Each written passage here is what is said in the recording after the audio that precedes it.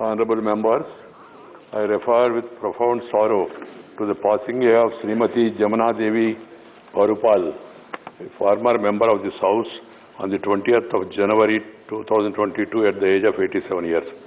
Srimati Jamana Devi Varupal was born in August 1934 at Bikaner in Rajasthan. An agriculturist and a social worker, Srimati Varupalji strived assiduously for the upliftment of empowerment of women as well as the downtrodden. She actively took part in eradication of social evils and helped to establish many schools for girls in rural areas. Srimati Varupalji also authored Akhar Prerana Geet, which was published in 1995. Srimati Jamana Devi Varupal represented the state of Rajasthan in this House from April 2000 to April 2006. In the passing away of Srimati Jamana Devi Varupal, the country lost a dedicated social worker and able parliamentarian. We deeply mourn the passing away of Srimati Jamana Devi Varupal. I request members to raise in their places and observe silence as a mark of respect to the memory of the departed.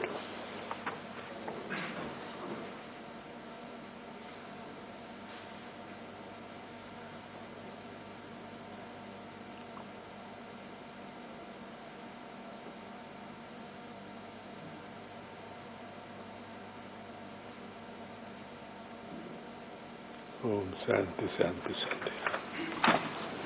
Secretary General will convey to the members of the bereaved family our sense of profound sorrow and deep sympathy. Papers to be laid. Sri V. Muralidharan. Respected Chairman, sir, with your permission, on behalf of my colleague Sri Rameshwar Teliji, I rise to lay the papers listed against his name in today's revised list of business.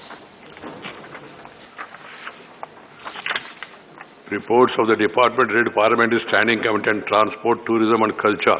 Sri T.G. Venkatesh. Respected Chairman, sir, Namaste. I rise to present the following reports in English and Hindi of the Department Related Parliamentary Standing Committee on Transport, Tourism and Culture. 310th report on functioning of central libraries in the country. 311th report on creation of regulatory framework for protection of historical sites and monuments. 312th report on review of Central Road and Infrastructure Fund CRIF works. 313th report on promotion of Indian tourism in overseas markets. Role of overseas tourists, officials and Indian embassies. Thanks, sir.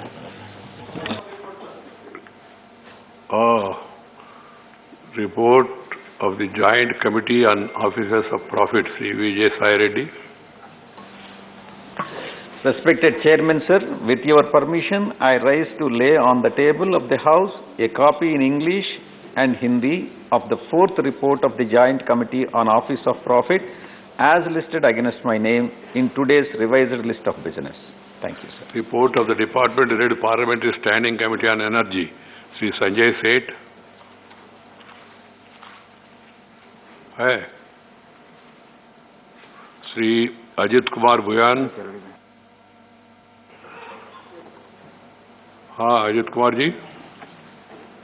Sir, I wish to lay a copy of the 21st report, Hindi and English versions, of the Standing Committee on Energy on the subject of financial constraints in the renewable energy sector, as listed against my name in today's list of business. Okay. Honorable members, yesterday Rajyasabha witnessed a disruption-free proceedings after a long gap. It was delightful to watch quality debate on the motion of thanks to the President. Debate yesterday were marked by effective assertion of the achievements of the ruling party on one side and the contestation by opposition members on the other side. This is the advantage of smooth functioning of the House. I hope this spirit will continue to prevail for the remaining part of the session and also for the future. There is a notice under 267 for which already I have given my decision yesterday about Pegasus, Sivadasan. I am not accepting it. Then matters to be raised with the permission. 0 hour. Sri Rakesh Sinha. सभापति महोदय, केवल 2 minute है, possible less than that. मेरा 0 our Ramsar site से जुड़े हुए कांवर झील के संबंध में है। बिहार के बेगूसराय के मंझौल में ये कांवर झील है। मैं भारत सरकार को बधाई देना चाहता हूं कि 20 अक्टूबर 2020 को इस झील को रामसर साइट में शामिल कराने में सफल रही। रामसर साइट एक समझौता है जो ईरान के एक सिटी के नाम के साथ जुड़ा हुआ है, जो 1971 में हुआ था। इसमें 171 देश शामिल है। 1975 में लागू हुआ। दुनिया के लगभग 2400 ऐसे साइट जो वेटलैंड्स हैं, आर्द्र भूमि हैं, उसका हिस्सा है। भारत के सिर्फ 47 ऐसे क्षेत्र इसके हिस्सा है। उसमें जो कांवर झील है, इसका जो क्षेत्रफल है वह बाकी झीलों की तुलना में 3 गुना अधिक है। लगभग 2400 एकड़ में फैला हुआ है, जिसे भरतपुर का जो अभयारण्य है उससे 3 गुना अधिक है। लेकिन उस कांवर झील में जिसमें 59 प्रकार के विदेशी पक्षी आते हैं, 107 प्रकार के देश के भीतर के पक्षी आते हैं, उसका विकास नहीं हो पा रहा है। वो यूं ही पड़ा हुआ है। उससे एक हानि वहाँ के किसानों को भी हो रही है। जो लैंड डी नोटिफाई होना चाहिए वो नहीं होने के कारण किसान न उस भूमि का उपयोग कर पा रहे हैं न बेच पा रहे हैं। दूसरी तरफ से जो यह क्षेत्र सिर्फ पर्यावरण की दृष्टि से नहीं बल्कि सांस्कृतिक दृष्टि से महत्वपूर्ण है। भगवान बुद्ध का एक स्तूप है, जो स्तूप बहुत ऐतिहासिक है। भगवान बुद्ध का आगमन हुआ था। तो मुझे आपके माध्यम से सरकार से आग्रह है कि जिसे रामसर साइट में शामिल किया गया, जिसमें भारत के सिर्फ 47 देश हैं जबकि ब्रिटेन के 147 कंट्री हैं, तो उससे विकास के लिए राज्य सरकार और जिला प्रशासन तीनों में तालमेल बैठाकर इसको राष्ट्रीय स्तर पर वह स्थान दिया जाए जो हमने अंतर्राष्ट्रीय स्तर पर एक वैधानिक दृष्टि से लिया है। धन्यवाद। Doctor Sasmit Patra Honorable and Chairman, also Dr. Amar Patnaik, Sujit Kumar are there. Keep sir, I'll be brief, sir. माननीय अध्यक्ष महोदय, ये प्रधानमंत्री आवास योजना जो उड़ीसा में है, इसके बारे में चर्चा के बारे में है। माननीय, आपको जान के आश्चर्य होगा कि पिछले 3 सालों में माननीय मुख्यमंत्री श्री नवीन पटनायक जी ने 3 बार चिट्ठियां लिखी केंद्र सरकार को और आग्रह किया कि लगभग 6 लाख घर प्रधानमंत्री आवास योजना में जुड़ने चाहिए आवास पोर्टल के ओपन होने से। और ये 6 लाख घर जो है मान्यवर, ये ज्यादातर आदिवासी भाई बहनों का है जो कि शेड्यूल्ड एरियाज में रहते हैं, वेस्टर्न उड़ीसा, साउथ उड़ीसा और केबी के जिलों से हैं। मगर 3 साल में आज तक जो है आवास पोर्टल खोला नहीं गया प्रधानमंत्री आवास योजना का। दुख की बात यह है मान्यवर कि इसी साल जनवरी 13 को कर्नाटक के लिए आवास पोर्टल खोला गया, जिससे कि वो लोग 25 लाख घरों को अब जोड़ सकते हैं। बट 3 साल से माननीय मुख्यमंत्री श्री नवीन पटनायक जी के अनुरोध के बाद भी अभी तक ये जो 6 लाख घर हैं ये जुड़ नहीं पाए हैं। इसलिए मेरी आपसे दरखास्त है सरकार को कि आवास पोर्टल प्रधानमंत्री आवास योजना का खोला जाए और जैसे कर्नाटक के लिए 25 लाख घर अलॉट किए जा रहे हैं, ऐड किए जा रहे हैं, वैसे ही उड़ीसा के आदिवासी भाई बहनों के लिए ऐड किया जाए। Dr. Amar Patnaik. Dr. Amar Patnaik. So I'll just supplement to what Honorable Member Dr. Sasmit Patra said. So as per the 2011 census, Orissa has 9.20% of its population belonging to scheduled tribes just after Madhya Pradesh and Maharashtra. And as he said, it is these people who are being affected by denial of addition of 6.65 lakh houses to the Awas portal. So as far as Orissa's performance is concerned, as per the National Institute of Public Finance and Policy, the level of satisfaction with monetary assistance is the highest in Orissa in PMOA houses. The level of construction of flooring is the best in the country, sir. So despite all these measures and despite raising this issue by me and by my party people, sir, repeatedly in this house for the last 2.5 years, so this has not been allowed, but a stepmotherly treatment has been given to Orissa by allowing it to Karnataka, sir. Right. Thank you, sir.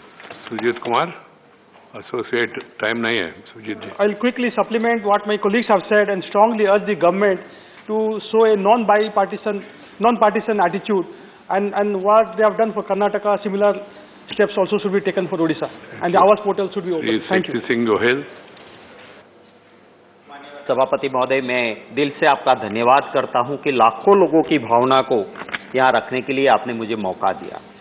मान्यवर, कच्छी भाषा Indo Aryan एक ऐसी भाषा है जो कच्छ के अलावा east Africa के केन्या, कोंगो, साउथ अफ्रीका के कई देश, इंग्लैंड, अमेरिका और देश के कई शहरों में जहां कच्छी लोग जाके बसे हैं वहां कच्छी भाषा बोली जाती है।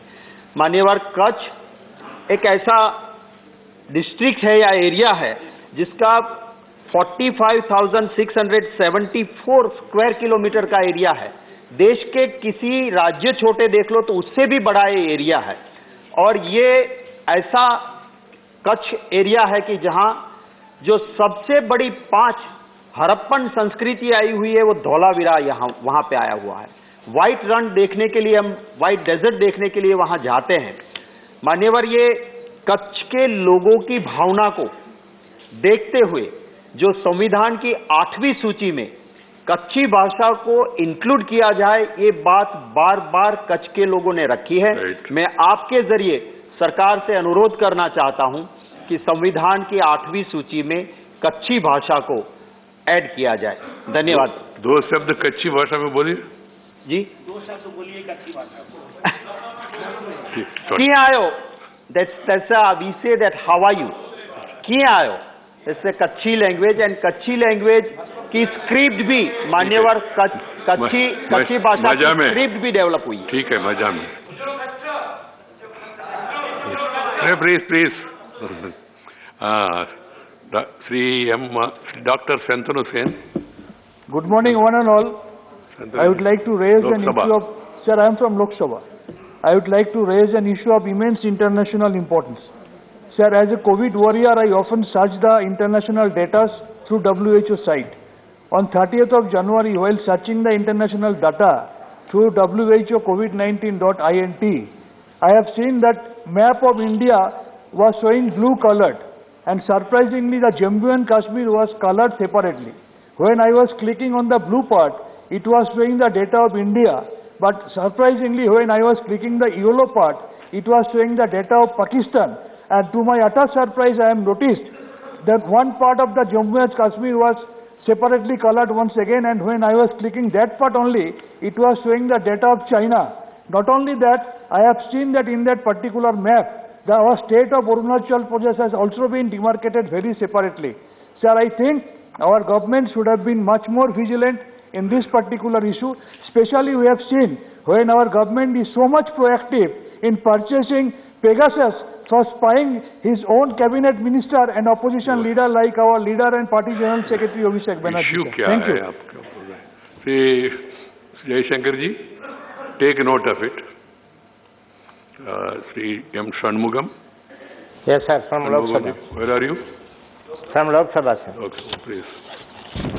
Sir, thank you very much, sir. I am raising the gratuity. Gratuity is the social security scheme and the terminal benefit of the government employees. You can sit and speak also. If you are comfortable standing, I have no problem. Government employees also. The 7th Central Pay Commission has enhanced the ceiling of gratuity 20 lakhs from 1/1/2016 for the government servants. However, in persistent demand from the workers for payment of gratuity on par with the government employees, the Payment of Gratuity Act was modified by issuing notification only on 29th March 2018 that the amount of gratuity shall not exceed 20 lakhs, but it is done prospectively instead of from 1/1/2016.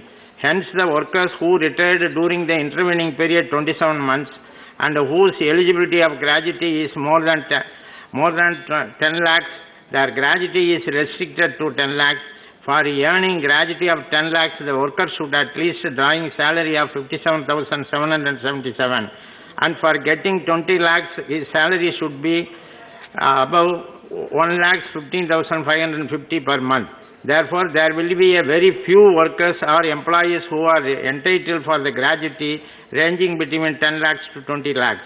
Therefore, I demand that the ceiling limit of gratuity should be enhanced to 20 lakhs during the intervening period of January 2016 to March 2018. Okay. It would also not impinge in the finance of the companies, since there will be a very few people left. Even some employers are also ready to pay enhanced gratuity as they will get the tax relief, but since the ceiling has been fixed, they are not able to do so. Hence, I request Honorable Minister of the Labour to take initiative by notifying the provisions of the intervening period also. Thank you, sir. Nandri. Sri Adamaram Karim. Respected Chairman, I would like to raise an important issue related to the state of Kerala. Kerala has proposed a semi-high-speed rail corridor from Thiruvananthapuram to Kasaragod called the Silver Line. This double-line rail will connect both ends of Kerala within 4 hours.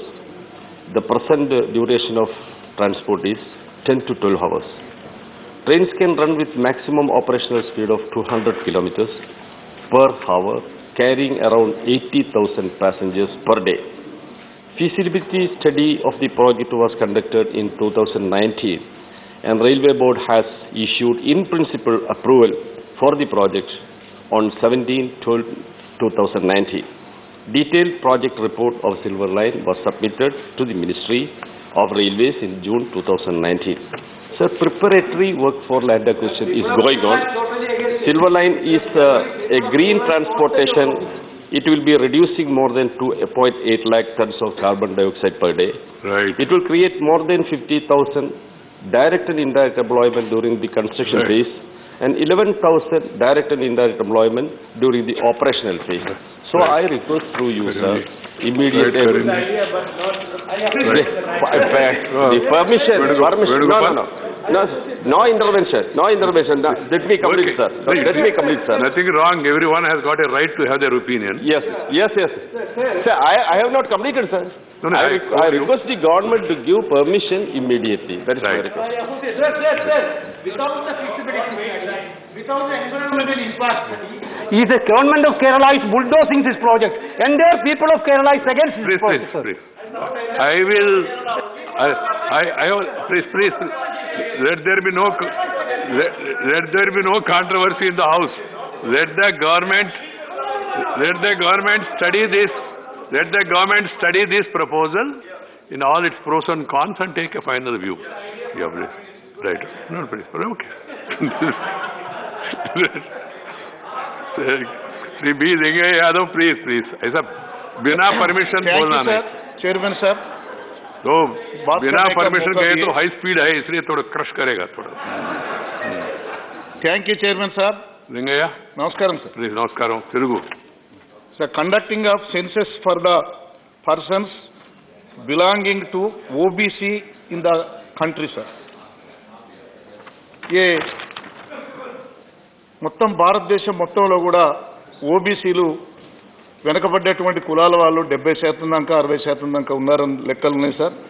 ఈ national backward class commission చెప్పినప్పుడు కూడా ఆ రోజు చర్చల్లో ఆనాటి హోంశాఖ మంత్రి రాజ్నాథ్ సింగ్ గారు కూడా సభలో స్పష్టంగా బీసీ కులాల యొక్క జనాభా లెక్కలు చేపడతామని చెప్పి ఆగస్టు 31, 2018లో వారు చెప్పినారు సార్. బీసీ జనగణన కోసం రోడ్ మ్యాప్ కూడా తయారు చేస్తున్నామని చెప్పి ఆ రోజు వారు ప్రకటన చేయడం జరిగింది సార్.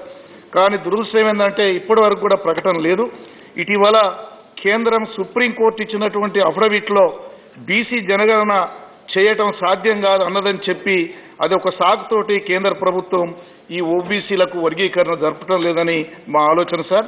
మరి గతంలో బ్రిటిష్ పాలకులు ఉన్నప్పుడు నిర్వహించిందే తప్ప ఈ జనగణన ఈ యొక్క లెక్కలు ఈ స్వతంత్రం వచ్చిన 75 సంవత్సరాల్లో ఈ ఓబీసీల యొక్క మరి జనాభా లెక్కలు చేయకపోవటం ఈ యొక్క కేంద్ర ప్రభుత్వం యొక్క నిర్లక్ష్య వైఖరికి నిదర్శనం sir.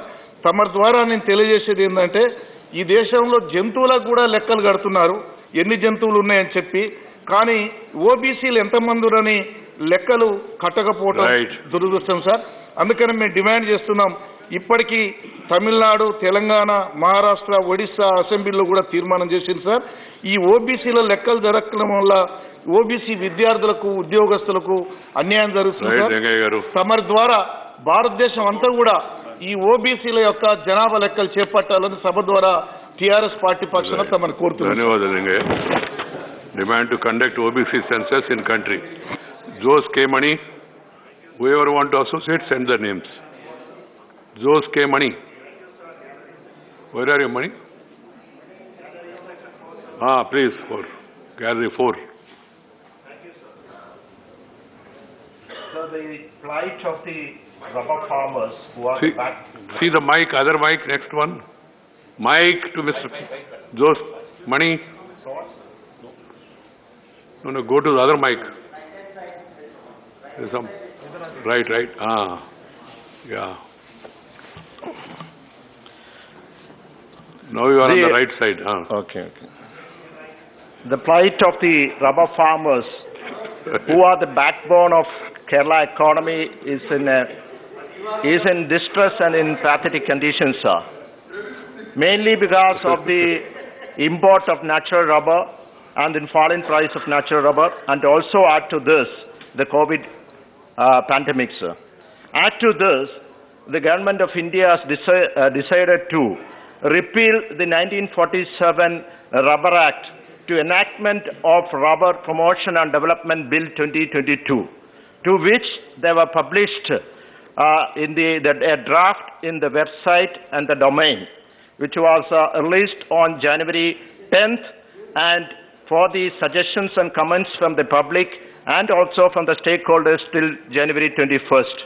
So going through the bill, it is learned that it's detrimental to the farmers. This is similar thing is done for the Spices Board Act also the same period. Both these spices and the rubber farmers, if you go through the draft, is detrimental to the farmers. And as you know, the rubber board was established to assist the farmers, and actually the powers of the rubber board is taken away and no support has been given to the farmers. So my request to the government of India is, number one, that the draft which is established, at least published in the website, only minimum time of only 12 days being given, no publicity was given. So please extend the time from today onward for 30 days, and publicity should be given for the public to give the comments. Second, the government of in the bill, the rubber and the spices should be declared as a agricultural produce, and a mechanism should be drafted by the board, both by the Spices Board and the Rubber Board, the cost of production every 2 years. Accordingly, a minimum support price should be established. Thank you, Joseph. Subhash Chandra Singh. Subhash Chandra. Whoever is associating, send the name. Slip. Chairman, sir, ମୁଁ sir ଆପଣଙ୍କୁ ଏ ହାଉସ୍ରେ ଅନୁରୋଧ କରିଥିଲି, ଆପଣଙ୍କ ଜରିଆରେ ଅନୁରୋଧ କରିଥିଲି ଯେ କେନ୍ଦୁଲିପି ୱାର୍କର 10 ଲକ୍ଷ ୱାର୍କର ଓଡ଼ିଶାରେ, ୱେଷ୍ଟର୍ଣ୍ଣ ଓଡ଼ିଶା, ପଶ୍ଚିମ ଓଡ଼ିଶାରେ ପ୍ୟୁରଲି ଟ୍ରାଇବାଲ ଆଣ୍ଡ ଏସି ୱାର୍କର, ଯେଉଁମାନେ 80% ଓମେନ୍ ୱାର୍କର ଅଛନ୍ତି ସାର୍, ସେଥିରେ ସେମାନେ ଜିଏସ୍ଟି ସାର୍ 18% ହେଇଯିବା ଫଳରେ 5% ଆଗରୁ ଥିଲା, ସେମାନେ 200 କୋଟି ଟଙ୍କା ଓଡ଼ିଶା ସରକାର ଲୁଜ୍ କରୁଛି ପ୍ରତିବର୍ଷ ଜିଏସ୍ଟି ଜରିଆରେ। ତାଙ୍କର ଦୈନିକ ମଜୁରୀ ସାର୍ 200 ଟଙ୍କା ଲେଖା ବଢ଼ି ପାରନ୍ତା। କେନ୍ଦ୍ର ସରକାର GST finance Honorable Minister should consider that Kendulip worker not only confined in Odisha, sir, Podosi Rajya, sir, Madhya Pradesh ho, ki Chhattisgarh ho, sir, ए सब राज्य मध्य संपृक्त अच्छी ताको विचार को निया जाई तुरंत जीएसटी रिडक्शन करा जाऊ। सेही भली भाबरे application of GST increases the sales price of handloom product.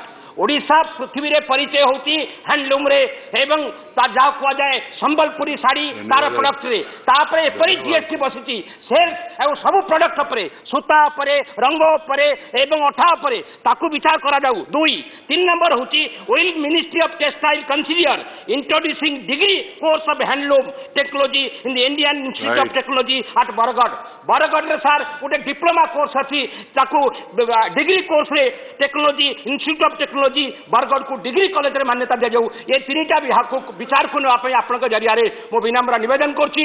ओडिशार बड़ परिचय होछि हैंडलूम एवं संबलपुरी एवं केंदुलिप वर्कर मान समाज को विचार को निया जाऊ। अपनी अपन मातृभाषा उत्तम कहले।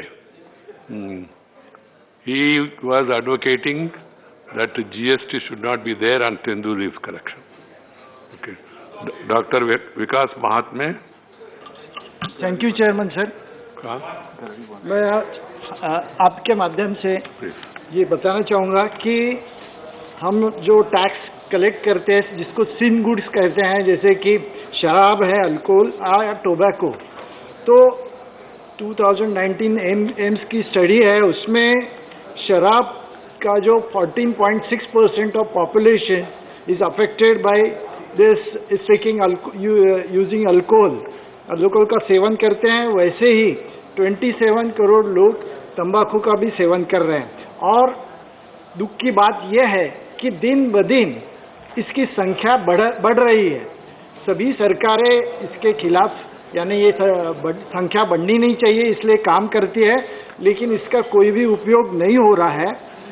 हाल ही में ये जो टैक्स कलेक्ट हो रहा है, ये जो टैक्स कलेक्ट होता है इस सीन गुड से, तो हाल ही में ये बढ़ना चाहिए टैक्स कलेक्शन। इसलिए दिल्ली और महाराष्ट्र में शराब लीकर जो है, इसके लिए कुछ खास उपाय योजना की है। जैसे शराब घर घर तक के होम डिलीवरी की जाए, वैसे ही हाल में महाराष्ट्र में लीकर मॉल्स में अवेलेबल होगी, वैसे ही 1000 स्क्वायर फीट शॉप्स में भी अवेलेबल होगी, ये बताया गया है। तो मुझे ऐसा हमेशा लगता है कि हम कहते हैं कि शराब से एडिक्शन होता है लोगों को, लेकिन मुझे ऐसा लग रहा है कि state governments are getting addicted to the tax collection amount by this product, क्योंकि इससे बहुत ज़्यादा टैक्स मिलता है। तो मेरा ये कहना है कि जो शराब अवेलेबल है मॉल्स में वगैरह, तो उसकी वजह से ये मॉल्स में अवेलेबल कर रहे हैं, तो इसके बजाय जो टैक्स कलेक्ट कर रहे हैं उसको वो यदि शराब कम करने के लिए, उसका एडिक्शन कम करने के लिए, उसके ट्रीटमेंट के लिए, जनजागृति के लिए और साइकोलॉजी मनोविकास के लिए खर्चा करे, तो इसका यूज कम होगा। और कितने परसेंट से लोगों का यूज कम हो रहा है इसके राइट महात्मा जी, राइट महात्मा जी। क्या Priyanka ji? It is incorrect. Right. You spoke about the state of Maharashtra, sir. Okay. Sri Dr. L. Hanumantaya. Dr. L. Hanumantaya, please. Yes, sir. Sir, the University Grants Commission has outsourced the examination of regional languages to National Testing Agency. Sir, very recently on 26/12/2021, the National Testing Agency conducted the examination of Kannada to become eligible for lecturers in Karnataka, sir. Sir, out of 100 questions, only 10 questions were in Kannada and 90 questions were in Hindi. So all the students they were not happy with that, they complained against that. Sir, after some time, they uploaded one more question paper where that was also not correct. Sir, the system, it was online examination, sir. The system did not going well. They could not even log in, all the students. Some students could log in, some students could not do that. And afterwards, sir, even 90 questions were not in Kannada and they did not answer. So it was not complete. The examiner said, you can go home, it will be completed. Sir, after the result, the problem is, all these questions which were not able to log in came as not completed. And some questions which was log in and answer also came as not completed. So, sir, the students, they have to apply for correction. They have to pay 1,000 rupees per question, sir. Sir, how the poor students who are not even employed can apply for 50 students, 50,000. Not one, please, 50,000. let us do justice to the issue. I request the government. Let us do justice to the issue. Sir, please, sir, please I request the government. I have not permitted you. 1 minute, sir. Sir, I request the government to cancel this examination and Who is the minister? MOS is there?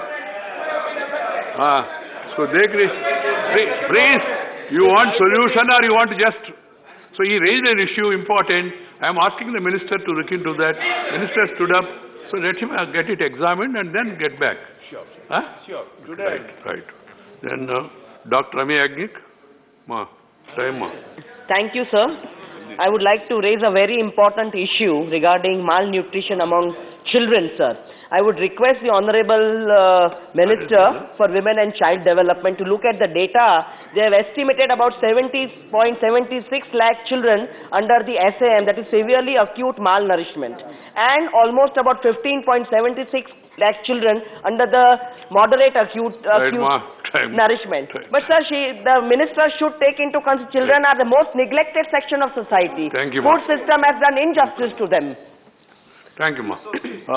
Honorable members, I have two observations to make. One is that Sri K.C. Venugopal and 2 more members have given a notice of privilege against the IT minister. I am examining it. Once I examine, I will ask once I examine it, then I have to seek the clarification of the minister. Then we'll get back to you, Venugopalji. The second observation is, it was brought to my notice that time allocation has been done by this Business Advisory Committee, 12 hours and 11 hours. So now once the time is allocated, parties have been informed about the time, and the respective parties have been told to give names accordingly, and also if possible mark the time they want to give each member. But I am told that they have sent it, but they are not following it. The problem will be if some speakers take more time and then leaves less time to their colleagues, there will be a practical problem. I don't want to name any party. I request all the leaders, please see to it that whatever time you allocated, you people have allocated, please see to it that it is followed by one and all. Now the question hour. Question hour, Sri Brijlalji, question 16. Brijlal. Question number 16. Sri Brijlal ji. Question number 16, sir. Question number 16. माननीय मंत्री जी, उत्तर सभा पटल पर first supplementary.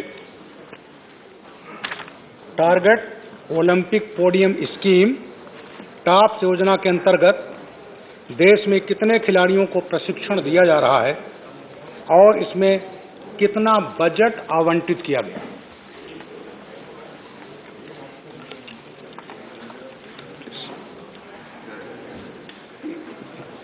महोदय, मैं आपके माध्यम से आदरणीय सांसद महोदय को ये अवगत कराना चाहूंगा कि 2014 में जब यशस्वी प्रधानमंत्री आदरणीय नरेंद्र मोदी जी ने शपथ ग्रहण किया, उसके बाद से जिस तरह से हर एक क्षेत्र में उन्होंने विकास के लिए निरंतर प्रयास किया, बिल्कुल वैसे ही खेल क्षेत्र में भी और कैसे खेल को बढ़ावा दिया जाए और विश्व पटल पर और कैसे भारत के चित्र को और उज्जवल किया जाए, इसका निरंतर प्रयास उन्होंने करता रहा। और इसीलिए 2014 में ही टारगेट ओलंपिक पोडियम का प्रारंभ किया गया, जिसके तहत हर एक खिलाड़ियों को, कोई दूसरा हो तो दीजिए, जो भारत की एलिट एथलीट है, उन लोगों को हर प्रकार की सुविधा दिया गया।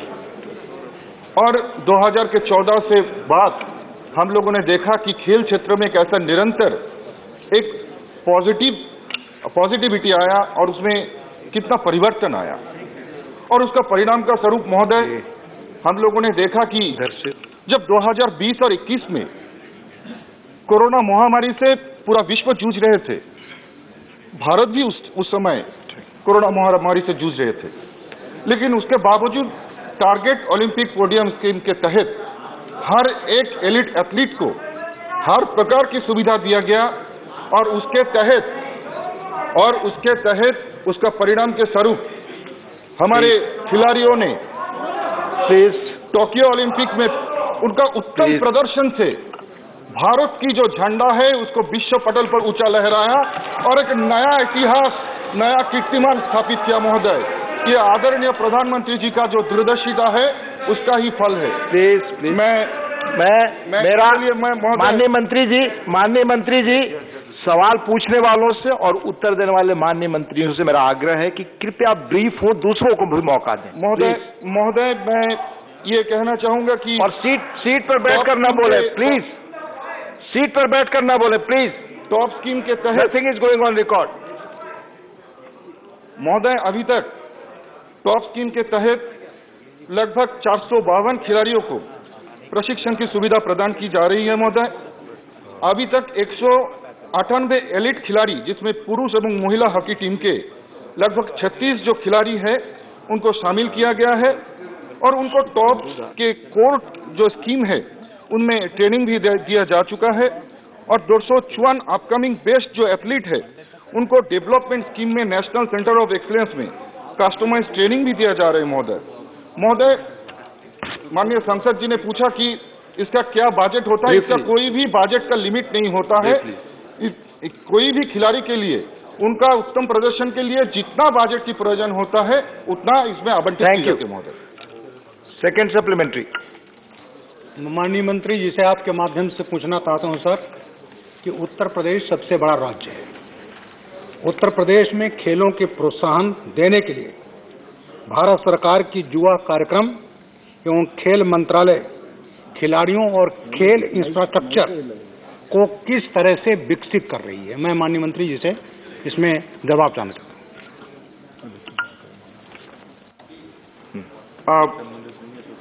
आपके माध्यम से मैं माननीय आदरणीय सांसद जी को मैं अवगत कराना चाहूंगा कि उत्तर प्रदेश में भारत सरकार ने मेरठ, लखनऊ, सोनभद्र, प्रतापगढ़, महाराजगंज, एटा, फारुखाबाद, सदर आदि मिलाकर कुल 24 जो है मल्टीपर्पज हॉल लगभग 125 करोड़ की लागत राशि से खेलों की बढ़ावा देने के लिए बनाई गई है महोदय। और उसके साथ साथ महोदय वाराणसी में 2, सहारनपुर में और मुजफ्फर मिलाकर 4 सिंथेटिक ट्रैक एवं मेरठ में 1 हॉकी एस्ट्रोट्रैप का निर्माण कुल 28 करोड़ की लागत राशि से भी तैयार किया गया है। लखनऊ में 1 रेसलिंग हॉल, स्पोर्ट्स हॉस्टल के साथ साथ उत्तर प्रदेश में कुल 31 प्रोजेक्ट स्कीम के अंतर्गत किया जा रहे हैं। Thank you. माननीय Swapan Das Gupta ji, please. Sir, through you, I'd like to ask the Honorable Minister, MOS Sports, draw his attention to a very curious phenomena that while India has been doing exceptionally well and gaining medals in the realm of competitive sports, particularly in the Northeast and Assam, it's curious that the medal tally sometimes stops at the borders of Assam.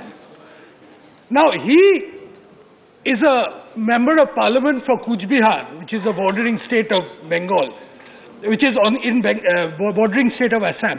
I would like to ask him why the facilities which were there for the Northeast somehow doesn't get translated further eastwards, despite the fact that it is alleged that the state government gives generous grants to youth clubs.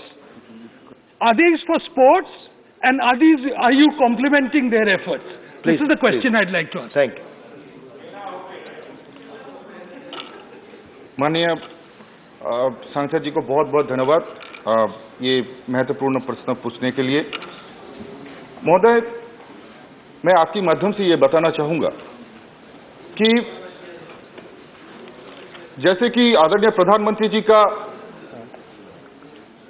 हर एक जो क्षेत्र है, पूर्व से लेकर पश्चिम, उत्तर से लेकर दक्षिण, हर एक क्षेत्र में खेल के विकास के लिए उनका जो सोच है, और इसी सोच को आगे बढ़ाते हुए आदरणीय जो खेल मंत्री है अनुराग ठाकुर जी ने, उन्होंने 2021 का अक्टूबर में एक वर्चुअल मीटिंग रखा था जिसमें सारे प्रदेशों की जो खेल मंत्री है उनके पास से सुझाव मांगा गया था कि किस तरह से हम आपकी प्रदेश में आपका सुझाव क्या है और प्रपोजल भी क्या है, किस तरह से हम इंफ्रास्ट्रक्चर और आगे जाके खेल की डेवलपमेंट कर सकते हैं।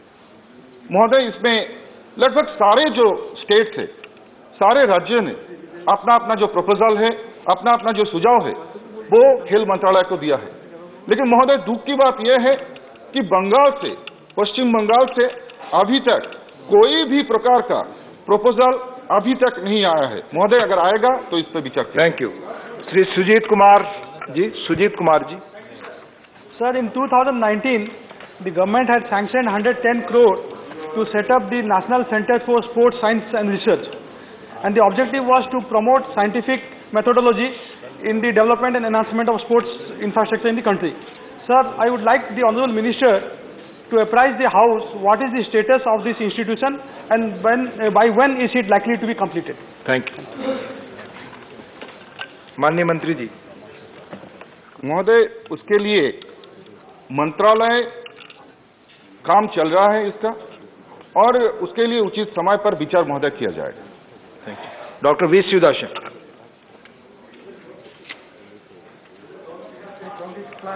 Improve the infrastructure facilities in educational institutions in rural area.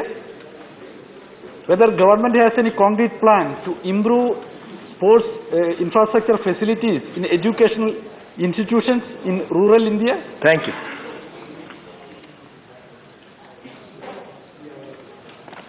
महोदय, ऐसी बहुत सारी जो है कि खेलो इंडिया के तहत हम लोगों का विद्यालय से लेके विश्वविद्यालय में भी और ग्रामीण क्षेत्रों में भी खेल का विकास करने के लिए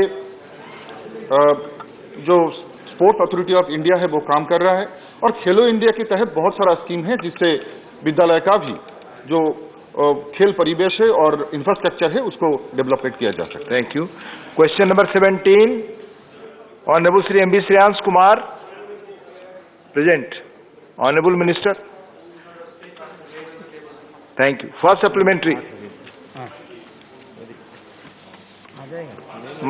mic Shreyansh Kumar ji, mike please see lobby number 4. Yes, it's working. So thank you. Please speak. So how many Gulf Indian workers benefited from the Indian mission? So Indian mission consulate efforts for settling the pending salaries and allowances of expatriates who had returned home due to COVID pandemic situations. So we don't have exact number of exact figure for the workers whose salaries are pending, but I wish to assure the member through you that today retaining employment, ensuring that wages are paid, ensuring welfare of workers, these have been very much the priority of our missions in the Gulf. From the highest level we have been engaged on this matter, and we have been regularly talking to the governments of the Gulf at my level and at the ambassador's level. Thank you. Second supplementary. Sir, to a specific question about representation from Kerala state, nothing has been mentioned. But sir, how much of Indian mission abroad spent during the last 2 years to assist and facilitate the non-resident Indians who suffer in foreign countries due to COVID situation? Indian Community Welfare Fund, during the COVID period, we spent 45.78 crores for the welfare of our citizens, mostly workers in the Gulf, during this period of the COVID. Honorable K.J. Alphonse. Kerala survives on remittances from our workers abroad, and I think over 25% of entire remittance to India, foreign exchange remittance to India also comes from Kerala. So we have over 500,000 Keralites have come back. Now, I don't find it feasible for the government of Kerala to rehabilitate these people because there are no employment opportunities in Kerala. I would like to know from the Honorable Minister, what is the steps taken by the government of India to get these people back to those countries so that they can get back to job? Thank you. Sir, I would like to inform the honourable member that we have engaged the governments of the Gulf. This engagement is led by the Prime Minister himself. In the course of the last 2 years during the COVID period, Prime Minister has had 16 telephonic conversations with his counterparts, the leaders of the Gulf countries. I have visited the Gulf countries 13 times during this period. My colleague Muralidharan ji has been there 4 times. I have also had 27 telephonic meetings with our colleagues. Our objective is to get as many workers back there as possible, as many of them back in their old jobs. We have in Dubai also started an upskilling center for workers, and we are all the missions treat the welfare of workers as their #1 priority. Thank you. Honorable Elam Karim. Whether the government may bring a scheme for providing financial assistance to the families of deceased NRIs on abroad due to COVID? Sir, we have a provision in the Indian Community Welfare Fund for responding immediately to situations, especially unfortunate situations like the passing away of people, which this usage of ICWF was expanded in 2017, and it has been a very useful mechanism for dealing with that. We have also encouraged in the Gulf countries, wherever we have had such unfortunate occurrences, for ex gratia payments to be made by the government or by the employers. Thank you. Sri Vinay Vishwamji. Sir, I may ask the Minister that whether there is a proposal or there is a possibility to see that somebody in the Indian missions abroad, in Gulf countries mainly, with Malayalam knowledge, be appointed to interact with the Malayali workers there, because there are large numbers. They face a lot of problems. They know only Malayalam, and their issues are so severe. Please question briefly. My question is that there should be somebody in all missions in Gulf countries who can treat these poor Malayali workers with Malayalam language. It's a suggestion. Yes. Minister. Whether they can do it or not. Please. Sir, first of all, I would like to underline to the honourable member that we have workers from many states. I do appreciate that a very large number of them are from Kerala, but there are workers from other states as well. In terms of what are the language skills of our staff, I cannot give him the exact number, but I can assure him that this common sense point that our employees, somewhere in an embassy, there should be employees who have knowledge of Malayalam. That is a point that has not escaped us, and we do find ways of dealing with that. Thank you. Question number 18, Honorable Sri John Brittus. Please. Sri John Brittus, not present. Mr. John Brittus? No. Minister? Honorable Minister? It is laid on the table of the House. First supplementary, Sri Prasanna Acharya ji. Sir, though it is a question regarding the appointment of women judges, my supplementary is regarding the total vacancies that is now prevailing in different high courts and Supreme Court in the country, and how many recommendations have already been made by the Collegium, and that is pending with the government, and in spite of the recommendation of the Collegium, judges are not being appointed. And sir, I think India is the only democratic country where the people's representative decide their own salary. Of course, now the MP salary system has been changed, and the judges appoint their own successor. So, is the government considering to again bring any amendment in the law to suggest an alternative to the collegium system? Thank you, so that there will be transparency. Thank you. You have put three questions. Of judges. You have put three questions, please.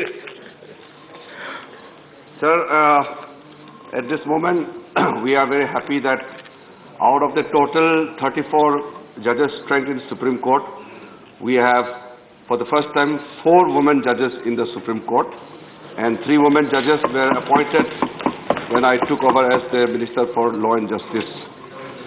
Sir, out of total 1,098 judges in the High Courts, we have 83 women judges. I can give more explanation, but I would like to state only one thing, that we have been stressing time and again. Personally, I have been asking the Collegium, led by the Chief Justices of the Supreme Court and the High Courts, that while recommending the names for the appointment as the judges, preferences may be given to women and backward classes, scheduled castes and scheduled tribes. Please, not allowed. Actually, he has put 3 questions. Yes, so but sir, if you permit, I can ask him to confine to one question, but still I will respond to the last point which he made. Government on its own deliberately never held up any appointment cases. Government has to do due diligence while appointing judges, because while appointing the judges, we have to ensure that he is fit to be a judge in the court. This is very important.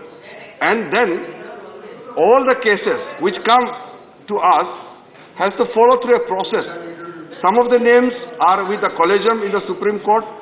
Some of the names are with the government in different stages.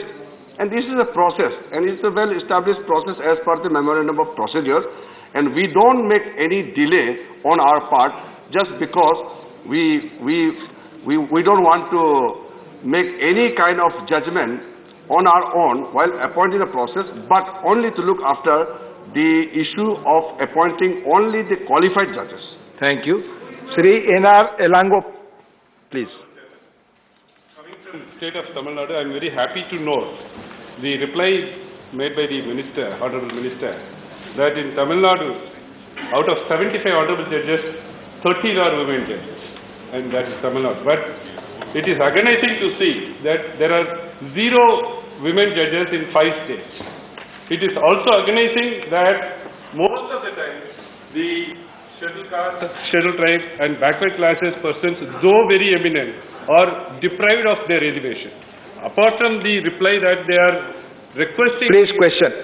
Apart from the question is, apart from requesting the high courts, what are all the concrete steps are being taken by the government to ensure that there are due representation by these classes? Thank That's you. the question.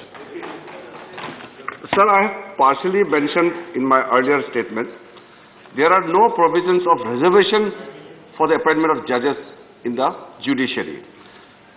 But still we keep insisting that while we are talking about appointing quality judges, at the same time we have to also ensure that preferences are given for the appointment of women judges as well as people belonging to backward classes, including scheduled castes and scheduled tribes.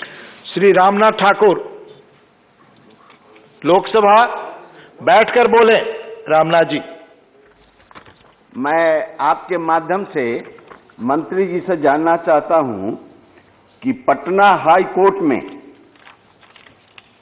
महिलाओं और पिछड़े वर्ग और दलित लोगों की जज की संख्या कितनी है?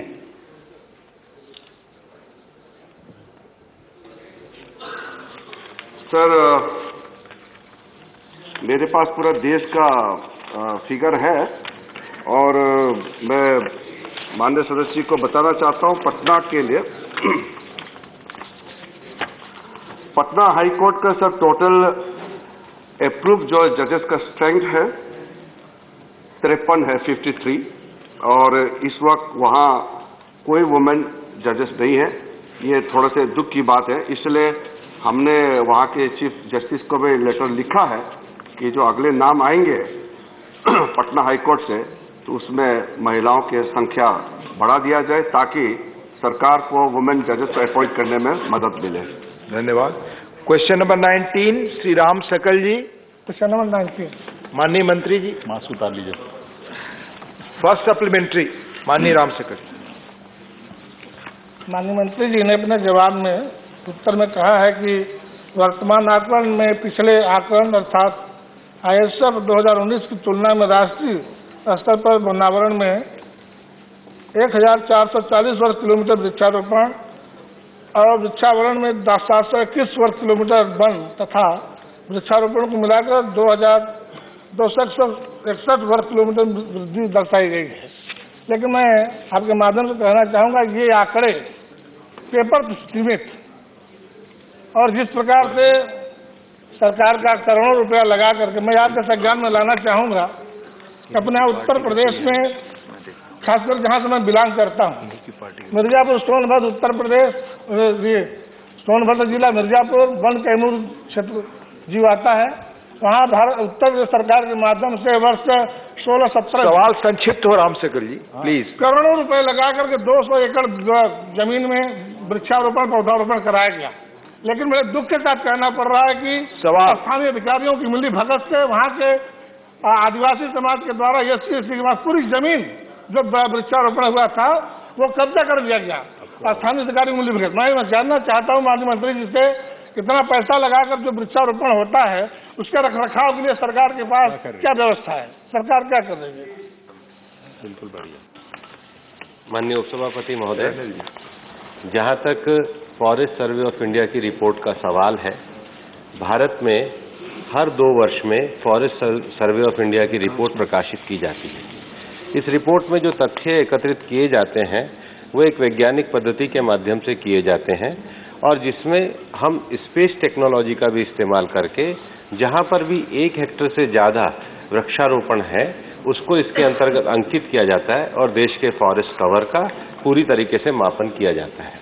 और दूसरा जो फॉरेस्ट का एरिया के जो बढ़ने की बात है वो तथ्यों पे आधारित है, वो एक साइंटिफिक रिपोर्ट है।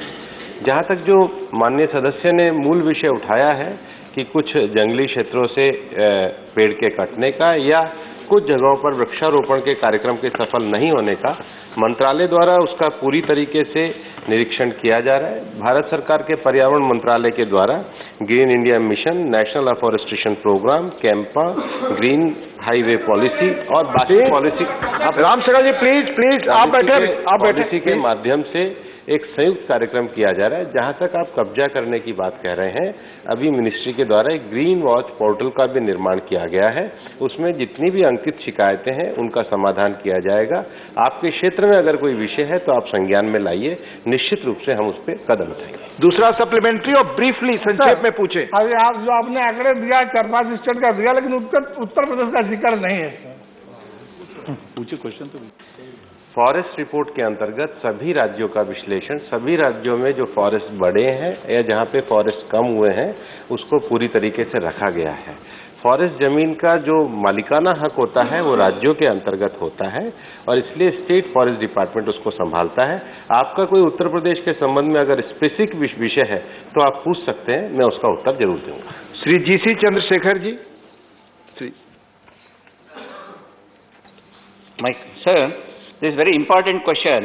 In Karnataka, Salumarada Timmaka, a 106-year-old notable environmentalist, Padma Award recipient, an inspiration to many, sir, who planted more than 8,000 trees in 65 years, raised 385 banyan trees on either side of the road between the Hulikal and Kadur to the stretch of 4 kilometers. She had faced health issues and many such people are finding difficulties. If there is any provision from the ministry to support such environmental activists.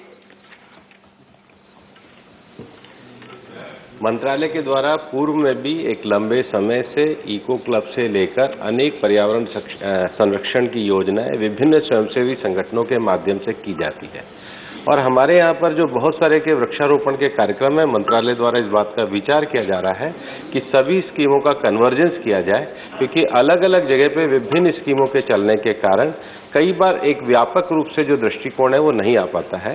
लेकिन हम मंत्रालय के द्वारा भविष्य में भी green India mission में सभी स्कीमों के कन्वर्जेंस के लिए प्रयास कर रहे हैं ताकि संयुक्त रूप से इस प्रकार के स्वयंसेवी संगठन और जो लोग भी वृक्ष लगाने में सहायता देते हैं उनकी मदद ली जाए। मैं सांसदों से भी आपके माध्यम से आग्रह करूंगा कि वृक्षारोपण ये हमारी आवश्यकता है, आपका भी सक्रिय सहयोग मिलेगा तो ये देश के लिए अच्छा है। धन्यवाद मंत्री जी। Doctor Fauzia Khan ji, doctor Fauzia Khan please. From Lok Sabha. हाँ please. Chairman sir, in the reply to the question it is said that the forest cover in India is 24.62%, when ideally it should be 33%, it is said. And the major expenditure heads, including the National Plan on Agroforestry, Agroforestry Research, Afforestation Board, Forest Management, etc., have suffered a decline in this year's budget, sir. You have to put only one question, madam, and you have already put it. Please. I want to say that since the budget has declined, how is forest conservation going to be the essential part of the program for climate change? Since, sir, this has to be an integrated interdepartmental effort. Thank you. So what is the government going Thank to do? you, madam. You have to be brief. Thank you.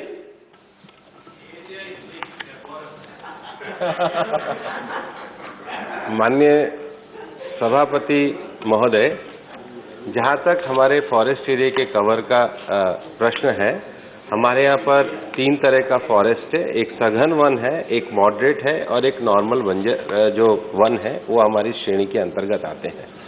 लेकिन अगर हमारे को देश का जो tree cover है जो 30% बढ़ाने का हमारा दुनिया के सामने भी लक्ष्य है 33% करने का, उसका एक सबसे बड़ा समाधान है कि हमारे यहाँ पर वृक्षारोपण और ट्री कवर की संख्या को और स्थिति को बढ़ाया जाए। जहाँ तक भारत में फॉरेस्ट की स्थिति का बात है, भारत में जो सघन वन है, हमारे फॉरेस्ट के अलग अलग तरह के प्रकार हैं। कहीं पर हमारे जो पर्यावरणीय और भौगोलिक अलग अलग विशेषता है उसके अंतर्गत भी विभिन्न प्रकार के फॉरेस्ट हमारे देश के अंतर्गत है। सरकार के द्वारा इन सभी क्षेत्रों को पूरी तरीके से संरक्षित करने का, बढ़ाने का कार्य किया जा रहा है। मैंने अपने पूर्व उत्तर में भी कहा है कि ग्रीन इंडिया मिशन के माध्यम से विभिन्न स्कीमों के अंतर्गत हम कार्य कर रहे हैं।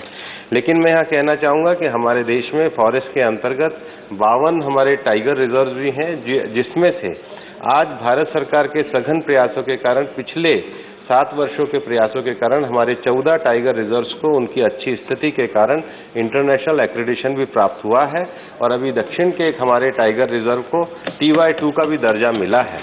लेकिन इन फॉरेस्ट को बढ़ाने के साथ ही साथ हमारे यहाँ पर फॉरेस्ट को बढ़ाने के लिए, फॉरेस्ट के कवर एरिया को बढ़ाने के लिए जो जल के जो हमारे क्षेत्र है उनके आसपास भी सघन वृक्षारोपण की आवश्यकता है। विशेष रूप से नर्मदा और उसके क्षेत्रों में सरकार इस बात का पूरा ध्यान ले रही है और संज्ञान लेके फॉरेस्ट कवर को बढ़ाने के लिए पूरी प्रतिबद्धता के साथ लगी हुई है। श्री विकास महात्मे जी। सर, मेरा सवाल ये है कि we should generate revenue from the sale of forest produce and how this revenue can be increased, and this is without decreasing the forest cover, so that forest cover remains but we get revenue from the forest. Sir, minor timber forest produce है, उसके कारण जनजाति समाज के जो हमारे बंधु हैं उन जनजाति समाज के बंधुओं की आय होती है। इसके लिए विभिन्न स्कीम और योजनाएं भी चलाते हैं और मैं यहाँ पर सदन के सामने स्पष्ट करना चाहता हूँ कि हमारी सरकार की पूरी तरह की प्रतिबद्धता है कि फॉरेस्ट बिना वहाँ के जो हमारे जनजाति बंधु हैं उनके जीवन में उत्थान करे बिना हम फॉरेस्ट कवर को नहीं बचा सकते। सरकार minor forest timber produce scheme को, जो जनजाति समाज का हमारा जनजाति मंत्रालय है और जिनके फॉरेस्ट राइट एक्ट है, उनके साथ मिलकर पर्यावरण मंत्रालय काम कर रहा है। उनके जीवन, सम्मान और सुरक्षा के लिए सरकार पूरी तरीके से प्रतिबद्ध है। Question number 20, honourable Trichy Shivaji. Question number 20 sir. माननीय मंत्री जी। सर, उत्तर सभा पटल पे रखा गया। First supplementary. Sir, while appreciating the well-informed, learned minister for the initiatives he has taken to reduce the impact of the air pollution on health and the measures taken for air quality management, I would like to know from him, sir, the ministry has introduced a new star rating system to the State Environment Impact Assessment Authority for granting speedy environmental clearances and has placed high points for fast acceptance of proposals and penalties for the SIEAs which ask for additional documents. If the SIA asks for additional documents, penalty is imposed. I would like to know, sir, whether the ministry is aware of the negative impact this can have on giving out inadequately assessed environmental clearance. Thank you. मेरे विद्वान साथी बहुत अनुभवी parliamentarian हैं। जो उन्होंने प्रश्न पूछा है वो इस प्रश्न के संबंध में नहीं है। प्रश्न जो उन्होंने मेरे से पूछा है वो air pollution control health system के बारे में है, लेकिन ये जो प्रश्न मेरे से कर रहे हैं एनवायरमेंट इम्पैक्ट असेसमेंट के बारे में है, जो मंत्रालय की एक प्रक्रिया है। लेकिन फिर भी मैं उत्तर के माध्यम से ये कहना चाहूँगा, उन्होंने पूछा है कि हाँ, मंत्रालय के द्वारा एक सर्कुलर निकाला गया है कि विभिन्न राज्यों के बीच में जो एनवायरमेंट क्लियरेंस दी जाती है उसकी स्टार रेटिंग किस प्रकार से की जाए। ये हमारी तरफ से बाध्यकारी नहीं है, लेकिन हम जानते हैं कि हमारे देश में ग्रीन इन्वेस्टमेंट के लिए इस बात की आवश्यकता है कि प्रक्रियाओं का सरलीकरण किया जाए, एक निष्पक्ष तरीके से जो भी एप्लीकेशन आती है उनका मूल्यांकन किया जाए, ताकि जो भी निवेश के लिए लोग आते हैं उनको सुविधाजनक तरीके से हो जाए। इस सर्कुलर में किसी भी प्रकार से नहीं कहा गया है कि कोई रिलैक्सेशन किया जाए, लेकिन त्वरित एप्लीकेशन का निस्तारण करना, एप्लीकेशन को अनावश्यक न हटाना, ये ईज ऑफ डूइंग बिजनेस के लिए आवश्यक है। दोनों ही बातों की आवश्यकता है। ईज ऑफ डूइंग बिजनेस के मानक का पालन करते हुए फॉरेस्ट क्षेत्र में क्लियरेंस देते समय जो पूरे नियम हैं उनको पूरी तरीके से लागू किया जाए। इसलिए इसको स्टार रेटिंग का दर्जा दिया गया है, ताकि विभिन्न राज्य अपने यहाँ पर प्रशासनिक व्यवस्थाओं को सुधार करके निवेश को भी बढ़ा सके और फॉरेस्ट को भी बचा सके। इस निष्पक्षता के लिए इसको किया गया है। ये मूल प्रश्न प्रश्न से हटकर प्रश्न है, लेकिन मैं माननीय सदस्य का बहुत सम्मान करता हूं, इसलिए मैं आपकी अनुमति से इसका उत्तर देता हूं। धन्यवाद। Second supplement. Sir, thank you, sir. My question is about air pollution, the impact of air pollution. Because of inadequate clearances, it may cause air pollution. That was the intention of my first supplement. Second is the amendment in the agreement to replace the word phase out with phase down. In the UN Climate Change Conference in Glasgow, the ministry pushed for the amendment replacing the word phase out with phase down of unabated coal power. Reasons for the amendments moved, sir. Sir, ये प्रश्न फिर मूल प्रश्न से हट करके है, आप कहेंगे तो मैं उत्तर देता हूं। जरूर, अगर आप देना चाहें तो। सर, भारत जलवायु परिवर्तन में जो ग्लासगो में COP26 की वार्ता हुई थी, भारत ने उसमें पूरी दुनिया के विकासशील देशों का प्रतिनिधित्व किया था। जलवायु पर ट्रांसलेशन इज अवेलेबल प्लीज। जलवायु परिवर्तन का जो COP26 हुआ था, उसमें माननीय प्रधानमंत्री जी के नेतृत्व ने भारत में दुनिया में विकासशील देशों का प्रतिनिधित्व किया था। 2015 में जब दुनिया में जलवायु परिवर्तन के लिए पेरिस एग्रीमेंट हुआ था, तो एक प्रिंसिपल लागू किया गया था, CBDR, common but differentiated responsibility. दुनिया के सारे देशों ने यह तय किया था कि पृथ्वी का तापमान 1.5 डिग्री से ज़्यादा नहीं बढ़ना चाहिए, लेकिन विभिन्न देश अपने नेशनल सर्कमस्टांसेस के अनुसार अपने लक्ष्यों को तय करेंगे। दुनिया में अभी तक जो विकास हुआ है, दुनिया का सबसे ज़्यादा कार्बन स्पेस विकसित देशों के द्वारा कार्बन स्पेस को घेरा गया है, इसलिए जिम्मेदारी उनकी है। और भविष्य में ऊर्जा उत्पादन के लिए रिन्यूएबल एनर्जी में जाने के लिए भारत ने अपने 50% लक्ष्यों को भी वहां पर घोषित किया है, और भारत ने रिन्यूएबल में 40% के लक्ष्यों को प्राप्त भी किया है। लेकिन जब दुनिया में जलवायु परिवर्तन की ये वार्ता चल रही है, तो उस वार्ता के अंतर्गत भारत ने कहा है कि पेरिस एग्रीमेंट के CBDR, common but differentiated responsibility का पालन होना चाहिए। इसलिए अपनी राष्ट्रीय आवश्यकताओं के अनुरूप हम फेस आउट नहीं कर सकते, भारत में फेस डाउन करके हम रिन्यूएबल एनर्जी की ओर जाएंगे।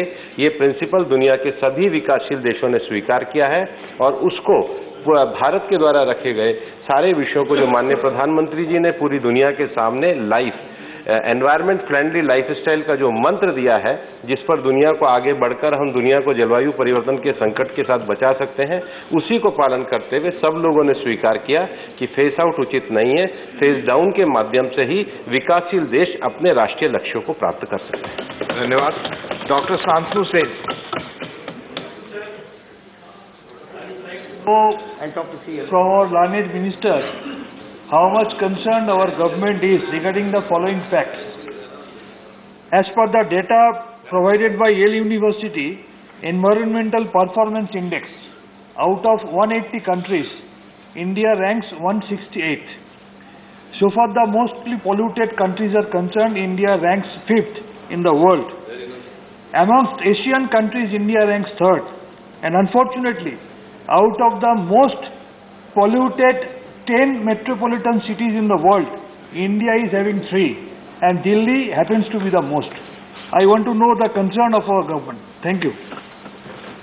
सर, मैं आपके माध्यम से कहना चाहता हूं कि दुनिया भर में जो एनवायरमेंट परफॉर्मेंस इंडेक्स रहते हैं, उनके क्या मानक विकासशील देशों के अनुरूप है, इस पे हमको विचार करना चाहिए।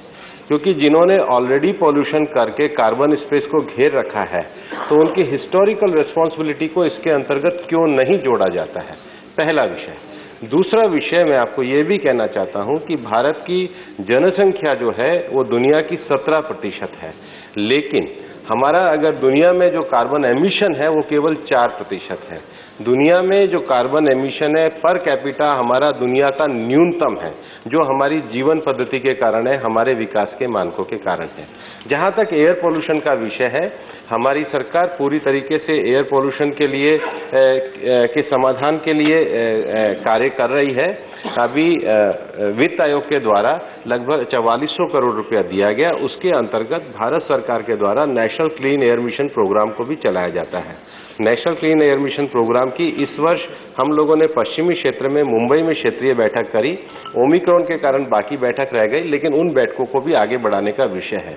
जहां तक बड़े शहरों के पॉल्यूशन की बात है, मिटिगेशन के अनेक उपायों को सरकार के द्वारा किया जा रहा है, जिसके अंतर्गत जो खपत, जो ईंधन की खपत है, उसको भी बदलने का कार्य किया जा रहा है। इंडस्ट्रियों में भी पॉल्यूशन के नए मानक तय किए जा रहे हैं। पराली जैसी जो घटनाएं हो रही हैं, उसके लिए भी सरकार के द्वारा उसका जैव उसको ईंधन में उपयोग करने के लिए प्रयोग किया जा रहा है। वर्तमान बजट में भी सरकार ने जो दिशा दिखाई है, वो ग्रीन टेक्नोलॉजी के आधार पर देश के विकास करने की दिशा को दिखलाया है। लेकिन फिर भी देश के 132 शहरों में हम लोगों ने एनवायरमेंट पॉल्यूशन के यंत्र लगाए हैं, और जो एयर पॉल्यूशन होता है उसमें हवा के अंतर्गत जो 12 मानक पाए जाते हैं, जिसमें PM2 से लेकर PM10 से लेकर नाइट्रोजन से लेकर लेड से लेकर जो 12 मानक होते हैं, उनकी मात्रा को उसके माध्यम से किया जाता है। और 132 जो शहरों का जो मानक किया जाता है, उसके आधार पर ही मंत्रालय के द्वारा उन नगरों को सहायता और उन नगरों को उसके मिटिगेशन के उपायों के लिए कार्य करने के लिए प्रेरित किया जा सकता है। भारत सरकार के अन्य मंत्रालयों के भी जो स्वच्छता मिशन से लेकर के अन्य कार्यक्रम चल रहे हैं, उसमें भी एयर पोल्यूशन के लिए काम किया जा रहा है। और आने वाले समय में भी नेशनल क्लीन एयर मिशन को विभिन्न चारों क्षेत्रों में हम लोग रीजनल कॉन्फ्रेंस करने जा रहे हैं। और हम मंत्रालय ने तय किया है कि जब हम रीजनल कॉन्फ्रेंस करेंगे तो सांसदों को भी उसमें आमंत्रित करेंगे, ताकि वो भी अपने अपने म्यूनिसिपैलिटी और नगरीय क्षेत्र में जो एयर पोल्यूशन के विषय हैं, उसके समाधान के लिए रचनात्मक कार्य कर सकें। डॉक्टर अम्मी याग्निक जी। Ask the Honorable Minister, I have seen the detailed reply and what is happening in the cities on the front of mitigation of air pollution. But is there any plan by the government to ask the cities to collect data on their own for the air pollution that is happening in individual cities, so that a central database can be created to see that the mitigation takes effectively? अन्य सदस्य जी का एक अच्छा सुझाव है, लेकिन चूंकि हमें मानक तय करने हैं तो उसका एक समान रूप से उसका अध्ययन होना चाहिए। अगर हम अलग अलग को स्वायत्त तरीके से देंगे तो सबके मानक को क्रिएट करने के और डाटा क्रिएट करने के अपने अलग अलग तरीके हो जाएंगे। इसलिए हमने 132 शहरों में समान मानक के आधार पर यंत्र स्थापित किए हैं। लेकिन national clean air mission programme के अंतर्गत मंत्रालय के द्वारा विभिन्न म्यूनिसिपैलिटीज के साथ भी MOU करके कार्य किया जाता है। अभी पश्चिम में भी जब हुआ तो महाराष्ट्र की अनेक म्यूनिसिपैलिटियों के साथ ये जो फाइनेंस कमीशन ने राशि उपलब्ध कराई है, इसका विभिन्न नगर पालिकाओं के साथ MOU किया गया। और हमारा ये मानना है कि एयर पोल्यूशन की समस्या को अगर स्थानीय सुशासन स्तर की जो हमारी संस्थाएं हैं, केवल एयर पोल्यूशन का कारण केवल धुआं नहीं है, जो कचरा भी है, कचरे का निष्पादन भी एयर पोल्यूशन का कारण है, स्वच्छता भी एयर पोल्यूशन के कारण में आती है, औद्योगिक उत्पादन भी एयर पोल्यूशन में कारण में आता है, डस्ट भी एक एयर पोल्यूशन के कारण में आता है, व्हीकल भी एयर पोल्यूशन के कारण में आता है, जिसमें स्थानीय संस्थाओं का ज्यादा उपयोग होता है। इसलिए जो क्षेत्रीय स्तर पर हम लोग अपनी वर्कशॉप आयोजित कर रहे हैं, उसमें हम महानगर पालिकाओं से ही लोगों को बुला रहे हैं। अब हम सांसदों को भी बुलाने की योजना कर रहे हैं। धन्यवाद। श्री दीपक प्रकाश जी, लोकसभा। बहुत बहुत धन्यवाद, बहुत बहुत धन्यवाद। झारखंड के पूर्वी सिंहभूम के जादूगोड़ा यूरेनियम माइंस में वहां पर लगातार रेडिएशन के कारण वहां जलीय प्रदूषण हो गया है, जिसके कारण कई गांवों में महिलाओं के गर्भपात हो रहे हैं और साथ साथ में लगभग कई बच्चे अपंग पैदा हो रहे हैं और जो बच्चे पैदा हो रहे हैं तो भी मानसिक रूप से विक्षुब्ध पैदा हो रहे हैं। साथ साथ कई वहां के लोगों को कैंसर की समस्याओं का भी सामना करना पड़ रहा है। सवाल करिए दीपक जी। सवाल ये जलीय प्रदूषण, रेडिएशन के यूरेनियम के खान के कारण जलीय प्रदूषण हुआ है और जिसके निपटने के लिए सरकार क्या उपाय कर रही है? माननीय सदस्य महोदय ने एक झारखंड के विशेष क्षेत्र का प्रश्न पूछा है और वाटर पॉल्यूशन के बारे में पूछा है। मैं माननीय सभापति जी उनको उत्तर में, लिखित उत्तर में मैं तथ्यों का पता लगा करके उनको जवाब दूंगा। धन्यवाद। Question number 21 Shri Venkat Ramana Rao Mopidevi. call in. Yes, sir. Honorable Minister. First supplementary. Respected Chairman, sir, I thank you so much for the opportunity given. I would like to bring to the notice of Government of India that and request that since the Andhra Pradesh is blessed with the second largest coastline of 974 kilometers, inland water bodies of 8 lakh hectares and 350 square meters of the mangroves area, there is an environmental scope of establishment of integrated aqua parks, aquarium complexes, oceanaries, sports fishing, tourism boats, water sports for promoting the eco-tourism for employment and income generation of the state. As Please well as be brief. Our Honorable Chief Minister Y.S. Jagan Mohan Reddy Garu, under his immaculate leadership, is striving hard for... Please be brief in question. Sir, of employment of the largest extent of the state. The Government of India is supporting is the... Venkatramana ji, please, this is not 0 hour. Please put your question. Sir, this is sir. Question. What is your question? Sir, whether the government has taken any measures of introducing aqua tourism in the state of Andhra Pradesh. Thank you. उपसभापति जी, माननीय सदस्य को बाकायदा लिखित उत्तर में भी जो जवाब दिया गया उसमें स्पष्ट किया गया कि तटवर्ती परिपथ काकीनाडा और नेल्लूर ये दोनों के दोनों लगभग पूर्णता की तरफ हैं और ये पूरे भी हो गए। दूसरा जो बौद्ध परिपथ के तहत सालीहुंडम और बाकी कोंडा बौद्ध परिपथ है वो भी आंध्र प्रदेश में दिया गया है, वो भी पूरा हुआ है। प्रसाद योजना के तहत भी अमरावती शहर और श्रीशैलम दो बड़ी परियोजना है जिनको पूरा किया गया है। मूलतः पर्यटन के प्रचार प्रसार का काम राज्य सरकार का है। मैं और भी अगर वो चाहें तो मैं उनको बता सकता हूं कि आंध्र प्रदेश की आवश्यकताओं को और उपयोगिता को देखते हुए पर्यटन का जो महत्व का प्रदेश है उसमें भारत सरकार ने पर्याप्त मात्रा में वहां पर सहयोग किया है और आगे भी सहयोग करने का विचार है। Second supplementary mister Rao. Aquaculture could also the income for the coastal communities and especially fishermen communities. Fish flock should be heavily engaged in the aqua tourism projects. Are you reading something or putting your question? Sir, finish, sir. Question. Please. He has no other question. Sri Vijay Sai Reddy ji.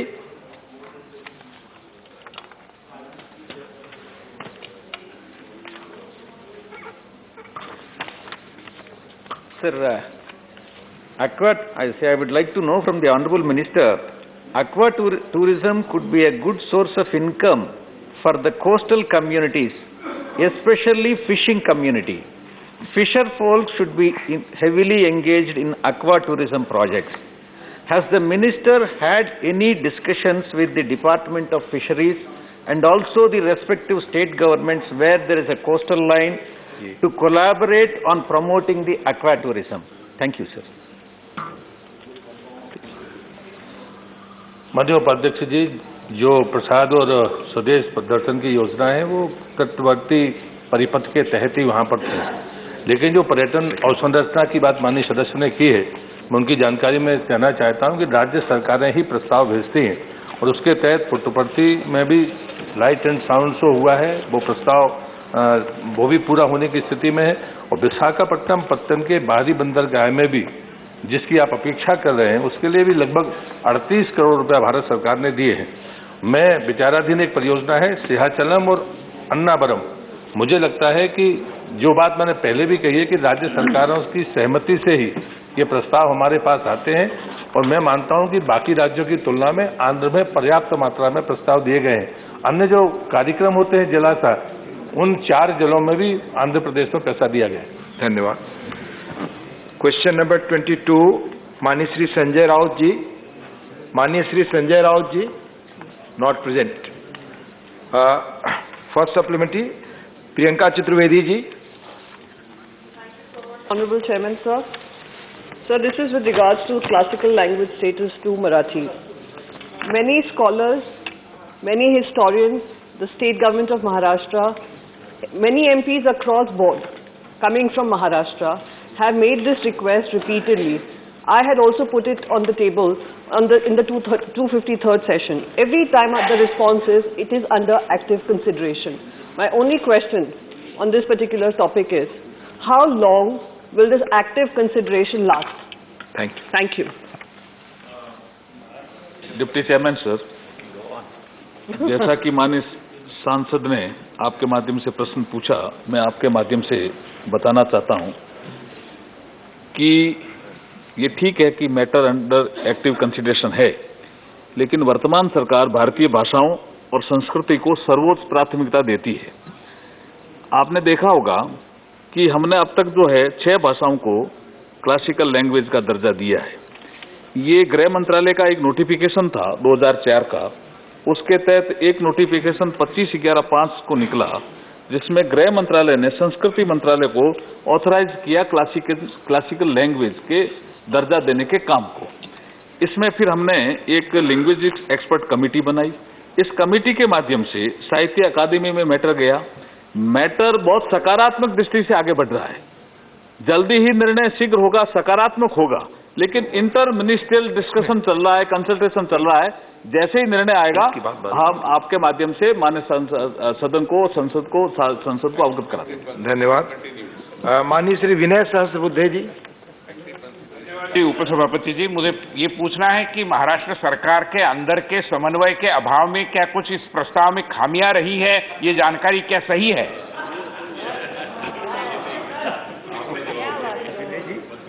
Deputy chairman sir, जो माननीय सांसद ने प्रश्न किया है, जैसे मैंने कहा कि लिंग्विस्टिक्स एक्सपर्ट कमेटी इस काम को जांच रही है।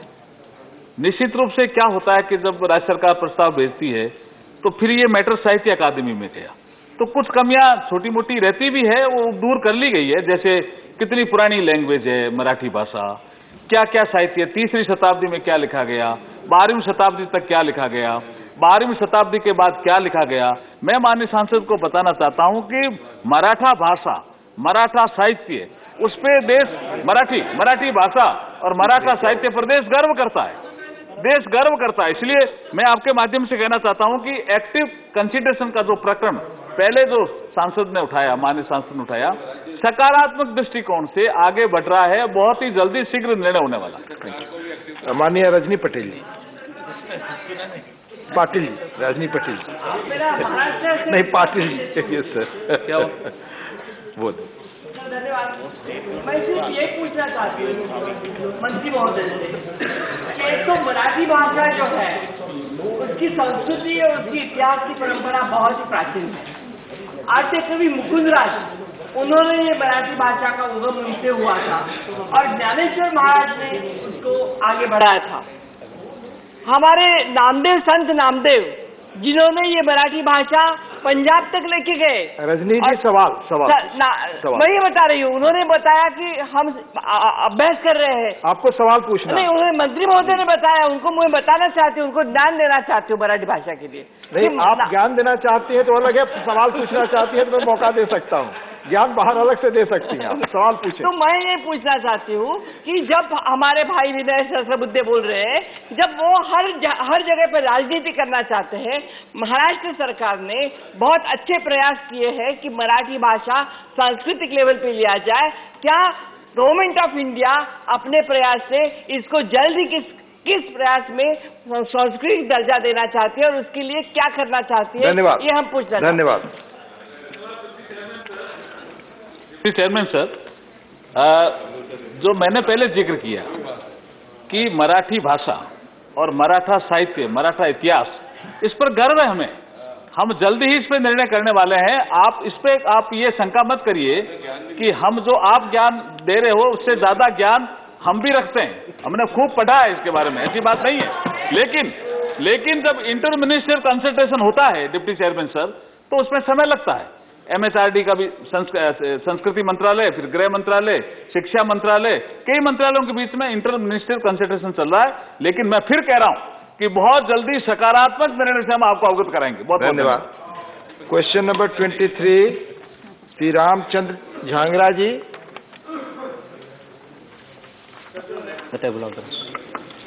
माननीय रामचंद्र झांगरा जी। नहीं है। अनुपस्थित।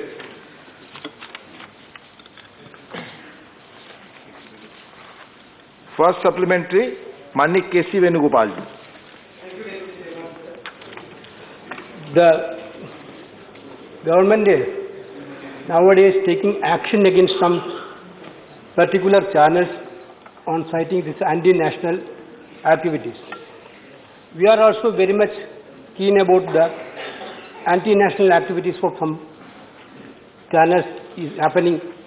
We are also very much concerned about it. But the complaint in the public domain is, sir, the government is misusing this penal code to suppress the freedom of expression in the country, freedom of the press in the country.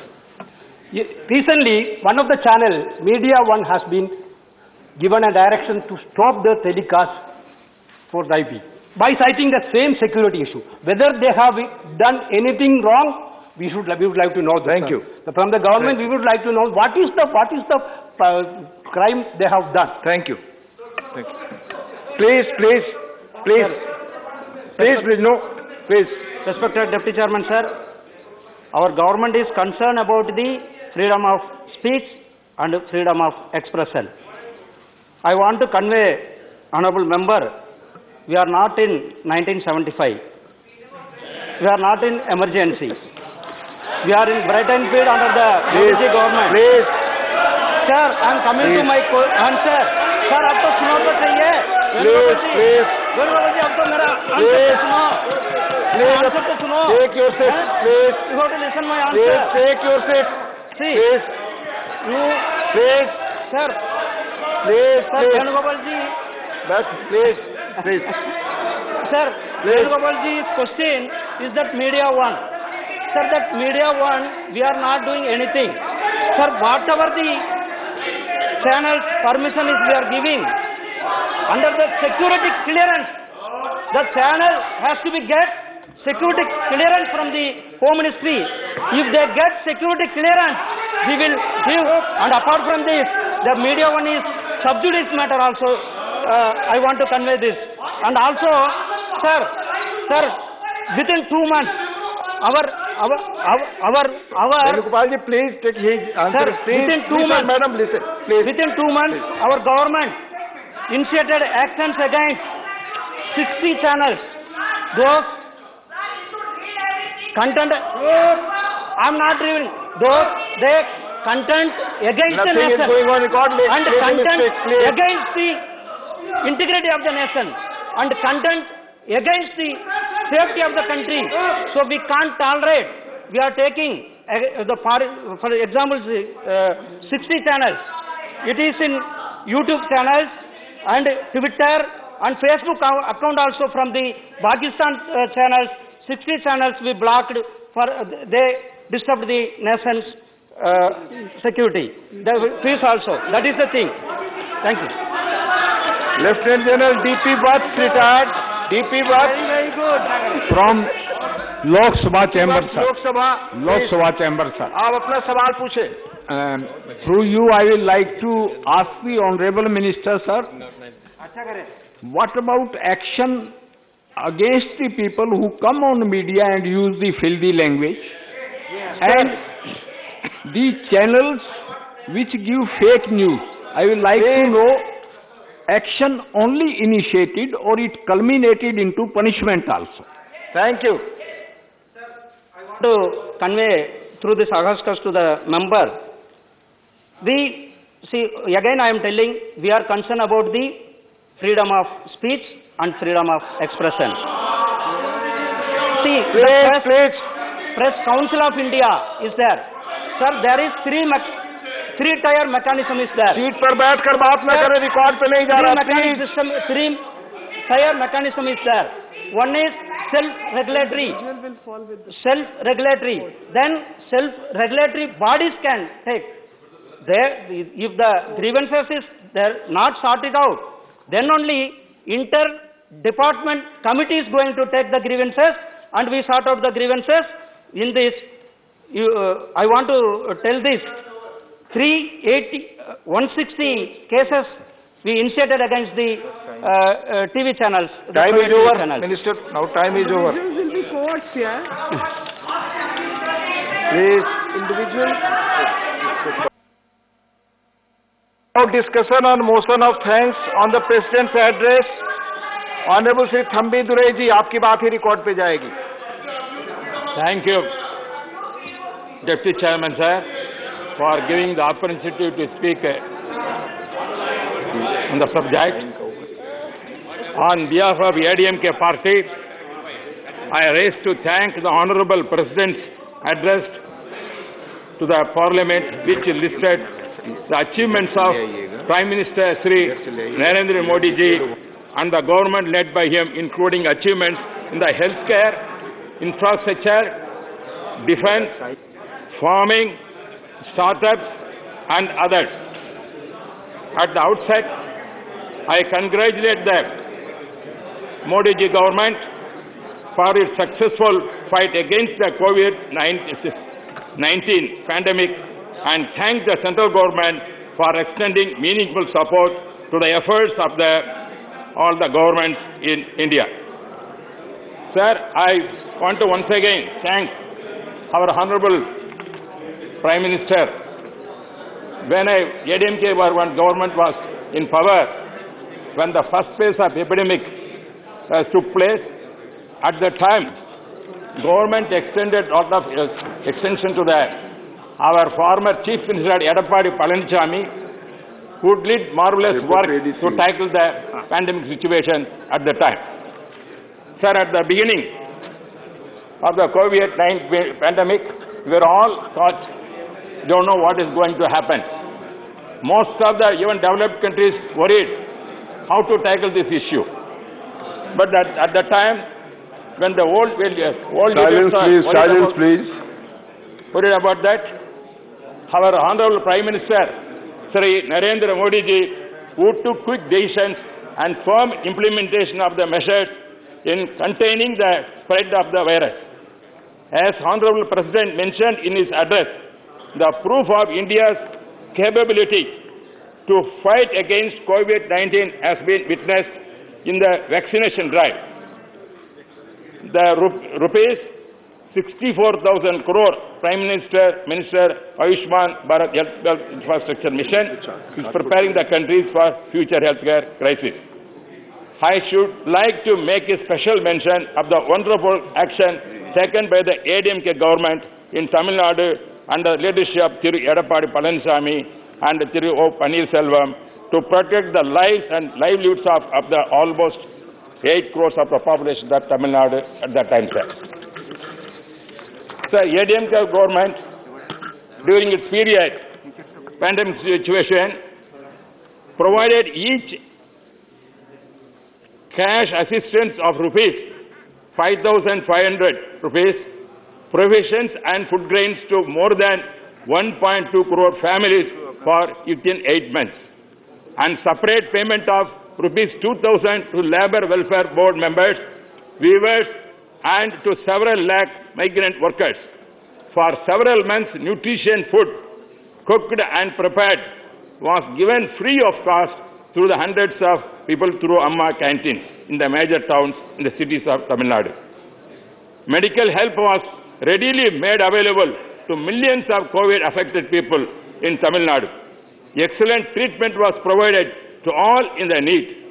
Indeed, an exemplary work was in force during the time of ADMK government, headed by Edappadi Palaniswamy, and take the opportunity to thank the central government for the support it provided for us at the time. Sir, we have administered 150 crore vaccines in less than a year. More than 90% of adults have received at least one dose of vaccine, while more than 70% have been fully vaccinated, and the third dose of the vaccine is being administered effectively. I most congratulate our Honorable Prime Minister Modi ji government for this monumental work executed effectively. Sir, India has emerged as a role model for the world in providing health care and affordable medicines to the people through Pradhan Mantri Bharatiya Jan Ayushni Yojana, and as it has set up 8,000 kendras to provide the poor with affordable medicine. It is very important to note that our country has exported Ayush products worth 11,000 crores to foreign countries. Sir, and also, you know very well, even though we faced not a problem, epidemic problem, during the Honorable Prime Minister Narendra Modi period, in 8 months between April and November 2021, foreign direct investment of 48 billion was made in India. Our foreign exchange reserve exceeded 630 billion US dollars. Because of the Jan Dhan account, Aadhaar and mobile connectivity, people have benefited from direct cash transfer during the pandemic. More than 44 crore people have joined the bank system. These are all not small achievements. So in the area of agriculture and food distribution, our country has set new records under the Pradhan Mantri Kisan Samman Nidhi scheme. Rupees 1.8 lakh crores have been transferred to more than 11 crore farmers' families. More than 1 lakh crore rupees have been paid as compensation to around 8 crore farmers. 6 lakh hectares of land has been developed with irrigation facilities under the various schemes of the central government, and I register my appreciation for these historic achievements, and as I am also the son of the rural small farmer from remote village of Tamil Nadu. The collateral-free loans given to the 13.5 lakh medium, small and micro industries have helped to keep the economy and core sectors production more. The huge emphasis of this government on the development of infrastructure and transport will accelerate overall growth of the country and generate new job opportunity for several lakh workers. So I must especially appreciate this government for rupees 65,000 crores financial through our banks given to 25 lakh women self-help groups. Sir, in the line with the politics mentioned by our policies, in the line of the policy mentioned by our Honorable President, our Finance Minister, Tirumati Nirmala Sitharaman, has announced Godavari Krishna Pennar and Pennar Kaveri river linking has been finalized. Sir, this proposal of interlinking of rivers to transfer surplus waters from Godavari Krishna Kaveri is a right decision. Our ADMK government has worked hard for it. I thank the central government for accepting our proposal, and I hope the project will be successfully completed in the next few years. Sir, at this juncture, I draw the attention of the government of India, the plight of the Indian fishermen from Tamil Nadu, from my state, who are continuously harassed, attacked, looted, and brutalized by the Sri Lankan Navy in the Bay of Bengal and the Gulf of Mannar. I plead that our government take a firm policy decision to safeguard the interest of our fishermen and protect the livelihood of lakhs of poor fishermen folks. So you know very well, recently the Sri Lankan government seized the boats of the Tamil Nadu fishermen. They are going to announce they are going to auction it. This is an unfair thing, sir, because our poor fishermen, they have gone, and without such a knowledge, something would have happened. But I request the central government to take necessary steps to get back the fishing boats of a Tamil fishermen. Sir, and also, sir, this is the only way to settle this issue, you know very well. And the way of stopping the menace could be retrieving the Kachetivu. This is the very thing, sir. You know very well in West Bengal also, when a certain island is given to Bangladesh, at that time it is passed by the parliament. But Kachetivu is not done like that. It is arbitrarily given at that time when Madam Indira Gandhi was the Prime Minister to the Sri Lanka, but not ratified by the parliament. Therefore, still Kachetivu is the part of Indian territory. Therefore, it is high time to see that we have to fight and get this Kachetivu to solve the fisherman issue. Otherwise, Sri Lanka is now, you know, they are moving towards China. That is the relations going on. It is a threatening for our Indian security.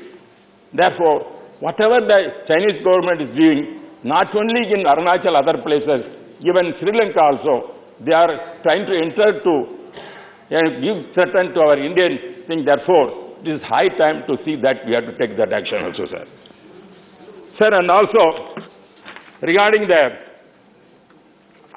mentioned governor's thing, sir, President address, this is the 150th birth anniversary of Vavu Chidambaram Pillai is going to, and also 125th birth anniversary of Netaji Subhash Chandra Gopi, they are going to celebrate it properly. I am very thankful for the central government to come forward to the freedom fighter who navigated the ships for a British period. He lost all the life and wealth of Chidambaram Pillai. To honor that, the government has come forward. Appreciate for that, sir. Regarding the NEET examination. Sir, this is know very well. We are all raising, especially Tamil Nadu, all the parties, to get the exemption to the NEET examination, because the NEET examination affects our medical students, aspiring medical students, rural people, especially rural students, they are studying there. Sir, as long as education is there in concurrent list, this problem will occur. When it has come, you know very well. 1975, 70, 76, 77 period, emergency period, at that time former Prime Minister Indira Gandhi brought this education from state subject to central concurrent list, brought that at that time. After the government, Morarji government came, Morarji government changed many things, withdrawn the many bills, but the education, that government also allowed to continue concurrent list. Because of that subject is concurrent list, we are tight, central government taking many laws. At the same time, state governments are going down. Therefore, this high time, I request the government to rethink it, because they announced in the President address, they are going to start nearly 200 channels of giving education for the people, and also they are going to conduct programs like professional courses, like engineering courses in regional languages. When that is the case, when we are going to promote our other languages, which is in the 8th schedule, most of the languages of that 8th schedule, including Tamil, your Bengal, all must be made, Bengal language, all must be made as a national language and an official language of this country. That is our demand. We are going raising that. That has to be done. Then only we get the equal opportunity. And also when we are conducting all India examination, when you are writing, the state must be given the more power to see that professional admissions, courses admission, such as medical courses, is given more to the state government. That is why our party, ADMK party, go on requesting many times, meeting the central minister, honorable prime minister, and asking that to help the rural people, especially students. It has, otherwise, what is going to happen now? There are more coaching classes started, professional course started. Lakhs of money that people are paying and to get that kind of education to enter the NEET examination. But poor people cannot do that. That is why we are asking the exemption for that. Therefore, I think the central government consider all these things, sir. And also, our honorable Prime Minister has mentioned, in the President address, mentioned honorable Prime Minister's vision for that the government is moving fast on building a strong foundation for the next 25 years following the mantra of Sabka Saath, Sabka Visaas, Sabka Vishwas, और सबका प्रयास. Sir, creating India which includes all benefits, all which has to be self-sufficient, sir. These are, I am very happy to note that this, our Prime Minister, Narendra Modi ji, has come forward this kind of vision which is going to help our country. Therefore, I am very thankful for giving the opportunity, and also once again I thank the Modi ji government and Modi ji and others, and who have taken long kind of steps to see that India is going to develop for that. I thank once again for the President's address. Thank you. Thank you. Shri A.D. Singh ji. Thank you very much, Deputy Chairman, sir, for giving me the opportunity to speak. I rise to thank the respected Rashtrapati ji for his very comprehensive listing of the achievements of the present government and the way forward. Indeed, the catalogue and success and achievement are impressive, and I congratulate the Prime Minister and his team for these successes and also the work in progress. This success will be even better if it was accompanied by social cohesion and unity. Unfortunately, the nation's progress is slowed down by divisions that we see emerging in society. This needs immediate course correction.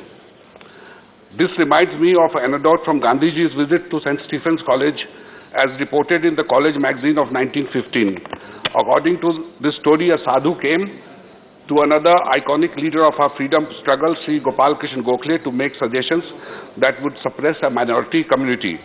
Gokhale rejected this specious religious reasoning by saying that if to be a Hindu he has to do what has been suggested, then he be better known as a non-Hindu. Rashtrapati ji said that the government is committed to counter the forces challenging the sovereignty and unity of the country at every level, and strict action will be taken against the forces inciting violence. I urge the government to inform the House actions that have been taken so far against those who publicly called for genocide and targeting specific communities. The House will support strictest of action against all such individuals, irrespective of their political affiliations.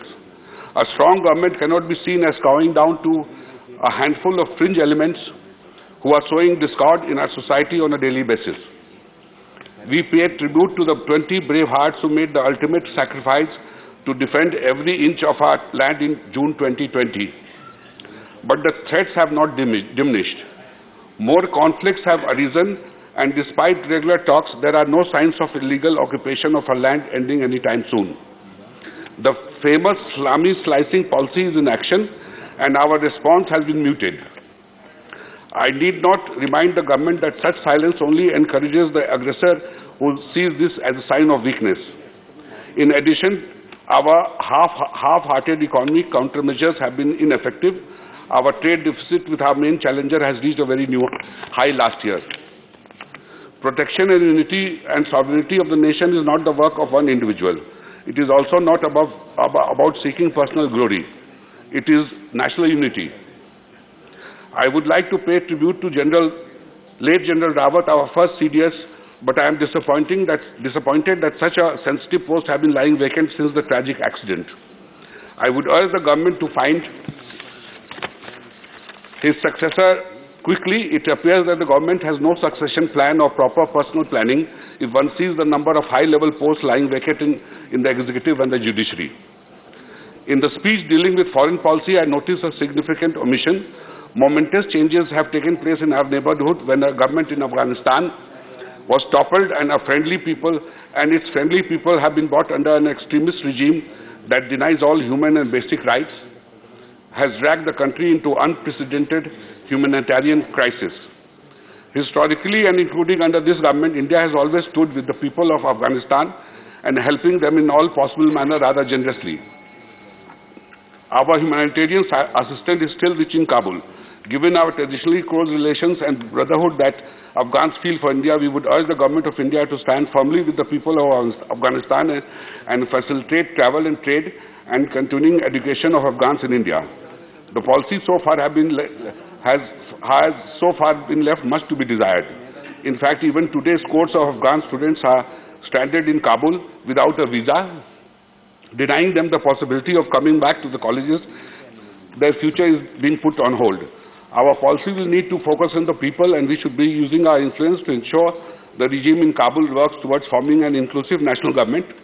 Otherwise, it is feared that Afghanistan will become a playground for radical and anti-India groups. Please conclude. India will have to learn to stand with its friends.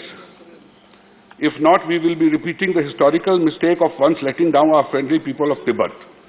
It is well documented that the Tibetans never accepted the sovereignty and sovereignty of the Chinese. Even Nehru, who is much loved by the current government, advised them to approach the UN and sent a young military officer, Zorawar Bakshi, to undertake strategic military reconnaissance in Tibet in 1949. Things did not turn out as planned and rest is history. Please conclude. However, the nation faces long-term consequences, both action and inaction, in this increasingly multipolar world. India will have to align itself with its own national interests in its own neighborhood and beyond. Thank you very much. Thank you. Shri Birendra Prasad Vaishya. Thank you, Chairman, sir, for allowing me to discuss on the subject. I raise here to thank His Excellency, President of India, for his presidential address. Sir, in his presentation, President very rightly mentioned, during this period, our development in the health sector, our development in the infrastructure, agriculture sector, sports arena, everything Honorable President has described in his address. Sir, I must compliment Prime Minister Narendra Modi ji and his government, because within a year our government successfully given 70% adult population of the fully vaccinated. Sir, India is a big country, and within this first span of time, sir, 150 crore Indian citizens is vaccinated. When vaccination started, sir, every part of the world, they have discussed how it's possible India to implement this project, because India have a huge population. But this government, under the leadership of Prime Minister Narendra Modi ji, it is clearly justified that India is doing everything, India can do anything, and it is a great success for Indian government. More than 70 senior citizen of the country, adult citizen of country is vaccinated. Sir, in health sector, sir, within this year, our country has developed in marvelously well, sir. Sir, we remember, in the first wave of COVID, sir, India is crying for sanitizer. There is shortage of masks, there is shortage of medicine. But, sir, within this year, India developed anything. We produce sufficient masks, sir. Now we can export. We have produced our vaccine, and now we can export, and we produce the medicine also. This is the successful of this government. I must compliment health sector. I must salute all the health workers for their great successful, sir. Sir, another great achievement of this government is the agriculture sector, sir. Government has given almost priority in the agriculture sector, sir. And during this year, COVID period, what a worse condition faced by our people, urban area, rural area, farmers, everybody faced the problem. Although there is a COVID, sir, 30% agriculture produce has increased during the period, sir. Sir, not only that, sir, 33%, sir, horticulture production also increased, sir. But I must compliment this government, sir. That government procured more than 430 lakhs metric tons of the wheat during the Rabi season, benefit about the 50 lakhs farmers, sir. And record quantity of about 90 lakhs metric tons of paddy was procured during Kharif session, sir, benefited 1 crore 30 lakhs people. This is the achievement. This is the achievement of the government. Not only increase the production, farmers are get benefited, farmers are get their price. Instead of going other place, government has given enough money and government procured this product. I must compliment Narendra Modi ji for this successful India. Sir, not only that, sir. Not only that, sir. Country should remember one thing. During the COVID period, Indian agriculture products is increased like anything else. This is one of the greatest achievements, sir. Secondly, sir, one more thing, sir. I am coming from Assam, sir. During this period, Assam also export agriculture products to the neighboring foreign countries, sir. This is the achievement of our government, sir. Sir, one more thing.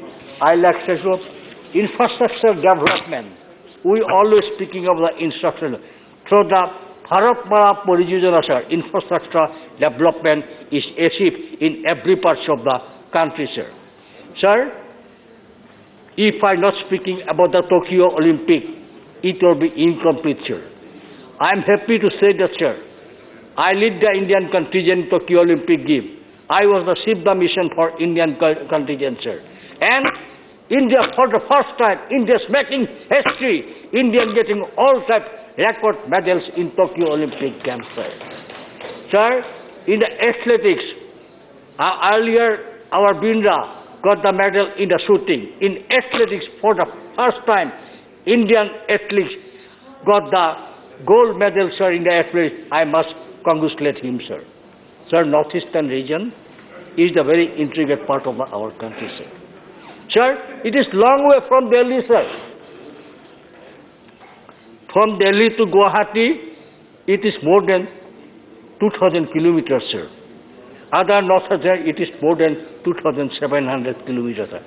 But, sir, this Narendra Modi government has given well transportation system, well railway system to the northeastern region, sir.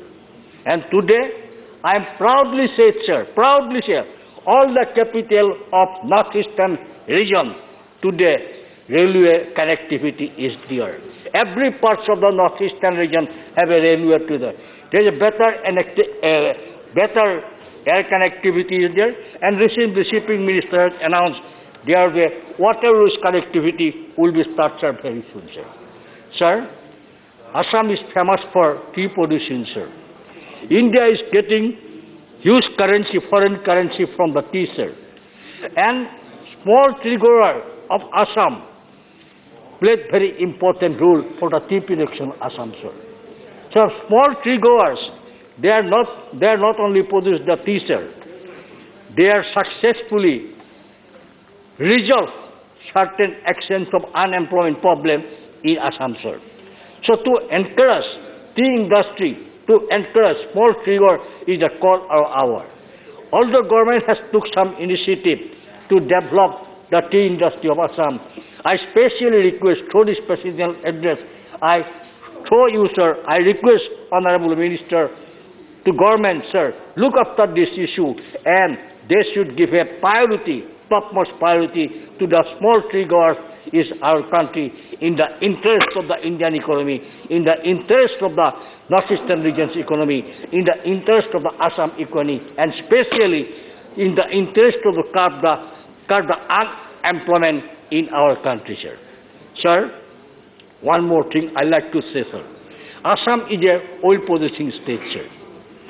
Assam have a huge quantity of oil and natural gas, sir. And I like to request government, through you, sir, please establish some better, there is a lot, this government has taken lots of initiative. This government has given more than 3,000 crore rupees for the expansion of the Numaligarh refinery.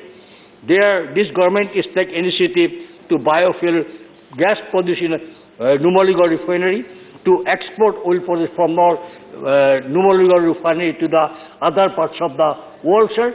But I like to request you, sir, some more social activity for the petroleum ministry should be started in Assam, sir, because we are an oil producing sector, and this oil sector have a huge amount of money, and they have a special responsibility, special community responsibility fund is there, sir.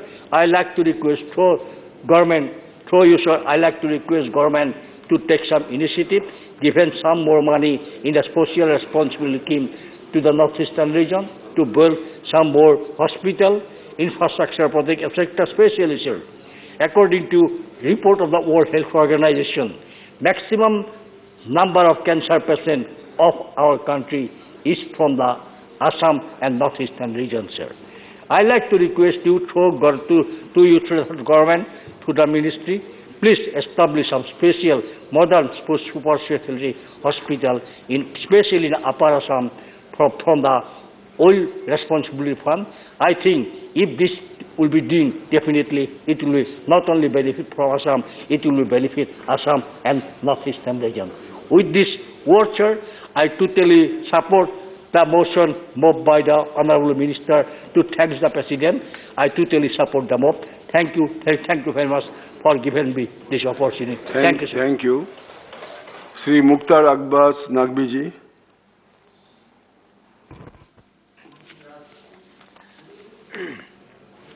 धन्यवाद उपसभापति महोदय। महामहिम राष्ट्रपति जी के अभिभाषण के धन्यवाद प्रस्ताव पर आपने बोलने का मुझे मौका दिया। उपसभापति महोदय, देश ने इन 7 दशकों के अपने सफल सफर में बहुत से ऐसे लम्हे भी देखे हैं, बहुत से ऐसे मौके भी देखे हैं जो कि इस देश के गौरवशाली इतिहास का साक्षी रहा है। मैं इन 7 दशकों के इस इतिहास भूगोल में नहीं जाता। मैं इन 18 वर्षों के अंदर क्या बदलाव हुआ, क्या परिवर्तन आया, मैं आपके माध्यम से वो ध्यान आकर्षित करने की कोशिश कर रहा हूं। आज उपसभापति महोदय, कहा जाता है कि आज हिंदुस्तान 2 हो गया है। आज इस देश में 2 भारत चल रहा है। हमारी समझ में हमारा हिंदुस्तान, हमारा भारत एक भारत है, श्रेष्ठ भारत है। 2 भारत तो मैंने कभी न सुना है न देखा है। लेकिन हिंदुस्तान को समझने के लिए, हिंदुस्तान की संस्कृति को समझने के लिए, संस्कार को समझने के लिए, संकल्प को समझने के लिए और समावेशी सोच को समझने के लिए हमें इंडिया इज इंदिरा और Indira is India, Congress is country और कंट्री इज कांग्रेस के सुरूर और सोच से बाहर निकलना होगा। जब तक हम इंडिया इज इंदिरा और इंडिया इज इंदिरा और इंदिरा इज इंडिया, जब तक हम कांग्रेस इज कंट्री और कंट्री इज कांग्रेस के सुरूर के हैंगओवर में रहेंगे, तब तक हम अपने हिंदुस्तान के उस गौरवशाली संस्कार को, उस सनातनी संस्कृति को, उस संकल्प को मुझे लगता है कि समझ नहीं पाएंगे। आज हमें इस बात का गर्व है, हम सबको गर्व है, कोई भी किसी पॉलिटिकल पार्टी का है, किसी राजनीतिक विचारधारा का है, लेकिन अपने हिंदुस्तान की इस मट्टी पर हम सब गर्वान्वित हैं। गर्व करते हैं कि हमारा ये जो एक संकटों का, कंटकों का सफर रहा है, वो सफल भी रहा है और आज दुनिया में हिंदुस्तान ने अपनी एक धाक भी जमाई है। मैं इन 18 सालों में जो बदलाव हुआ, मैं एक एक करके 18 सालों में कम से कम 28 ऐसे बदलाव हैं जो मुझे ध्यान में आ रहे हैं, और तो बहुत हैं जो और भी साथियों को ध्यान में होगा। जो 2014 के बाद जो सबसे बड़ा बदलाव इस देश ने महसूस किया, वो इस देश ने महसूस किया, इस लोकतंत्र में, इस दुनिया के सबसे बड़े जनतंत्र में प्रधानमंत्री पद के इंस्टीट्यूशन की गरिमा, क्रेडिबिलिटी और सम्मान बहाल होना। एक आप शेर को बहुत अच्छी तरह समझते हैं, लिहाज आंख का रिश्तों का डर नहीं होता। उपसभापति महोदय सुनेंगे, लिहाज आंख का रिश्तों का डर नहीं होता जब एक शख्स के हाथों में घर नहीं होता। तो आज से 8 साल पहले क्या स्थिति थी? प्रधानमंत्री कार्यालय कहीं और से चलता था, प्रधानमंत्री जी को निर्देश कहीं और से मिलता था, और वही नहीं, कैबिनेट जो डिसीजन करती थी नॉनसेंस और न्यूसेंस कह के उसे फाड़ दिया जाता था। आज जो बदलाव हुआ इस देश में कोई मजबूर प्रधानमंत्री नहीं है, बल्कि मजबूत प्रधानमंत्री है, और ऐसे प्रधानमंत्री हैं जिनके हाथों में देश की सुरक्षा, देश का सम्मान, देश की समृद्धि पूरी तरह से महफूज भी है और मजबूत भी है। ये बदलाव मैंने आपको पहला बताया। मैं दूसरा बदलाव बताना चाहता हूं सर। मैं दूसरा जो बदलाव आया है सर, कि हम जो है वो 8 साल पहले के जो किस्से कहानियां सुनते थे, इस हाउस में हम सब ने उस माहौल को भी देखा है, उन हालात को भी महसूस किया है कि हर दिन किस तरह की चर्चाएं होती थी, करप्शन से लेकर के ये जी, वो जी, फला जी, डिमाका जी, ये सब कुछ सुनाई पड़ता था। आज हम जब सकारात्मक दृष्टि से बात कर रहे हैं तो हम कह रहे हैं कि जी हिंदुस्तान में 2 हिंदुस्तान हो गया है। एक हिंदुस्तान जो है वो सनातनी सोच का है और एक हिंदुस्तान सामंती सोच का है। तो ये सोच और नजर और नजरिए में फर्क है। सर, तीसरा जो बहुत महत्वपूर्ण परिवर्तन हमने इस महसूस किया, आदरणीय नेता विरोधी दल भी आ गए हैं, उनका भाषण मैंने पूरा सुना था। कट कमीशन करप्शन की विरासत और तुष्टीकरण की सियासत को पर रोक लगी है। कट कमीशन करप्शन की विरासत और तुष्टीकरण की सियासत पर रोक लगी है और राजनीतिक तुष्टीकरण के छल को राष्ट्रीय सशक्तिकरण के बल से ध्वस्त किया गया है। यह हुआ 5वां परिवर्तन। सर, ये 6वां परिवर्तन जो है, जो महत्वपूर्ण है, हम सब दिल्ली में बहुत वर्षों से रह रहे हैं, सुनते रहते थे कि साहब ये दिल्ली में ये नेशनल हाई लाइसेंसिंग ऑफिस है, ये इंटरनेशनल लाइसेंसिंग ऑफिस है। जहां से किसी भी सरकार का कोई काम आपको कराना हो तो उस इंटरनेशनल लाइसेंसिंग ऑफिस से आप करा सकते हैं। आज जो है वो दिल्ली के सत्ता के गलियारे से सत्ता के दलालों की नाकेबंदी और लूट लाबी में तालेबंदी की गई है। ये फर्क है मोदी जी के आने के बाद का। सर, जो 7वां फर्क है वो बहुत महत्वपूर्ण फर्क है। आज इस देश की राजनीति और इस देश के सियासी संस्कृति में बहुत बड़ा परिवर्तन आया है। आज परिवार के सियासी परिक्रमा नहीं, बल्कि परिश्रम और पराक्रम की संस्कृति ने जन्म लिया है। आज परिवारों की पॉलिटिकल परिक्रमा के आधार पर देश की सरकारें और देश की सियासत तय नहीं हो रही है, बल्कि परिश्रम और परफॉर्मेंस, परिश्रम और परिणाम के आधार पर इस देश की संस्कृति, सियासी संस्कृति और संस्कार को नरेंद्र मोदी जी ने बदल दिया है। ये फर्क आया है, 9वां फर्क। सर, 10वां फर्क क्या है? जो लाल बत्ती कल्चर हुआ करता था, उसका रोब, उसकी धमक, उसका खौफ, वो आम आदमी को चढ़ाने लगा था। आम आदमी को लगता था कि ये तो लाल बत्ती इतनी इतनी करता हुआ आया, ये तो हमारे ऊपर सारा रोब जमा रहा है, हमसे कोई सुपरमैन है ये। उस लाल बत्ती कल्चर को नरेंद्र मोदी जी ने खत्म किया और इस रोब की जो राजनीति थी, जो ध्वंस की राजनीति थी, उस पर विराम लगाया। ये फर्क है, ये 10वां फर्क है। उसके अलावा सर, कभी कहा जाता था कि इस देश के संसाधनों पर किसी एक संप्रदाय विशेष का अधिकार है। मैं इसलिए कहता हूं, वो जानते थे कि अधिकार देने वाले नहीं हैं, लेकिन कहते जरूर थे। इसीलिए कहा हमने कि जो राजनीतिक तुष्टीकरण का छल था, उसको हमने समावेशी और सर्वस्पर्शी सशक्तिकरण के बल से ध्वस्त किया है कि एक देश के संसाधनों पर एक संप्रदाय का अधिकार है। मोदी जी ने क्या परिवर्तन किया? सबका साथ, सबका विकास, सबका विश्वास और सबका प्रयास, यानी देश के संसाधनों पर सबसे पहला अधिकार आखिरी पायदान पे खड़े हुए व्यक्ति का है। उसकी आंखों में खुशी, उसकी जिंदगी में खुशहाली आनी चाहिए। ये परिवर्तन 11वां है सर। सर, एक और परिवर्तन है जो कोटा, परमिट, कंट्रोल, पता नहीं क्या क्या राज चलते थे। इस पूरे के पूरे देश की जो गरीबों तक जो पैसा पहुंचना चाहिए, गरीबों के विकास के लिए जो पैसा पहुंचना चाहिए, गांव, गरीब, किसान, झुग्गी झोपड़ी के इंसान की तरक्की के लिए जो पैसा पहुंचना चाहिए, कभी आदरणीय स्वर्गीय राजीव गांधी जी ने कहा था कि दिल्ली से पैसा चलते चलते घिस करके और कितना हो जाता है। आज वो घिसने की रफ्तार खत्म हो गई है।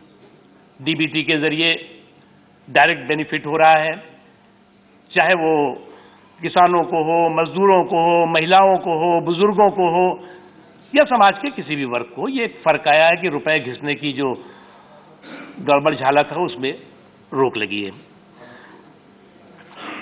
सर, एक बहुत बड़ा परिवर्तन आपने देखा होगा कि हमारे देश में 12वां मैं बता रहा हूं कि जिसमें कि हमारे देश में कानून हम लोग बनाते रहते थे, बहुत झगड़े भी करते थे कि साहब इस बिल पे डिस्कशन नहीं होना चाहिए, इस बिल पे 2 घंटा होगा, 10 घंटा होगा, 5 घंटा, बिल बन गया।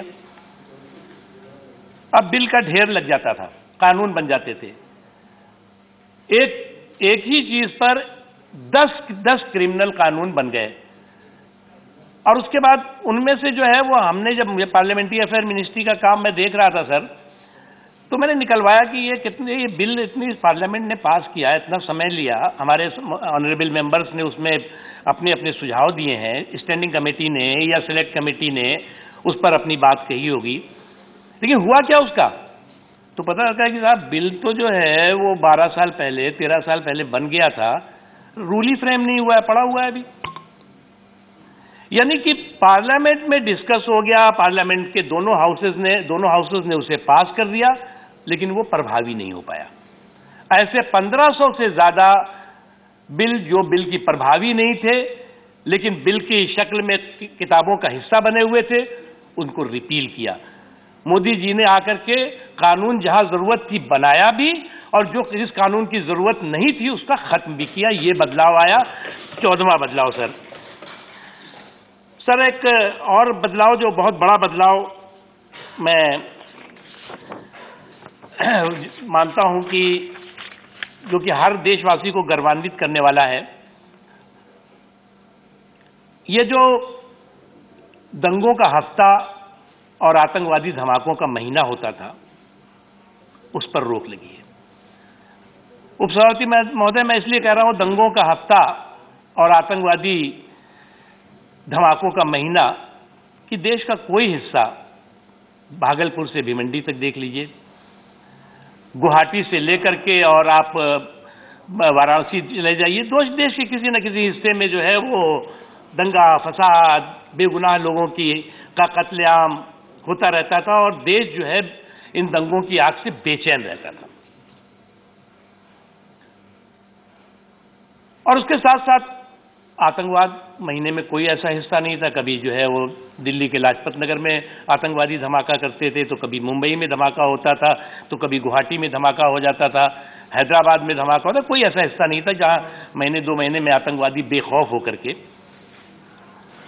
आतंकवादी अपनी हरकतें न करते हों। नरेंद्र मोदी जी ने आने के बाद जो एक बड़ा बदलाव आया, जो उन्होंने संकल्प लिया कि सुरक्षा पर जो आ जाए तो टकराना जरूरी है, सुरक्षा पर जो आ जाए तो टकराना जरूरी है, जो जिंदा हो तो जिंदा भी नजर आना जरूरी है। और यह दिखा दिया पूरी दुनिया को कि हिंदुस्तान अपने देश के लोगों की, अपने देश की सीमाओं की सुरक्षा के संकल्प से लबरेज है, भरा हुआ है।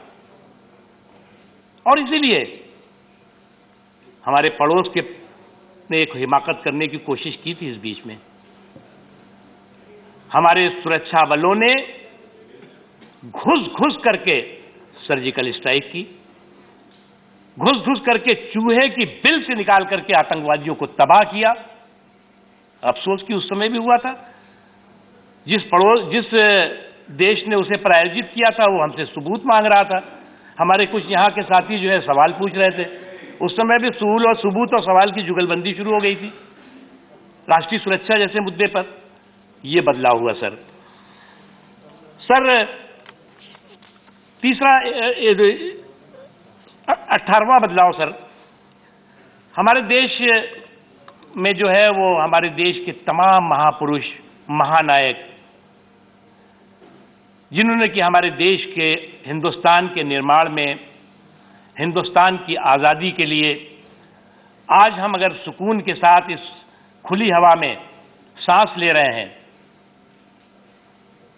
तो उन तमाम महापुरुषों का ये देश ऋणी है जिन्होंने कि कुर्बानियां दी। परिवार के परिवार उनके जो है वो तो उन्होंने कुर्बान कर दिए अपने। हम लोग जब गाना गाते हैं कि जरा आंख में भर लो पानी, जरा याद करो कुर्बानी, लेकिन दिक्कत आई कि हमारी इस देश की कुर्बानी को भी परिवार के पालने में समेट के रख दिया गया। देश के जो महानायकों ने कुर्बानी दी थी वो सीमित कर दी गई। मोदी जी ने आने के बाद जो फर्क हुआ कि हमारे जो लाखों महानायक थे, नायक थे, जो इतिहास के पन्नों में कहीं पे इग्नोर कर दिए गए थे, उनको सम्मान दिया और आने वाली पीढ़ी को बताया कि जो पहले थे वो हैं, लेकिन ये भी हैं जिन्होंने कि देश के लिए खून बहाया है, देश के लिए कुर्बानी दी है। आज तुम इस देश में गर्वान्वित होकर के अपने आप को हिंदुस्तानी कह रहे हो तो इनके ऋणी हो। नेताजी सुभाष चंद्र बोस, इंडिया गेट पर आप देख लीजिए। सरदार वल्लभ भाई पटेल, दुनिया की सबसे बड़ी आदमकद प्रतिमा गुजरात में है। महू, जो बाबा साहब भीमराव अंबेडकर का राष्ट्रीय स्मारक, एक लंबी श्रृंखला है। तो हमने जो है उस देश के नायकों और महानायकों को परिवार के घेरे से बाहर निकाल करके और हिंदुस्तान के घेरे में रखा, बताया और आने वाली पीढ़ी को बताया कि वो तो थे ही, ये भी हैं जिन्होंने देश के लिए कुर्बानी दी है। ये परिवर्तन सर आया है। सर, एक और महत्वपूर्ण परिवर्तन है जो अभी कल मैं सुन रहा था कि जो कॉन्स्टिट्यूशनल इंस्टीट्यूशंस हैं, जुडिशरी है, इलेक्शन कमीशन है, फला फला फला, वो बिल्कुल नाकारा हो गए हैं, बंधक हो गए हैं, एक तरह से उसका कहना था। सर, मैं आपका बड़ा अनुभव है, आदरणीय नेता विरोधी दल का बहुत अनुभव है इस देश के पार्लियामेंट की हिस्ट्री का, इतिहास का। एक वक्त वो था जब सुप्रीम कोर्ट के फैसले होते थे और उस सुप्रीम कोर्ट को के फैसले को निष्प्रभावी करने के लिए संख्या बल का इस्तेमाल होता था। कई ऐसे फैसले हैं। मैं लेटेस्ट फैसले आपको मैं 3 तलाक का बताता हूं। सुप्रीम कोर्ट ने कहा कि ये 3 तलाक एक क्रिमिनल कुरीति है, कुप्रथा है, इस पर कानून बनना चाहिए, उसको खत्म होना चाहिए। उस वक्त जो है वो कुछ लोगों के दबाव में सुप्रीम कोर्ट के फैसले को निष्प्रभावी करने के लिए इसी पार्लियामेंट में उस समय की सरकार यानी कांग्रेस पार्टी की सरकार ने कानून बनाया और कहा नहीं, हम सुप्रीम कोर्ट की बात को नहीं मानेंगे, जो कि संविधान में समानता के अवसर देने वाली बात थी, महिलाओं के सुरक्षा और सम्मान से जुड़ी हुई बात थी। नहीं माना। मोदी जी ने क्या किया, जो परिवर्तन आया सर, सुप्रीम कोर्ट ने 3 तलाक को कानूनी तौर से क्राइम माना, कुरीति माना, कुप्रथा माना और सुप्रीम कोर्ट के फैसले को प्रभावी बनाने के लिए हम इस पार्लियामेंट में कानून लाए। पार्लियामेंट का सम्मान कौन करता है? ऐसी तो बहुत सी घटनाएं हैं। आपको इलाहाबाद हाई कोर्ट का जो फैसला था उस समय के प्रधानमंत्री जी के खिलाफ, उसके बाद क्या हुआ था किसी को बताने की जरूरत नहीं। मेरे पास लिस्ट है, कम से कम 312 ऐसे सुप्रीम कोर्ट और हाई कोर्ट के फैसले हुए, जिसको कि निष्प्रभावी बनाने के लिए संख्या बल का इस्तेमाल हुआ। हम तो प्रभावी बनाने के लिए सर करते रहे। सर, इसके साथ एक और बहुत महत्वपूर्ण, जो बदलाव देश ने देखा सर, वो बदलाव कश्मीर जो हमारे देश का ताज है, जम्मू एंड कश्मीर, हम लोग सोचते थे कभी मतलब सोचते भी, बात भी करते थे, यार 370 तो खत्म हो ही नहीं सकता। जितनी भी सेंटर के आप बिल हम पास करते थे, कानून बनाते थे, उसमें लिखा जाता है एक्सेप्ट जम्मू एंड कश्मीर। ये कानून जो है, बिजली जाएगी देश भर में, जम्मू कश्मीर में नहीं जाएगी अगर पार्लियामेंट बनाएगा। पानी के लिए जो कानून बनेगा वो जम्मू कश्मीर के लोगों के लिए नहीं होगा। रोजगार के लिए जो बनेगा वो जम्मू कश्मीर के लिए नहीं होगा। जो पिछड़े हैं, कमजोर तबके हैं, उनके रिजर्वेशन का कोई फैसला पार्लियामेंट करेगी, वो एक्सेप्ट जम्मू कश्मीर लिखा रहेगा। शिक्षा से जुड़े हुआ कोई फैसला होगा, उस पर एक्सेप्ट जम्मू कश्मीर लिखा रहेगा। जम्मू कश्मीर को देश की प्रगति की धारा से काटने वाले 370 को खत्म किया। ये परिवर्तन आया मोदी जी के शासनकाल में। और आज पार्लियामेंट को ये लिखने की जरूरत किसी बिल पर या किसी कानून पर नहीं पड़ती कि ये जो शिक्षा का कानून है, ये जो रोजगार का कानून है, ये जो बिजली पानी सड़क का कानून है, ये एक्सेप्ट जम्मू एंड कश्मीर। ये परिवर्तन सर बहुत बड़ा आया है। उसके अलावा आपने सीए का देखा होगा। सीए पर लेकर के काफी भ्रम, भय का माहौल पैदा किया गया, जबकि यह हिंदुस्तान का उस समय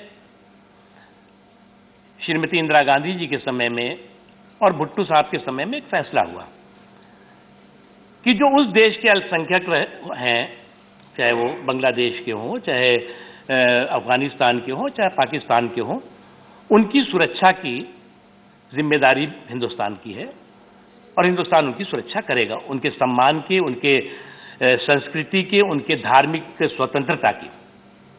ये पंत मिर्जा एग्रीमेंट के तौर से जाना जाता है। वो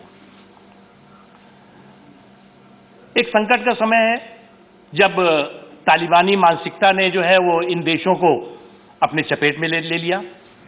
वहां के जो अल्पसंख्यक की बात मैं कह रहा हूं, तो वहां हिंदू, वहां पर जो है सिख भाई बहन, वहां पर क्रिश्चियन और भी जो अल्पसंख्यक समाज के लोग हैं, जैन हैं बहुत से, और सभी लोग रहते हैं। उनका सम्मान, उनकी संस्कृति, उनके धार्मिक अधिकार पूरी तरह से खतरे में आ गए। ये देश की जरूरत थी, ये पार्लियामेंट की जरूरत थी। जो उस वक्त कांग्रेस पार्टी ने फैसला किया था, उस फैसले को प्रभावी कराने की जरूरत थी। और सीए में अमेंडमेंट आया, आप सबने पास किया, कुछ लोगों ने विरोध किया। और जिस वक्त अभी अफगानिस्तान में तालिबानियों का जुर्म चल रहा था, उस वक्त वहां से इसी सीए की वजह से, सीए के जो संशोधन किया गया, इसी वजह से वहां के तमाम हिंदू भाई, वहां के तमाम सिख भाई, तमाम यहां तक कि जो मुस्लिम भाई भी थे, भाई बहनें थीं, उनको भी हिंदुस्तान सुरक्षित लाने और उनकी सुरक्षा करने का काम हुआ है। यह परिवर्तन आया है मोदी जी के आने के बाद और उससे पहले जो 10 साल था उसमें। सर, एक परिवर्तन और, आज देश एक बहुत संकट और कंटक के काल में गुजर रहा है। अभी भी कोरोना का संकट आया, किसी भविष्यवक्ता ने ये नहीं कहा था कि कोरोना कब आएगा और कैसे आएगा और कौन कितनों को मारेगा, कितनों को नहीं मारेगा। किसी वैज्ञानिक को नहीं पता था। एक ये बहुत बड़ी आपदा आई,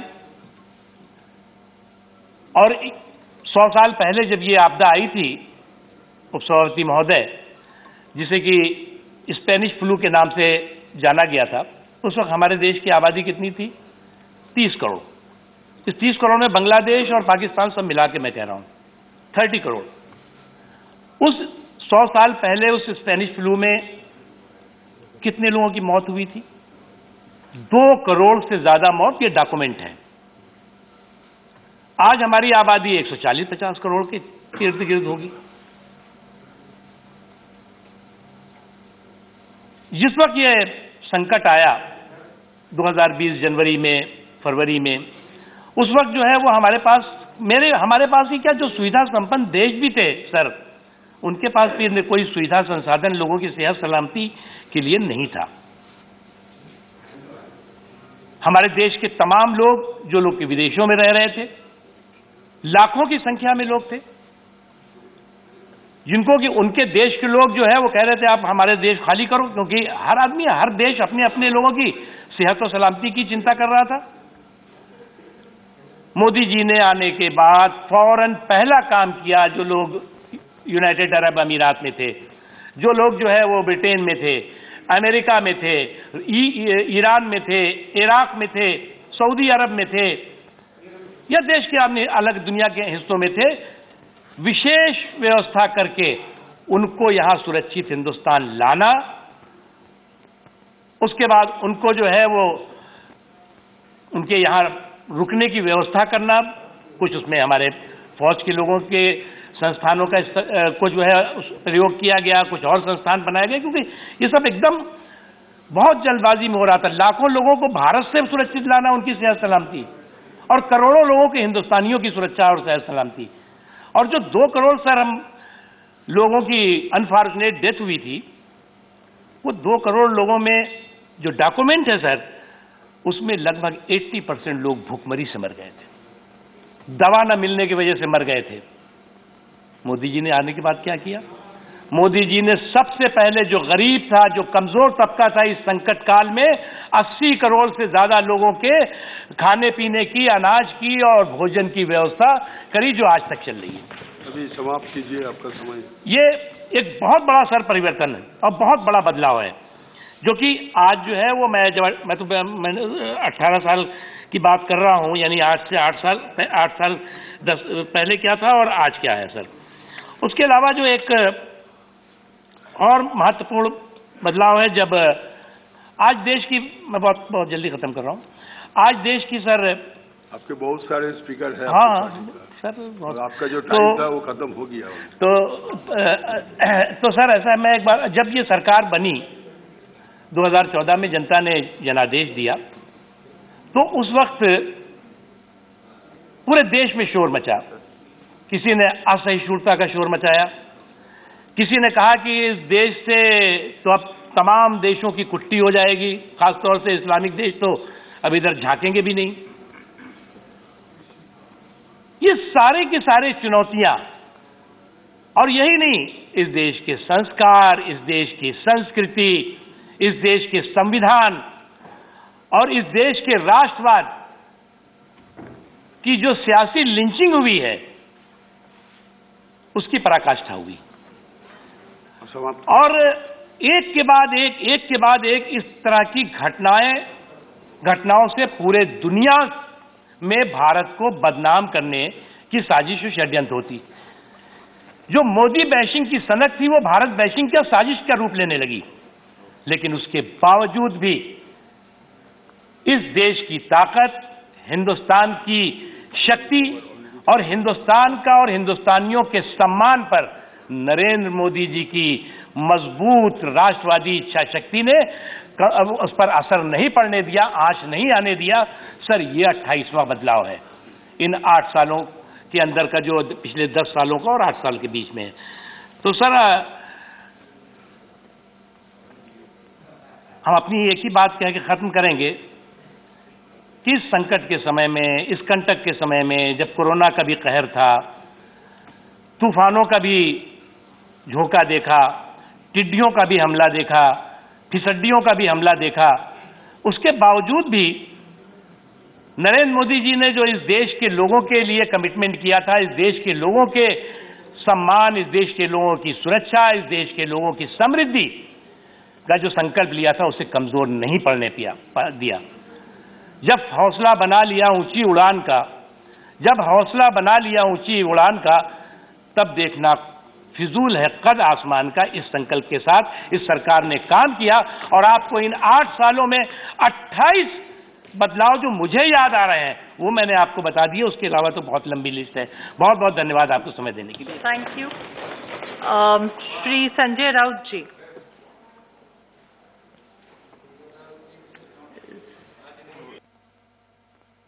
Shri Sanjay Raut ji Are you anywhere in the Lok Sabha? No, I don't think he's here. Then Shri Kanak Medla Ravindra Kumar ji. He's also not here.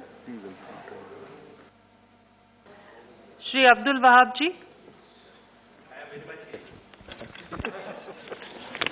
Yes, madam, thank you very much for giving me a chance. First of all, I am raised to oppose this motion, but after listening our Minister Naqvi sir, 28 reasons 28 I think, it is 28, 28 reasons he found to support this government. I have seen two. Out of this one, I have two, which you are not mentioning. You are not mentioning the right two. I am supporting only on two. Maybe you can make it 30. 28 plus 2. Because in skilling and in some waqaf, other than whatever he told was, everything was done by previous government also, and any government will do. He is only repeating, only praising Modi ji. Increasing the hate speech and communal attack against minority community, particularly Muslims and Christians, he was not mentioned. Young Muslim women professionals are auctioned through online. Statues of Jesus Christ were smashed and churches were attacked during the Christmas. This House should be unanimously condemn such incidents happening in our great country. And about unemployment, nobody mentioned, even President. It is observed there are more than 8 lakhs of vacancies in the central government. Why is the central government not filling these vacancies? I urge the government to immediately fill and the vacancies at least in central government institutions. Honorable Chairperson, I take this opportunity to appreciate the government and Prime Minister Modi for his Pradhan Mantri Kaushal Vikas Yojana, skill development program, and the way it is promoting the startup. I sincerely appreciate the department and ministers for the same. Honorable Chairman, however, I am concerned about the decline of India's global stature. It was a dream of our former President Abdul Kalam ji to convert our country into a superpower by 2020. He was very hopeful of youth and power of education. Today, a large section of our youth are unemployed and uneducated. The government under Manmohan Singh was taking the country in the right direction. All of a sudden, our growth and development have taken a U-turn. Our economic growth indexes and census index must be moving upwards. But surely there is a significant section of our society who is being left out in our growth. There is an increasing inequality in our society, both in social and economic terms. Honorable Chairman, India's image as a champion of democracy and human rights is diminishing due to its increasing intolerance to minorities and intellectuals. The world respects Mahatma Gandhi and Jawaharlal Nehru as their values. But today, a section of our society is disrespecting our Mahatma Gandhi ji. This disrespectful attitude towards Gandhi should stop. This House needs to take a lead in fixing these issues that I have raised. One more thing I want to mention, last thing. MP Lads Fund was stopped because of Corona. Agree. But when I came as a member of parliament in 2004, the amount was 5 crores. At that point of time, I could make minimum 1,000 classrooms with that 5 crore. Now, I can make only 200 classrooms. As I am telling, I am not only making classrooms. I could buy a computer that time by 50,000. Now it is okay, 20,000. But government should increase the MP LAD from 5 crores to 20 crores minimum. 24 crores was actually the inflation rate. So I urge the government to re-engage this one, MP LAD fund, so that money is going to the public. Please observe silence on this side. Please observe silence. Yeah. Excuse me. I am raising an issue for you also, for BJP members. It's common, not for me only. I am the only one. So I urge the government, and I oppose this motion of this one to the President Sahab, and he was making just a letter given by the Prime Minister. Thank you very much. Thank you, Vahab ji. Dr. Fawzia Khan. She's in the Lok Sabha.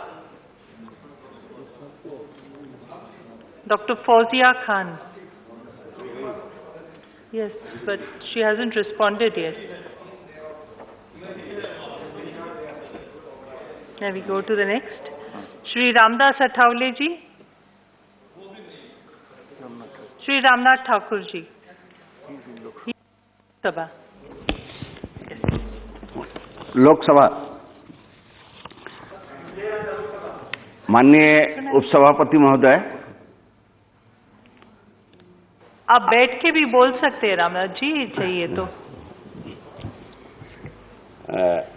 जी, आपने मुझे राष्ट्रपति के अभिभाषण पर बोलने के लिए समय दिया, आपको बहुत बहुत बधाई।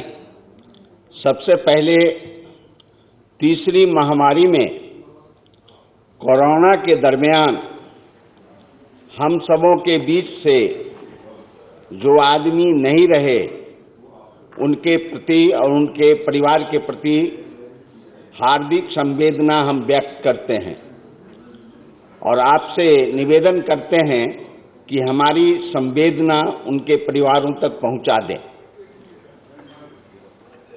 सभापति जी, उपसभापति जी, मैं सबसे पहले सरकार को यह बधाई देना चाहता हूं कि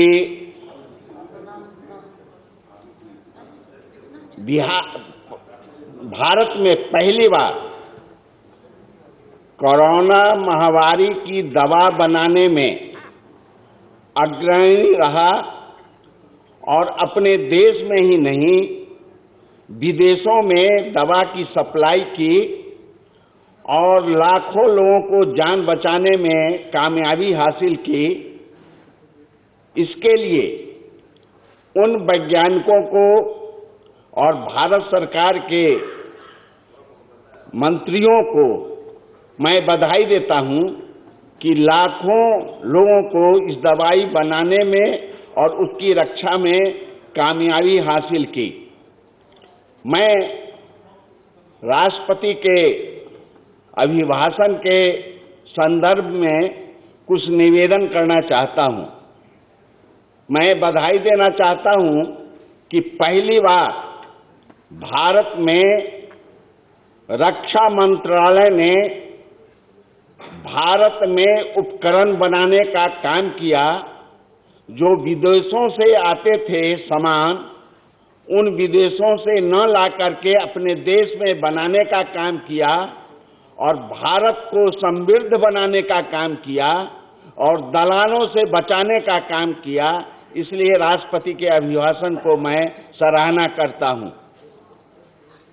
दूसरी बात मैं कहना चाहता हूं कि भारत सरकार ने कृषि के मामले में खासकर गंगा के किनारे 9 राज्यों से होता हुआ बिहार में जो सम्मिलित होता है, उन गंगा के किनारों में हरे पेड़ लगाना, पौधा लगाना, मक्के की खेती करना, हरी सब्जियां उगाना और पर्यटन स्थल को समृद्ध बनाना, ये भारत सरकार ने ये अनोखा काम किया है। इसके लिए हम उन्हें बधाई देना चाहते हैं। तीसरी बात मैं कहना चाहता हूं कि जन खाता का जो खोलने का काम किया, ग्रामीण महिलाओं को दिन भर लग जाता है किसी बैंक में जाने के लिए और दलालों के हाथों उसे परेशानी उठानी पड़ती है।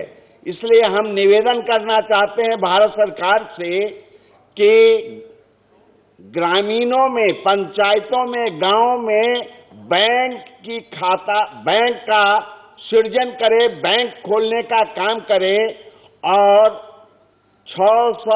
6,66,000 गांवों में बैंक को से समृद्धि करें।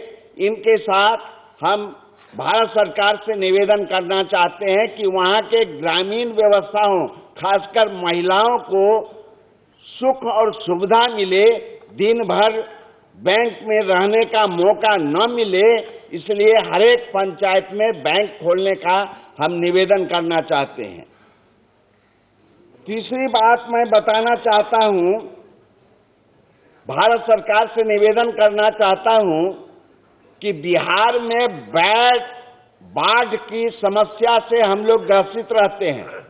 बाढ़ की समस्या से निदान कराने के लिए भारत सरकार नेपाल सरकार से वार्ता करे और हाई डैम बनाने का कोशिश करे और बाढ़ की समस्याओं से निजात दिलाने का काम करे। यह हम भारत सरकार से निवेदन करना चाहते हैं। बिहार कई मामलों में पिछड़ा हुआ है। बिहार के लिए हम विशेष पैकेज की मांग करते हैं और हम निवेदन करते हैं कि भारत सरकार बिहार सरकार को मदद करने का काम करेगी और बिहार की जो समस्या है उसे दूर भगाने का काम करेगी। चौथी बात मैं बताना चाहता हूं कि प्रधानमंत्री गरीब कल्याण अन्न योजना के माध्यम से यह प्रयत्न किया गया कि कोई भी गरीब और बेसहारा व्यक्ति भूखा से न मरे। इसके लिए भारत सरकार ने जो काम किया है यह सराहनीय है और इसको और आगे बढ़ाने में काम करना चाहिए।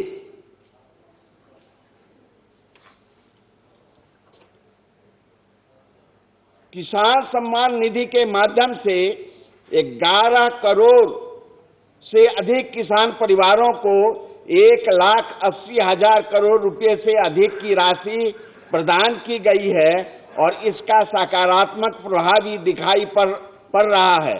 फसल बीमा योजना में भी बदलाव किया गया है ताकि तकनीकी के आधार पर उनके दावों को खारिज न किया जा सके और इसका परिणाम यह हुआ है कि 8 करोड़ से अधिक किसानों को मुआवजा के तौर पर 1 लाख करोड़ रुपए से अधिक की राशि दी गई है ताकि उनकी कठिनाइयों का कम किया जा सके।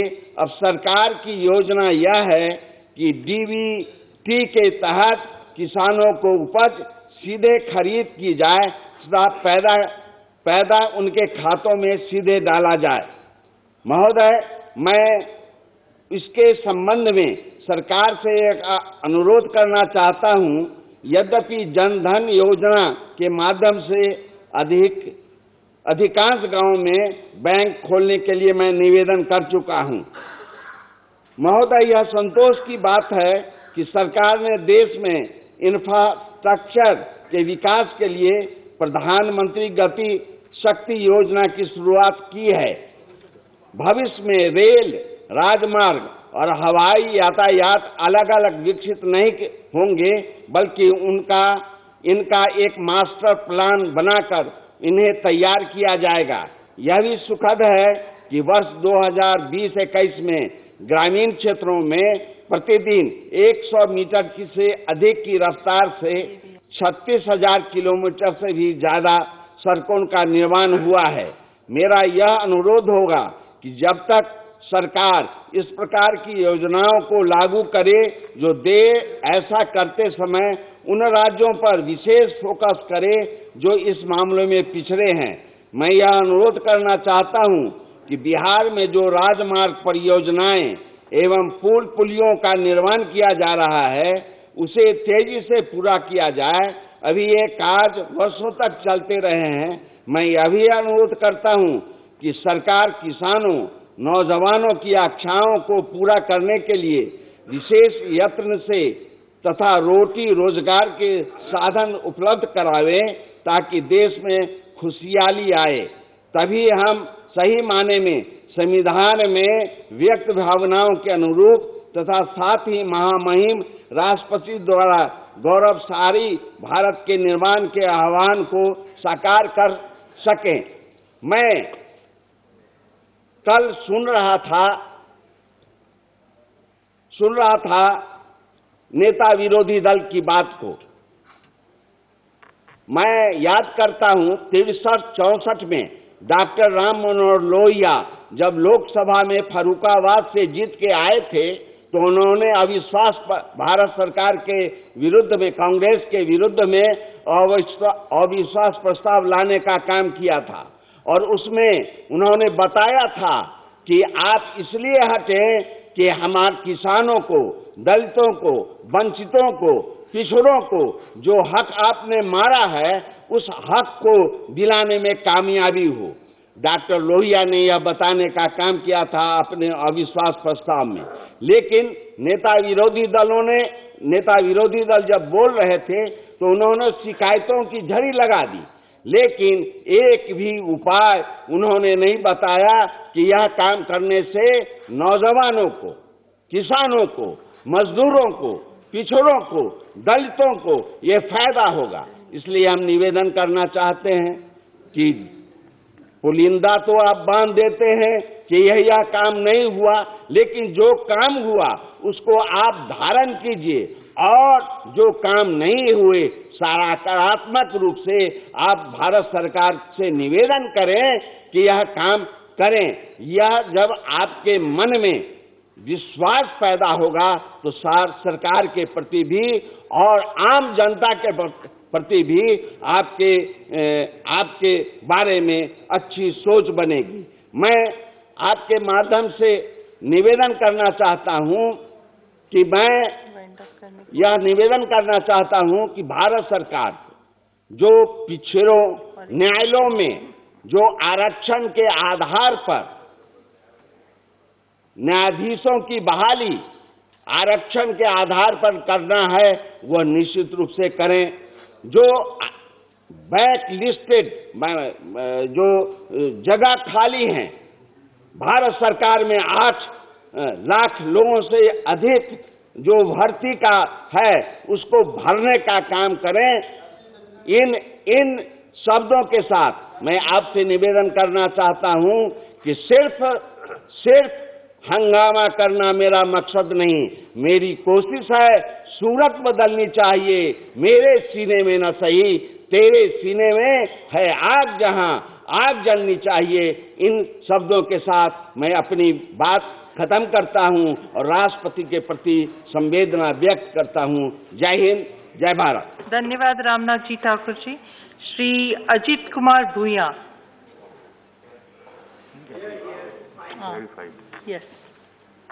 Yes, please.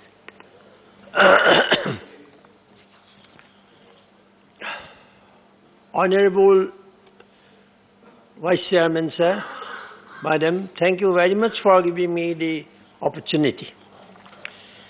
As I stand to speak against the motion, I would like to know that what happened to the doubling farm income. When I was going through, I did not find any indications of how government is planning for the welfare of farmers. I would like to know what happened to these investment targets, 10 crore jobs and 5 trillion economics. The normal salaried class got Mahabharat courts, whereas corporate taxes got reduced. The pandemic has exhausted the nations, but what is the relief to come out from such agonies? But as usual, government chooses to ignore the shrinking middle and lower income class. 8 lakhs affordable houses will be completed at rupees 44,000 crore under Prime Minister Awas Yojana in 2022-23. This means rupees 55,000 for each house. I do not understand what kind of house will be of rupees 55,000, especially in the hilly areas of the northeastern region. Agriculture and allied activities which still employ the largest bulk of the population have been left without any mention in the speech. Madam, in 2021, the income of 84% of households has gone down, whereas government income increases 64.9% more in comparison to 2020. The nation is facing terrible inflation, and there is no mention of how to give relief to the middle and lower middle class. There is a reflection in the speech that the mirage of Achhe Din has been conceived, but the truth is ever farther away. I feel the nation must wait for 25 more years for Achhe Din to arrive. It will not be an exaggeration if I say that I sense it is anti-federalist policy, an approach of the government of the day. The subsidies on several schemes which directly benefit common people, roughly 80%, has been reduced. The core of the core schemes, including Mahatma Gandhi National Rural Employment Guarantee schemes, faces a cut. I had a high expectation that the presidential speech would refer to rural jobs and their avenues, but funds had been cut by 25%. Vice Chairman, Madam, 2014, I would like to say 2014 promise of Achhe Din, 2017 promise of New India, 2022 promise of Amrit Kal in 25 years.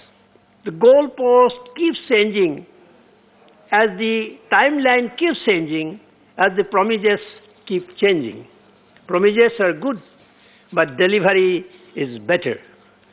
4.6 crores have been pushed with poverty, and 84% households have suffered from loss of income, and India ranks 104 out of 160 countries in the Global Hunger Index.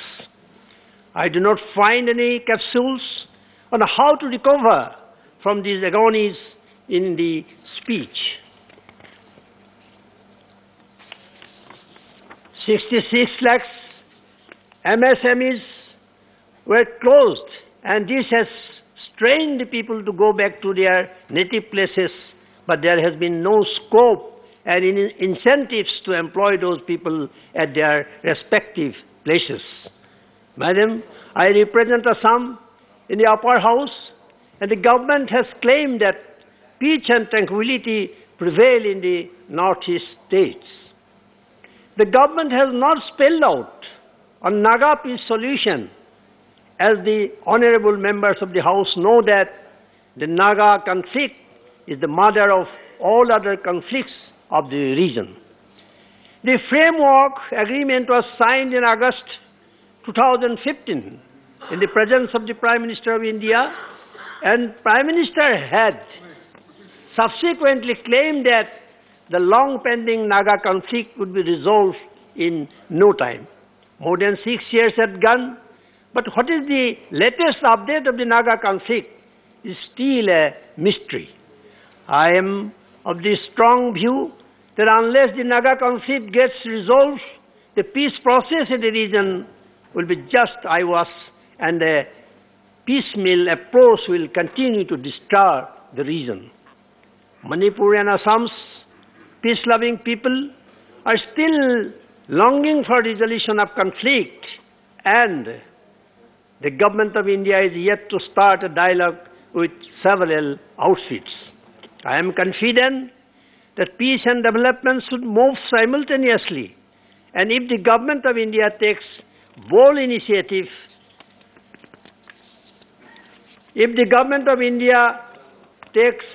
bold initiatives in this direction,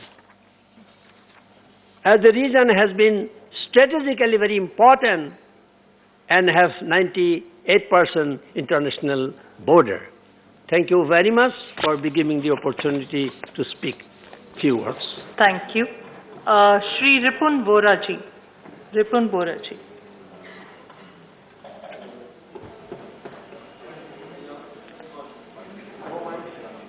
Is it? Come here. Here you can. Come.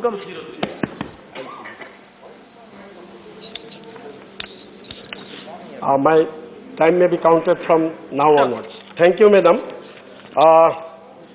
First of all, the entire country, with high expectation, they were looking that the President's address will be that we have already passed 3 pandemics.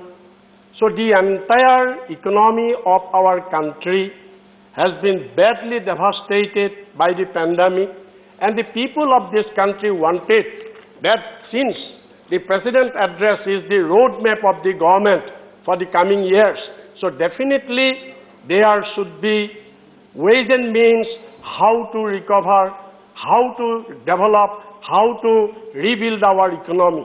But nothing has been mentioned. Meanwhile, many of my friends have already explained.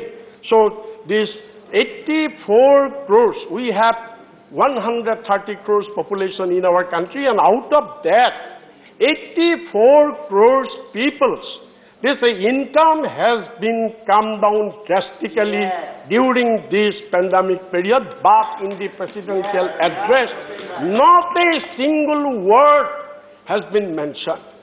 Not only that, madam, during our UPA government, when Dr. Manmohan Singh was Prime Minister, the 27 crores people have been upgraded from below poverty line to above poverty. This is not my report. This is the NITI Aayog's report. So now, during these 7 years, you are saying there's a $5 trillion country, we are leading our country to $5 billion. But during these 7 years, nearly 5 crores people have gone again below poverty line. Now, our country is very same. We are saying we are Vishwaguru, but we are very same, madam, that in the world, in the global poverty, our India poverty is the half of the global poverty. So this is the, madam, our present burning problem is what? This unemployment problem, this skyrocketing prices. Not a single word has been mentioned in the presidential address how to tackle the unemployment problem, how to tackle the price rises.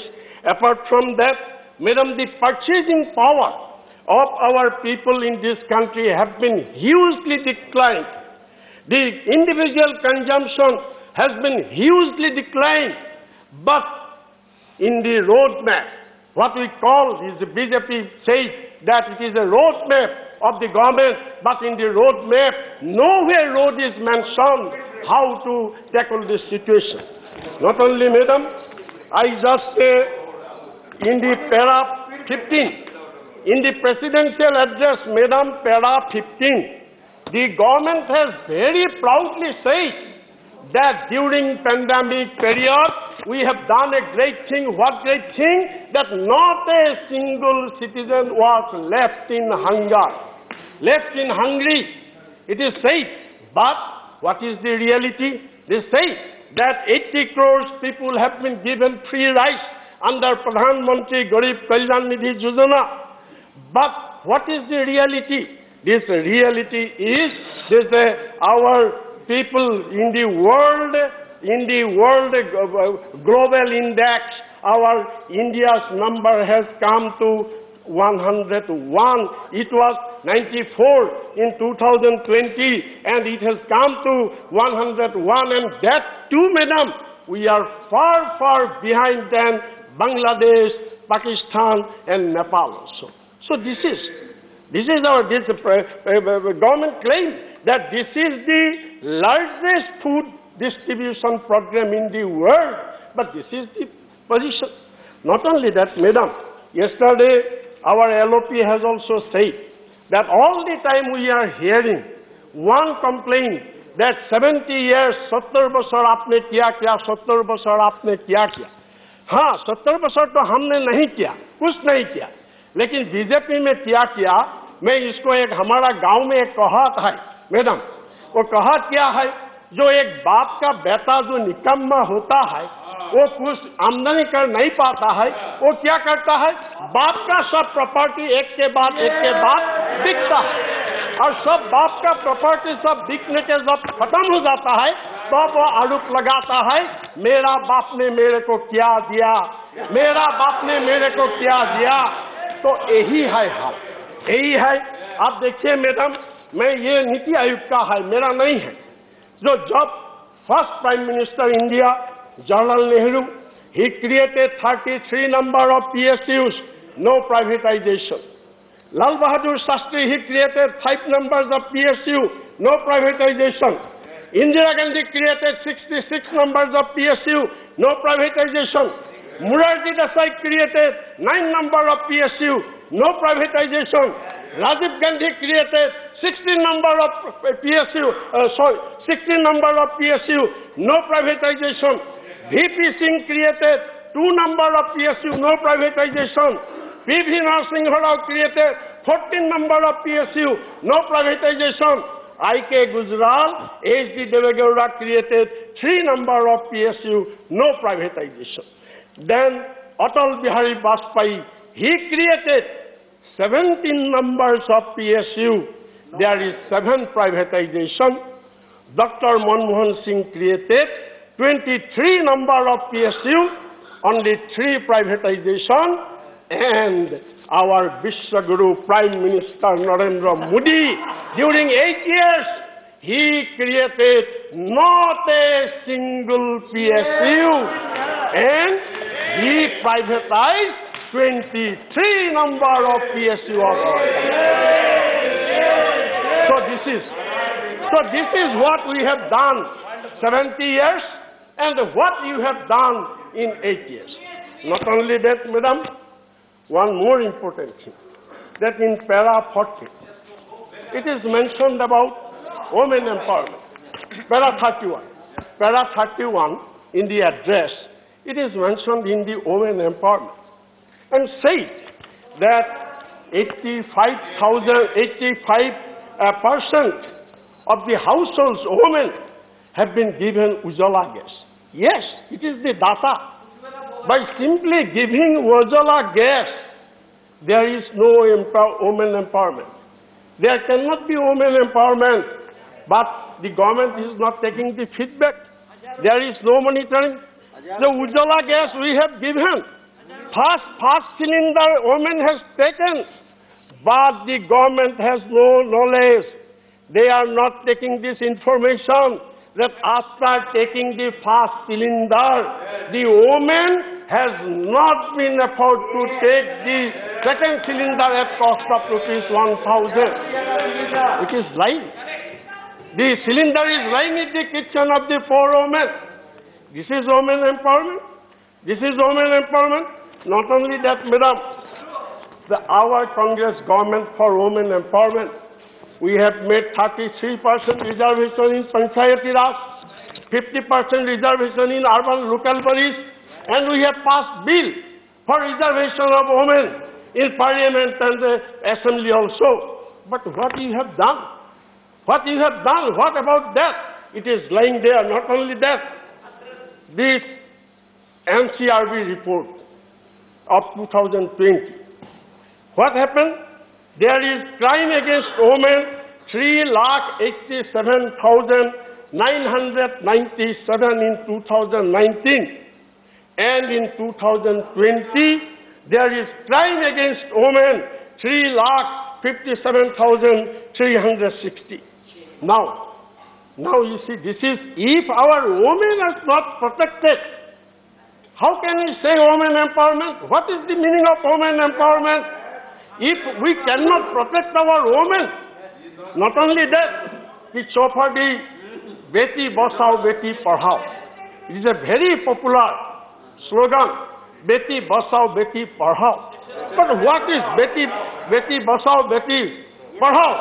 No, Prime Minister said Patao, but we are not saying Patao. As anything. So here you see, madam, that in the year 14 to 18 years, children committed suicide. In 2019, 9,613, and 2020, 11,396. That is, in 1 year, 18% increase of suicide of girl children of age 14 to 18. Is it Beti Bachao, Beti Padhao? Is it Beti? This is not my data. This is your data, NCRB data. Not only that, madam, now we are coming to another point. That is, I must say, I am from Assam, I am from Northeast, and my friend Ajit Bhia has already said about Northeast also, and I also want to say, in para 74 of the presidential address, there is mention that we are giving top priority for the development of Northeast region. My friend Rajyasabha is also there. But what is that? You see that in Assam, 2 private sector undertakings, 2 paper mills have been closed down. Not only that, during this from 14 years to till today, not a single mega project was sanctioned for Northeast region. Simply airport to the Hulengi. This is not enough. This is the only one airport for Hulengi, and that decision was of our UPA government. Except that, but the other airport, in the name of Bharat Ratna, Gopinath Bordoloi, that airport has been sold to Adani. This is happening. This is happening. The Armed Forces Special Power Act, that has been grossly misused in Northeast region recently in Nagaland. On December 5, on December 4, the military had killed 14 numbers of civilians. It is a very strange. Normally our military is used. To against the foreign aggression. But our military has killed our own people, and nothing has been done. So these Naga people, they are going for long agitation. The Alpha problem in Assam, the other extremist problem in Assam, the Naga peace talk has not been done, and no mention has been there. So how you can improve the Northeast region? Not only that, madam, now I want to come to para 14. In para 14, there is said that government is giving top priority for scheduled castes, scheduled tribes, and OBC. But what is the reality? What is the reality? If we again come to the NCRB report, that we have seen the scheduled caste people, crime against the scheduled caste people, 50,291 in 2020, and for scheduled caste, that is an increase of 9.4% of crime against the scheduled caste people in comparison to 2019. And scheduled tribes people, there is crime against them, 8,272, and that is 9.3% increase against this. You have to start winding up. 1 minute. So if we cannot protect the scheduled caste and scheduled tribes people, where is their empowerment? Where is their development? We have cut their budget. We have not given the scholarship of these scheduled caste students for the last several years. Now we are giving the priority to the scheduled caste people. So this is last, madam, finally, I have come to this point only, that I would have been very glad, 1 minute, madam, I would have been very glad to extend our thanks, to extend our gratefulness to the President of India and to the presidential address. Has there been mentioned this thing? What is that? That your slogan is Sabka Saath, Sabka Vishwas. But you do not have Aapka Vishwas nahi hai. Aapka Vishwas Aapka Mantri ka upar nahi hai. आपका विश्वास जजेस का ऊपर नहीं है, आपका विश्वास army officer का ऊपर नहीं है, आपका विश्वास अपोजिशन लीडर का ऊपर नहीं है, आपका विश्वास आपका मंत्री का ऊपर नहीं है। तो इसीलिए आपने क्या किया, जब फॉरेन से टूल मंगाया, स्पाईवेयर मंगाया, जो पेगासास लगा दिया। यू कैन से आज जो पेगासास, जो आज ये जो सारा इंटरनेशनल में, सारा वर्ल्ड में हमारा इंडिया का डिफेंस सबसे you claim. Honorable member, please wind up, otherwise I'll have to call the next India is the largest democratic country, but what you have done here? Okay, honorable member, I'm calling the next member. You have seized our rights by applying Pegasus, and Prime Minister has given a lie. Thank you. He misled the country. He said that no, we have taken Pegasus, but he returned New York. Thank you, Boraji. Thank you, Boraji. New York. Now, Shri Jawahar Sarkar. The government has purchased Pegasus. Thank you, Boraji. Shri Jawahar Sarkar. Thank you, Madam Chair. This is my maiden speech. Yes, he's in the Lok Sabha. The first speech I'm going to make in Parliament after a patient wait for 6 months. I have called up Jawahar Sarkar ji. You can say it in your speech. You can react. Madam Chair. Jawahar Sarkar ji. Yeah. Chair. Yes. Yes, Sarkar ji. Yes. Madam Chair, thank you for the opportunity of me to speak before this august House. I celebrate the 6th month of my oath-taking. So I have not spoken a single word in 6 months. Could you sit down and speak so that you are more audible? Shall I sit down? Yes, please, so that Okay. you'll be more audible. So, that's right. Thank you. This is the 6th month of my oath-taking, and thank you very much for the first opportunity to speak in 6 months. I hope you would be gracious enough to give me the time allotted to maiden speeches. We have heard a lot of Modi Nama for the last couple of days in a manner that puts anyone to shame, anyone with certain amount of self-respect.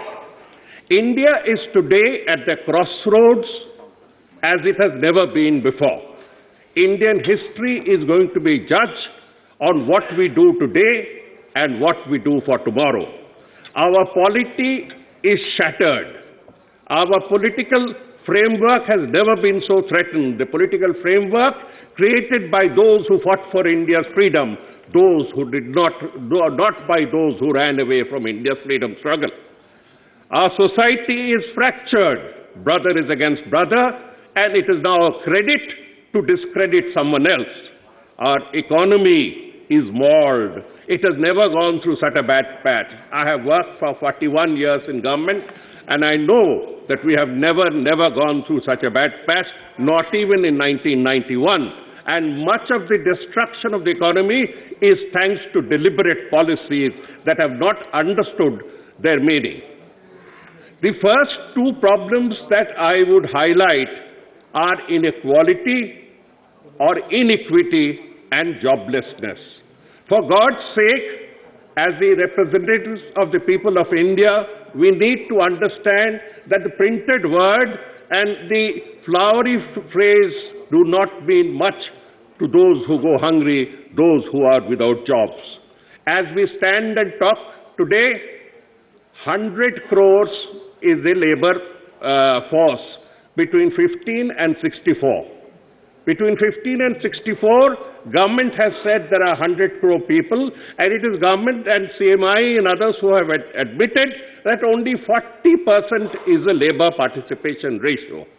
This means, in effect, that 60 crore Indians have no job security. No job security. We need not quibble over the exact number unemployed, those who are without any job whatsoever. Forget security. It could be around 6 crores. The rate of unemployment has never reached such a devastating portion as it has reached today. On the other hand, we see in this inequitable system, in this open capitalist system that has been ushered in by a certain person in 2014, never before in the history of India have we seen such a naked capitalism. We see that somebody who flew him in a plane has shot up from 14 billion US dollars to 41 billion US dollars. The bottom half of India have lost what they had, and they are now holding on to 13% of the national wealth. 13% of the national wealth is held by the bottom half of India, while the top 10% alone, the numbers are just a handful, have abrogated 22%. We can go on figures of poverty because poverty itself is open to definition. One reliable statistic says that about 15 crore Indians were lifted out of poverty in 10 years from 2006. If we go by that figure, 15 crores lifted out of poverty, we have to see along with it that 14 crores have been pushed into poverty in the last 2 years. What a credit. Pushing them back into poverty. Joblessness, I have already told you. So without an equitable economy, what does it matter whether the Indian economy reaches 3 trillion or 30 trillion? Because all of it would be going into the pockets of a few while the others go hungry. Hunger has already been mentioned. To give effect to this, what I would say, a misconstrued game plan, we find privatization has been given much more emphasis than ever before in Indian history. The disinvestment budget for 21-22 is 1.75 lakh crore. I wonder how much they have been able to get. But over and above this, disinvestment is giving it up forever. Government has come up with a new ploy called the National Monetization Pipeline. This NMP targets 6 lakh crores. 6 lakh crores over a period of 5 to 6 years. And this year itself, I think its target is 88,000 crores. 20 categories of national assets: roads, freight corridors, railway lines, power, 6 lakh crore watts. 6 lakh crore watts of power, gas, 8,000 kilometers of gas, 25 airports, and I can go on with the list, would be handed over for a lease period to those who may return them after extracting whatever was there in them. What guarantee is it? What guarantee do we have that after the so-called lease period, we shall be getting those goods that we gave them, if at all we have to give them? 1.6, there are a large number of coal projects, and we know who is the largest coal handler in India. Again, you come to that same question, for whose benefit are we going for massive privatization? You have not put up any public assets. Who has authorized you? Who has authorized you to sell off family silver? You have not earned it. This is developed from the earnings of the taxpayer and by visionary leaders. And you are now tasked yourself with the task of selling them over to people friendly with you. When I use a term like that, let me give you an example. 6 airports were privatized. They were privatized to a friend. That is all I need to say. The procedures were tuned accordingly, as bureaucrats would say, and all 6 airports went to a person who has never handled an airport in his life, may have only traveled in an airport as a passenger. What happens if he puts on captive rates now? The LIC is the crown jewel of India. The LIC's worth is around 40 lakh crores. It has 6 lakh agents and employees. This LIC of 40 lakh crores, you know what 40 lakh crore means? Our budget is normally around the range of 35 lakh crores. So LIC that has built up such and solid institution is now being diluted in favor of American insurance companies. I'm putting it bluntly, in favor of American insurance companies. Banks, over the last 12 years, banks have given us 16,55,000 crores of profit, operating profit. What you show as actual depends on what you need to force them to deduct for NPAs. while the inflation rate is at 6%. The fixed deposit rate is below 6%, at 5.5%, at 5%. So we as a government are actually stealing 1% from the depositor's money by eroding its value every year, eroding its value. Never before has this happened. I look upon just two sectors that ensure that the next generation of Indians are better than what we are, what we were. Education. In education, the figure given by the Education Minister yesterday in a reply to a question, he says that 5 years ago, the central government contribution to education was 1.07% of the GDP. 1.07% of the GDP. The Education Minister's reply is that Mr. Modi's government has brought it down this year to 0.09, 0.9. It has come down below even that shameful 1% to below 9%. I understand that you don't understand education. It's all right. You don't need to understand. You can flaunt degrees. The states, the poor states, cash-strapped states, have contributed 3.31% of their money. What they have contributed amounts to 3.31% of the GDP. Therefore, India's total contribution to education to GDP comes to 4.030 thanks to states. Thanks only to states. But then I find in this government, the left hand does not know what the right hand is doing. The economic survey gives in page 352 that the education's percent to GDP is 2.8%. Just now the education minister said it is 4.3%. And on page 352 of the economic survey, you say 2.1%. 2.8% to 3.1%. Bhai Sahab, there is a lot of difference between 4.1% of the GDP, 3.1% of the GDP, and 4.330% of the GDP. Hajaron, lakhon, crore ki fark hai. Education as a percentage of GDP, as I said, has been going down year after year, and you are doing nothing about it. The major schemes in higher education, I was checking, and they have replied that the major scheme for higher education known as RUSA, Rashtriya Uchchatar Shiksha Abhiyan, has come down from 1,400 crores 5 years ago to 165 crores this year. From 1,400 crores to 165 crores. This is just an example. Just an example. I move on to health. Health, whenever we talk about, India will not forget those devastating scenes of corpses being burnt on pavements or in parks, corpses being thrown into rivers to hide figures. The figures that the government of India has given and is repeatedly giving of deaths is challenged by every country in the world, including Burkina Faso. Our statistics have no value whatsoever. We are beating China where credibility is concerned. So we will not forget the massive deaths that happened despite all the drum beating that you undertake now. Why did you not order for vaccine when they were being made in India?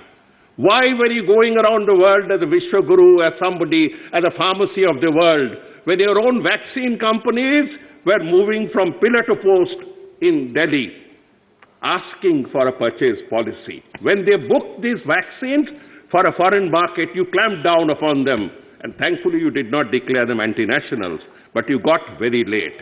Your late entry into the vaccine market caused an immense number of deaths for which India will never forgive you. On health, our total spend is just 1.2%. It's one of the most shameful things that we bow our head in shame when we talk in international forum. It has gone up from 1.2 to 1.8, but even 1.8 is no percentage. Brazil spends 9.2, Bhutan spends 2.5, Russia spends 5.3, and the advanced countries spend at least 5+. Do not look only at India shining. You will get the same fate that the person who spoke of India shining God. Look back, look into ourselves, look into these factors, look into factors like health and education. You talk of Ayushman Bharat, you talk of insurance cover. As somebody said, all the money has gone to insurance company. To look at a difference, come to West Bengal and see the scheme that we have initiated called Swasth Saathi.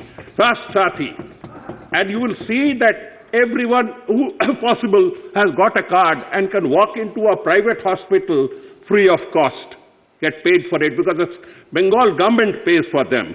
Look at where things are working more positively instead of spending hours and hours in devising alphabets to give fancy names to your schemes with your cronies. Look at the state of institutions, the public institutions that uphold democracy. TRAI, Telecom Regulatory Authority of India, that's where the game started. Within a week of his coming, Mr. Modi amended the TRAI Act so that the TRAI chairman could be his principal secretary. And the chairperson accepted it quite shamefully. That is where the rot begins. Subsequent chairmen of TRAI have facilitated the growth of one telecom empire and have devastated all of the telecom companies to the extent that Government of India is forced to buy up the major shares in one limping company. Look at the Election Commission of India. I will not comment about the present commission because we have not had sufficient interaction with them. But the previous commission, consisting of a chief election commissioner, was an international shame. His partisanship is a matter that is listed in stone in Nirbachan Sadan. He tampered with everything in favor of the ruling party. To give another example of how elections were run, the Central Armed Police Forces sent to Bengal outnumbered the Bengal police. Can you imagine that in Kerala or any other state? That the number of Central Armed Forces sent to you are double that, are 150% of your own forces. Are you trying to run a colonial state? But then the people gave their verdict. The people's verdict must be remembered.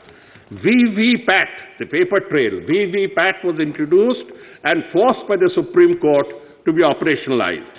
That VVPAT is today undergoing a feet dragging with the consent of one particular Chief Justice who has now switched on to the other side. Anyway, our humble submission is that when the 2024 election comes, please be bold enough to utilize the hundreds of crores that you have spent on VVPAT and let two results emanate, one from EVMs and the other from VVPAT. Why do we have to force you? Why? What do you have to hide?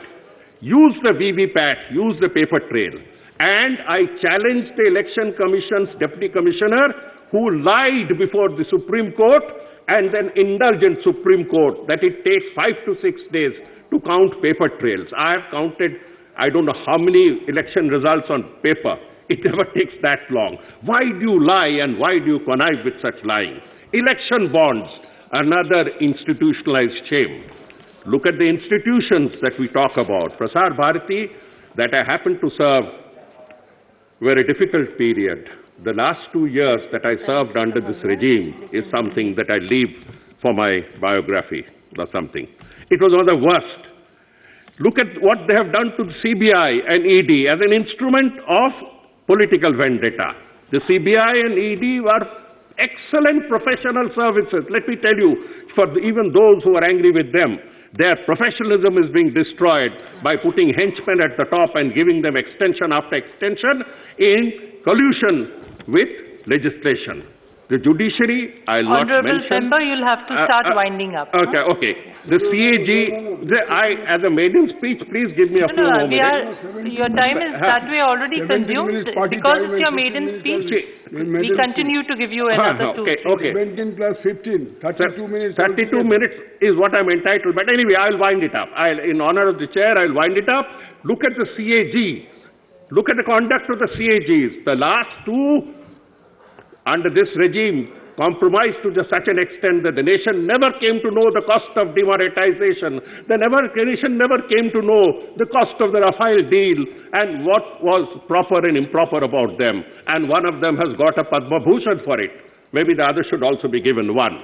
The original mastermind who actually felled the government in 2014 has procured more rewards than a gentleman would ever do. In any case, we move on. We come to the last major critical point of federal relations. Remember, the Indian Federation and the Indian civilization came together in an act of unison through through their own consensus. We have been ruled by a central authority for less than 500 years. The Mauryas ruled for over 200 years. The Mughals' effective rule was 120 years. The British effective rule was 150 years. From 70 to 80% of India was ruled for 500 years by central powers. Our civilization is at least 5,500 years of recorded history, the historical period, and 500 years or less is what central authorities have ruled, which means that for the remaining 5,000 years, Indians have still coalesced together, come together as a civilization because they felt like it, because they felt it was conducive. Do not turn that into an instrument of hegemony. Look at how the BSF's jurisdiction has been extended without consulting the state. Look at how economic grants to the states are being dealt with. And look at the last blow to the Indian Administrative Service. The Indian Administrative Service shuttles between the center and states. It is not the fault of officers that they don't want to serve the center now. 10 years ago, 309 IAS officers served the center. Today, it should have been 409 against 309. The number has come down to 223. Can't you get the message that they don't want to come and serve under you? You can't use force now to draw them out from their cities and work under you. Force does not work everywhere. Out of the 6,500 posts, 1,500 are vacant. For God's sake, you have had 7-8 years to fill them up. Fill them up. Don't hegemonize. Don't bully the state. Don't bully the state. I come down to the last lap of my presentation on the President's speech. The entire thing is being run on controls and arrogance. Even Aadhaar, the linking of Aadhaar to voter card, is another indication of this control freak mentality. The central vista is an arrogant display of hubris. There was no need. Please go and see it. Members, please go and see Rajpath. This Rajpath was Rajpath, which was perfectly fine, and it has cost 606 crores. 600 crores to redo the Rajpath and put a few lampshades and lampposts and visitor seats. What sort of nonsense is this? It's just a hubris. It would be much better if you have renamed Rajpath in somebody's name. 6 buildings will come up on 2 sides, 6 unimaginative buildings, 6 unaesthetic buildings will be coming up on 2 sides of Rajpath as a grand plan of the central vista by breaking down the National Museum, Vigyan Bhavan, National Archives of India, the National Cultural Center. Everything has been shattered so that 6 buildings can come. I have served the central bureaucracy, Mr. Modi. You have not served. I know there is no need for it, because even if you bring them down to your Modi Nagar, there will still be people who will be working outside. Draconian rule extends now to snooping, and Pegasus is the greatest example of how this state has become a surveillance state. All evidence points out to the surveillance, but the government does not have the guts to come out and say no. They send governors with the sole intention of disturbing the constitutional mechanism of states, only disturbing the constitution. And the one that we have got is also the less said the better. As we celebrate 75 years of India's independence, all Indians are bold. We remember with pride the Quit India movement that was led by Mahatma Gandhi, that was opposed by those who are now monopolizing its celebration. We remember those who went to jail and are to 15 years in jail and are abused on a daily basis by those who never saw the insides of jail. We are proud of our flag that was opposed in writing in the organizer, the mouthpiece of the RSS, in writing. And this allegiance to the flag was brought in at gunpoint by Sardar Patel, who jailed these people for 1.5 years. For 1.5 years, he put Honourable the Member, RSS in I'm jail. sorry, but you'll have to wind up. Okay, in jail. And in these, we are now told that they are the monopolists of patriotism. This government is not worthy of further discussions, because every act that it has undertaken is an act that spells out the deep hubris, the tendency to homogenize a country that is necessarily heterogeneous. Indian civilization will thrive on its heterogeneity, not on any enforced homogeneity. Thank you, Chair. Thank you. Shri R.S. Bharti ji. Thank you. Yeah. Thank you, Madam Vice Chairman. Yes. Yes. On behalf of DMK party, my floor leader, Mr. Tiruchi Siva, yesterday, sitting in the chair occupied by our founder leader, Peranjal Anna, has spoken very well, and he has described vividly about the non-performance of this government, and he has also pointed out the failures of this government, and he has also suggested so many measures to be taken up by this government. Otherwise, the people of this country will teach you a lesson in 2024. So I would like to endorse the statement made by my floor leader, who was occupying the auspicious chair and historical chair of my founder leader Anna. He has pointed out so many failures of this government, especially the COVID-19 pandemic situation was mismanaged and mishandled by this government.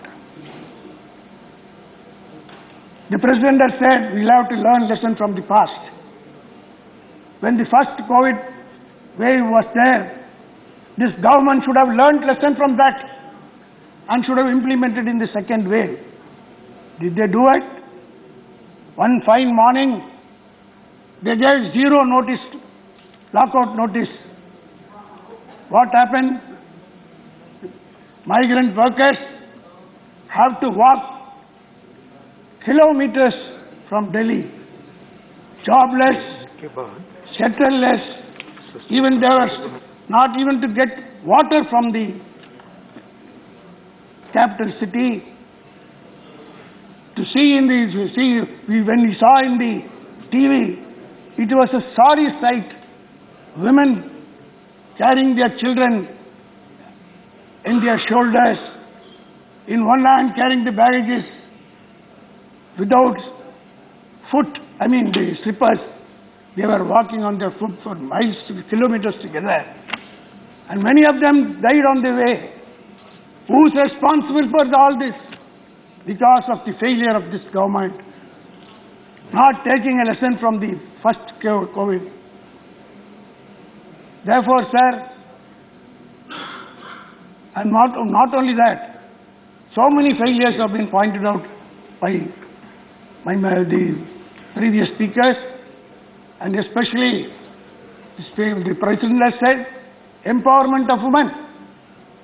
Sir, I would remind this House, the Rajyasabha, passed a resolution for 33% reservation. What has happened? Where is it? You have got a road roller majority in the Lok Sabha. What prevents this government from passing that bill?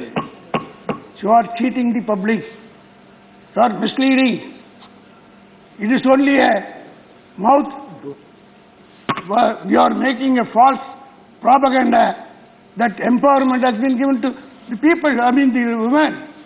When the Rajyasabha passed it, it is still pending with the government. Why are you hesitating to vote? That goes that you have got scant respect for the women of this country. In Tamil Nadu, you are giving 50% reservations in the local body. Both in the panchayat, municipalities and corporations. And due reservations have been given to the scheduled caste. Sir, in Tamil Nadu, I want to come to my own state's problems. Tamil Nadu is a land of social justice. We were the pioneers of social justice. Previously, sir, there was in our state, there was fight between the upper caste and the backward class. Our leaders, Dravidian leaders like Periyar and Anna, in Tamil Nadu, reservation, because of reservation, today Tamil Nadu happens to be the medical hub. Who was responsible for that? It is the Dravidian movement. From 1920, communal GO was passed in the state of Tamil Nadu, provincial state of Tamil Nadu. What was the reason? Out of 100 seats in the medical college, 95 seats were occupied by the upper class people. No representation to the backward and scheduled caste people. In government offices, sir, I would like to remind this house, sir, an historical event. When the Justice Party was in power, the Chief Minister who belongs to the Dravidian movement, named the Justice Party, visited a Tahsildar office in Nellore, which was a part of Tamil Nadu then. He visits and inspects the office. From the Tahsildar, there were about 47 people occupying that office. All the 47 people belong to one particular community and they belong to one particular family. Only the Diwali was belonging to the backward community. This came into the mind of the then Chief Minister of the Justice Party, and then they formed the Madras Public Service Commission, which gave representation to the people backward and other. This is the history of our state, sir. Now, NEET exam has been introduced. Because why I want to narrate all this? Because of this reservation, our people, after 70 years, only now they have come up in the medical field, because judges are there, advocates, engineers have come. In 1950, sir, when the Constitution was formed, the first victim was people of Tamil Nadu. It was challenged, the communal GO was challenged on the basis of equality. And the reservation, one of the framers of the Constitution, Alladi Krishnasam Iyer, appeared for the petitioner, and the Madras High Court struck down the communal GO. Government state government went on appeal. Supreme Court also struck down. Sir, I would like to remind this house, sir, Periyar, Anna, and our great comrades of the Congress Party, all of them revolted against the judgment passed by the Supreme Court. Our former Prime Minister Pandit Jawaharlal Nehru was magnanimous. He accepted the will of the people of Tamil Nadu, and Tamil Nadu was the state which was responsible for giving the first amendment to the Constitution of India. 1951, we the people of Tamil Nadu, because of the revolt and the voice raised by the leaders of our Dravidian movement, the first Constitution amendment was made. But today, sir, the NEET exam, formerly we were fighting with the upper caste. Out of 70 years of struggle, now our people in medical doctors have come up, and Tamil Nadu has become a medical hub. To curb all this, now this NEET has come. Now the fight is between the haves and have-nots. Previously it was between the upper class and the backward. Today in Tamil Nadu, sir, it is a fight between the have and have-nots. Who are successful in the NEET exam? What has this government achieved by imposing this NEET exam? Scandal after scandal. Impersonation. Question papers being leaked. Correction of papers, corruption is there. Collusion between the paper setters and the coaches, coaching institutions. So, in Tamil Nadu, sir, 30 people have committed suicide, 13 students of the backward community and the poor people who are below poverty line. A student who secured 100 out of 1,200 marks, 1,159 marks obtained by one student did not get the seat in the medical college. She committed suicide because of this NEET exam. Coaching centers people are going to the coaching centers. Those who go to the coaching centers are getting the opportunity of passing the NEET. Therefore, our Chief Minister M.K. Stalin, in the elections in 2011, gave an assurance to the people of Tamil Nadu. Once we come to power, we will scrap this NEET. To scrap this NEET, to exempt Tamil Nadu from the NEET examination. Please conclude. One minute. I'll conclude, sir. I'm coming to the end of it. So, it was passed by the state legislature, sir. It was unanimously passed. But it was sent to the governor, sir. The governor is sitting over it for the past 4 months. Is it fair, sir? Since it is in the education, it's a concurrent list, we will have to necessarily send it to the president.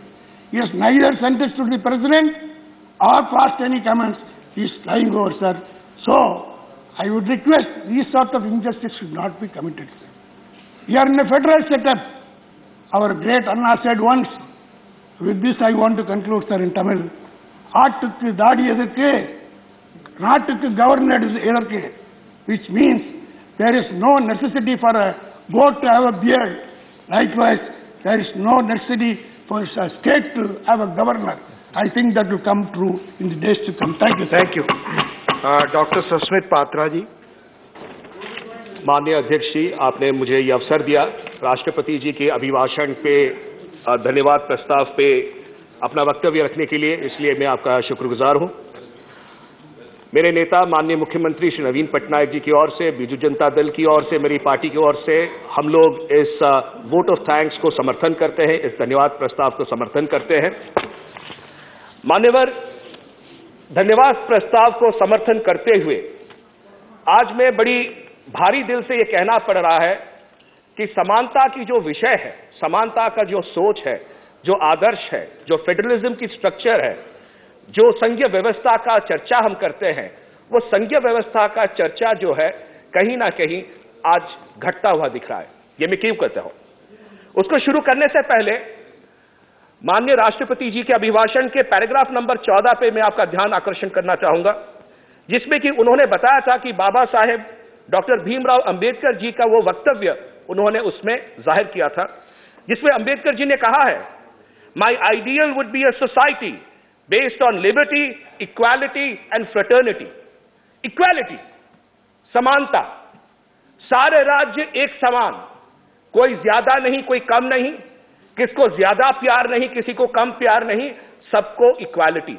ये बाबा साहेब भीमराव अंबेडकर की सोच का जो वर्णन राष्ट्रपति जी ने किया है, अति सुंदर है। बट क्या यह वास्तविकता में हो रहा है? आज वास्तविकता में नहीं हो रहा है। यह वास्तविकता में क्यों नहीं हो रहा है, इसके बारे में मैं जिक्र करना चाहता हूं। माननीय अध्यक्ष जी,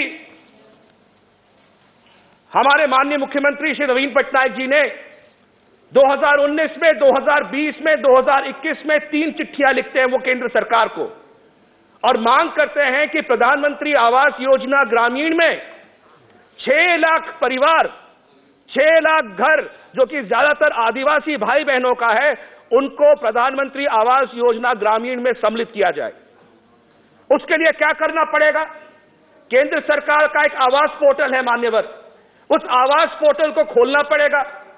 3 साल से यह आवास पोर्टल खुल नहीं रहा है, ये खिड़की बंद है और ये खिड़की जो है खुलने का नाम नहीं ले रहा। मगर ये खिड़की किसके लिए खुलता है? ये खिड़की खुलती है उन राज्यों के लिए जिनको कि केंद्र सरकार शायद ज्यादा प्यार करते हैं। इस साल जनवरी 2022 में जब जनवरी 13 तारीख को ये खिड़की खुली, खिड़की किसके लिए खुली? ओडिशा राज्य जो 3 साल से मांग कर रहा है, हमारे माननीय मुख्यमंत्री श्री नवीन पटनायक जी 3 साल से मांग कर रहे हैं, उनके लिए नहीं खुला। खुला किसके लिए? कर्नाटक के लिए। अच्छी बात है, कर्नाटक के लोगों के लिए, उनके 25 लाख परिवारों के लिए यह खिड़की खुली, अच्छी बात है। मगर ओडिशा के 6 लाख आदिवासी भाई बहनों ने ऐसा क्या गुनाह किया है जिसकी वजह से 3 साल से उनके लिए खिड़की नहीं खुल रही है? यह वास्तविकता समझ में नहीं आ रहा। मान्यवर, पैराग्राफ 19 में माननीय राष्ट्रपति जी ने कहा है 1 करोड़ 17 लाख प्रधानमंत्री आवास योजना के घर जो है वो सम्मिलित किए गए हैं, अप्रूव किए गए हैं। अगर 1 करोड़ 17 लाख घरों को आप सम्मिलित कर सके तो 3 साल से 6 लाख आदिवासी भाई बहनों का घर क्यों सम्मिलित नहीं कर पा रहे? क्या दुविधा है? क्या गलत किया है उन्होंने? अगर 25 लाख कर्नाटक के घर जुड़ सकते हैं जनवरी में, तो आज ये 6 लाख घर क्यों नहीं जुड़ पा रहे? मान्यवर, पैराग्राफ 5 क्यों मैं आता हूं, ये तो एक विषय है और यह मांग भी हमने 0 आवर में रखा था कि प्रधानमंत्री आवास योजना का ये जो आवास पोर्टल खोला जाए ताकि 6 लाख परिवार जो है, जो आदिवासी परिवार है उड़ीसा के, वो इससे बेनिफिटेड हो सके। मैं आशा करता हूं कि अगर सरकार सुन रही है तो सरकार इस पे गौर करे। पैराग्राफ 5 में मैं आपका ध्यान केंद्रित करना चाहता हूं। पैराग्राफ 5 में कहा क्या गया है? सबका साथ, सबका विकास, सबका विश्वास, सबका प्रयास। मुझे लगता है कहीं ना कहीं संघीय व्यवस्था में आज सबका साथ नहीं सोचा जा रहा, कुछ राज्यों का साथ सोचा जा रहा है। सबका विकास नहीं सोचा जा रहा। कर्नाटक का विकास सोचिए, अच्छी बात है, उड़ीसा का भी विकास सोच लीजिए, कुछ गलत नहीं है। सबका विश्वास, सबका विश्वास भी लीजिए, कुछ राज्यों का विश्वास क्यों ले रहे हैं? हमारा भी विश्वास लीजिए साथ में।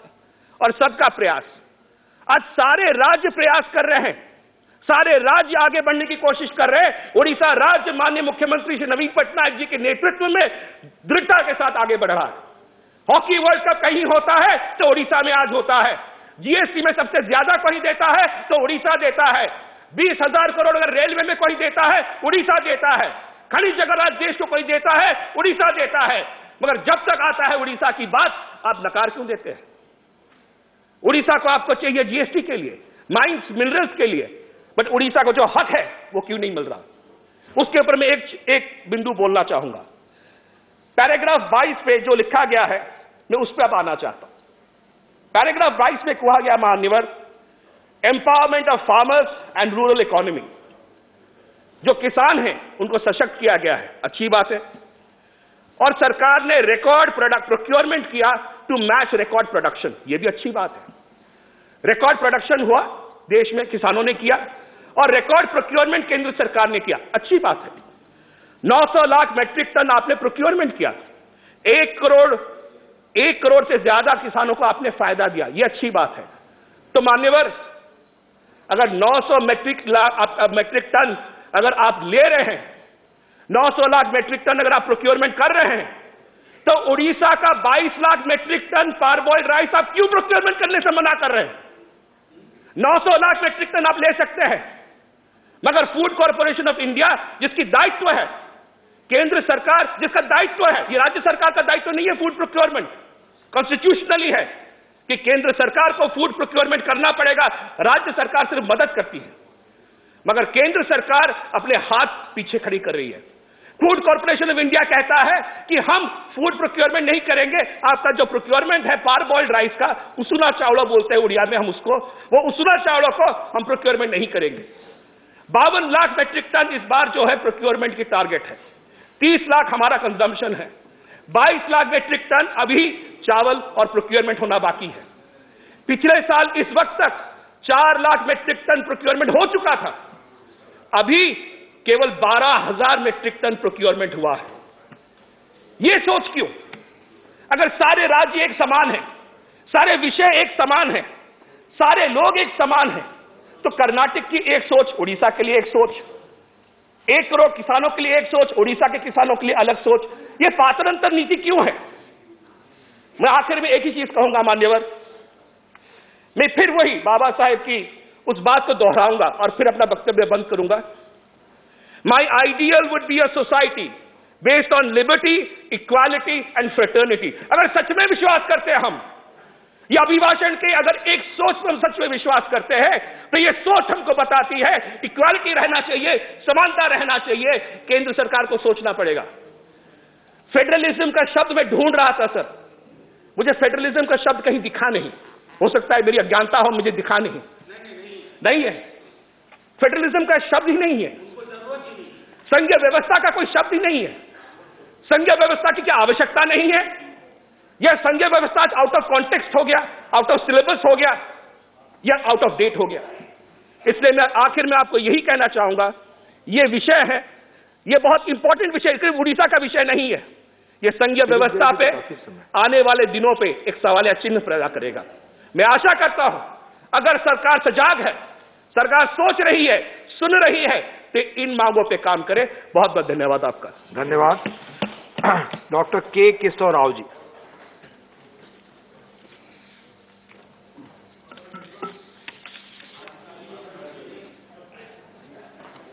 Sir, I hope you will empathize with my discordant note, because I speak with this discordant note for the reasons, not without reason. One is, we are disappointed with the address which usually done. Nobody expected that you would do it after seeing them for the 7 years.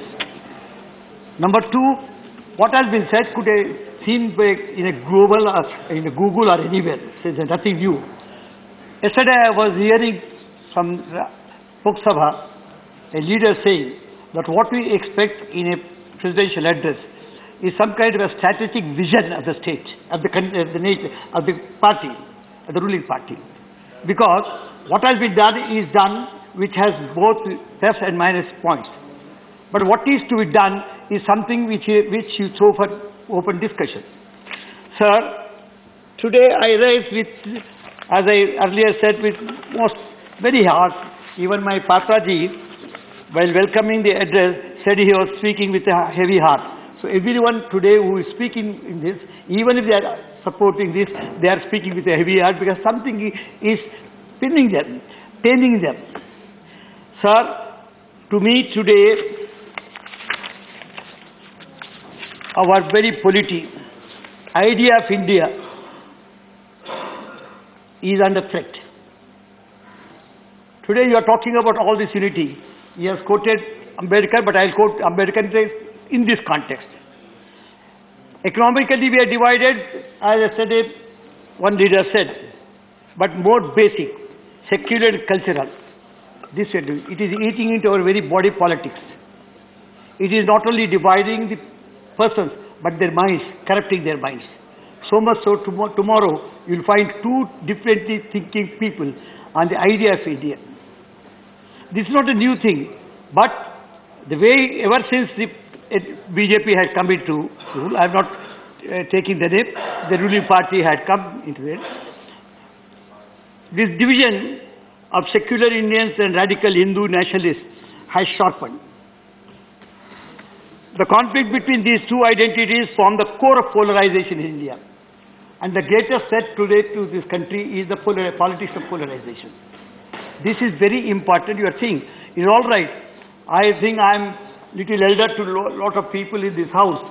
So as an elder brother also I can tell you, today it might pay us. It may pay us in some project. But tomorrow when it reaches the heart and starts corrupting the very body, then you would find two nations, not persons. Persons can be divided, they can be brought together. But the minds will be so divided that they can never be brought together, and India will be totally. This I am not speaking out of politics, please. This I am speaking to you out of my concern. That is, I said discarded note. Sir, the majority-backed politics of polarization is the highest during NDA. You must excuse, this is NDTV's hate speech analysis. NDTV hate analysis. There is an increase of 1,013% in hate speeches, of which 80% are Sangh Parivar members. This has been found in the report. And with a heavy heart, as Martha says, I have a heavy heart, I'm trying to tell you what exactly going to happen. We need to correct our own people. I don't want to go into specifics, but it clearly shows the path of hate towards which the BJP government is heading. Hate politics and communal disharmony is against the very idea of India, advocated by Mahatma Gandhi and all other great leaders. Thus, there is an urgent need to bring a special law to tackle the problem of hate speech as recommended by Honorable Supreme Court in Viswanathan Committee. Sir, the partisan attacks, I tell you, the partisan attacks on India's independent political institutions have intensified. Opposition parties have become extremely wary of defending pluralism and secularism, which needs to be done, but not being done. Hatred and violence against minority communities have flared up. Although various actors have launched efforts to counter the country's majority turn and improve civic dialogue, they have failed. Polarization in India is more toxic today than it has been ever in the past, and it shows no signs of abating. We can't also ignore, this does not mean by only talking about this, I am ignoring the caste division, the division that is possible in the name of caste and the language. That also we must be aware of. The divide over Hindu nationalism is seriously endangering liberal freedoms and pluralist democracy in India. The current wave of polarization has its roots in the colonial and two clashing visions of the idea of India that emerged then. One strain of thinking envisioned the India as a secular nation in which membership was defined not by one's faith but by one's place of birth. The most important proponent of this view was Mahatma Gandhi. Though a devout Hindu himself, Gandhi viewed the Indian nation as a harmonious collection of religious communities. Speaking about the Indian society, I would quote what Patra said, but in this context. Ambedkar ji spoke about this during the federalism, but during the unity that was being tried. We are a multinational nation. We have never been a nation at all. The word nation is not used in the constitution if you see it. It is union of states. And all right, let us go into ideology also. Even if you are talking of a nation, we are trying to build a nation, make a nation out of winning it. How do we do it? We have been 600 nations, sir. And I belong to entirely a different culture known as Dravidian culture. We still have Onam, where we think Bali Chakravarti will come back. Whom you think you glorify or gloat over, killing him. See, these are differences. We are trying for all these 8 centuries to see that how we can find some kind of unity, a set of unity in the diversity. When we are making such an effort, you are coming, for example, today morning, one of the most sober and very mature minister here, Labour Minister, when I asked him that the particular member wants the answer in English because he was not able to get the translation free, he said, we'll speak in Hindi only. They can look at the translation. See, this kind of attitude must go. This kind of thinking, mind setup should go somewhere. Yes. And this we see it today. And today, southern states don't take them very slowly. I belong to one of the southern states. Though I come from the differently a central state where I can speak Hindi and other things. Lots of people here from Tamil Nadu, Kerala, they don't understand very Hindi at all. Try to accommodate them.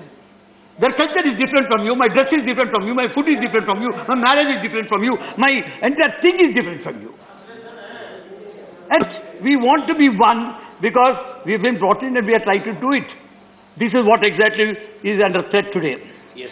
So, Ambedkar, if you read him, what he says is, my ideal would be a society based on liberty, equality and fraternity. He stressed on that fraternity. Democracy is not merely a form of government. Only because you have a power, you are taking away all the powers of the state government and still say we are running the government and we have the figures. And I thank, not only thank, congratulate Sarkarji. Just now he spoke, from West Bengal, Jawahar Sarkar. He punctured every statics of yours. Statics are static tricks. These static tricks of yours have been punctured by him here when he quoted you. One by one points where they have gone down, although you have been claiming to be both. I'm not getting into it. Here, I'm telling you, democracy is not merely form of government. It is primarily a mode of associated living. How you live and how you take us all together is important, which we have never seen in the BJP. If a chief minister from Telangana writes to you a letter asking people to revolt against the center, taking the plows in their hands, and it comes in the entire banner, and new special issues are taken out, why this pass? Why did we come to that kind of a pass where a chief minister has to be betrayed against you? You are speaking on agriculture, no doubt, about the agricultural distress. You are speaking about federalism, no doubt, because you are trying to take away his part. But you are also speaking about your mindset. Because he has been very close to you.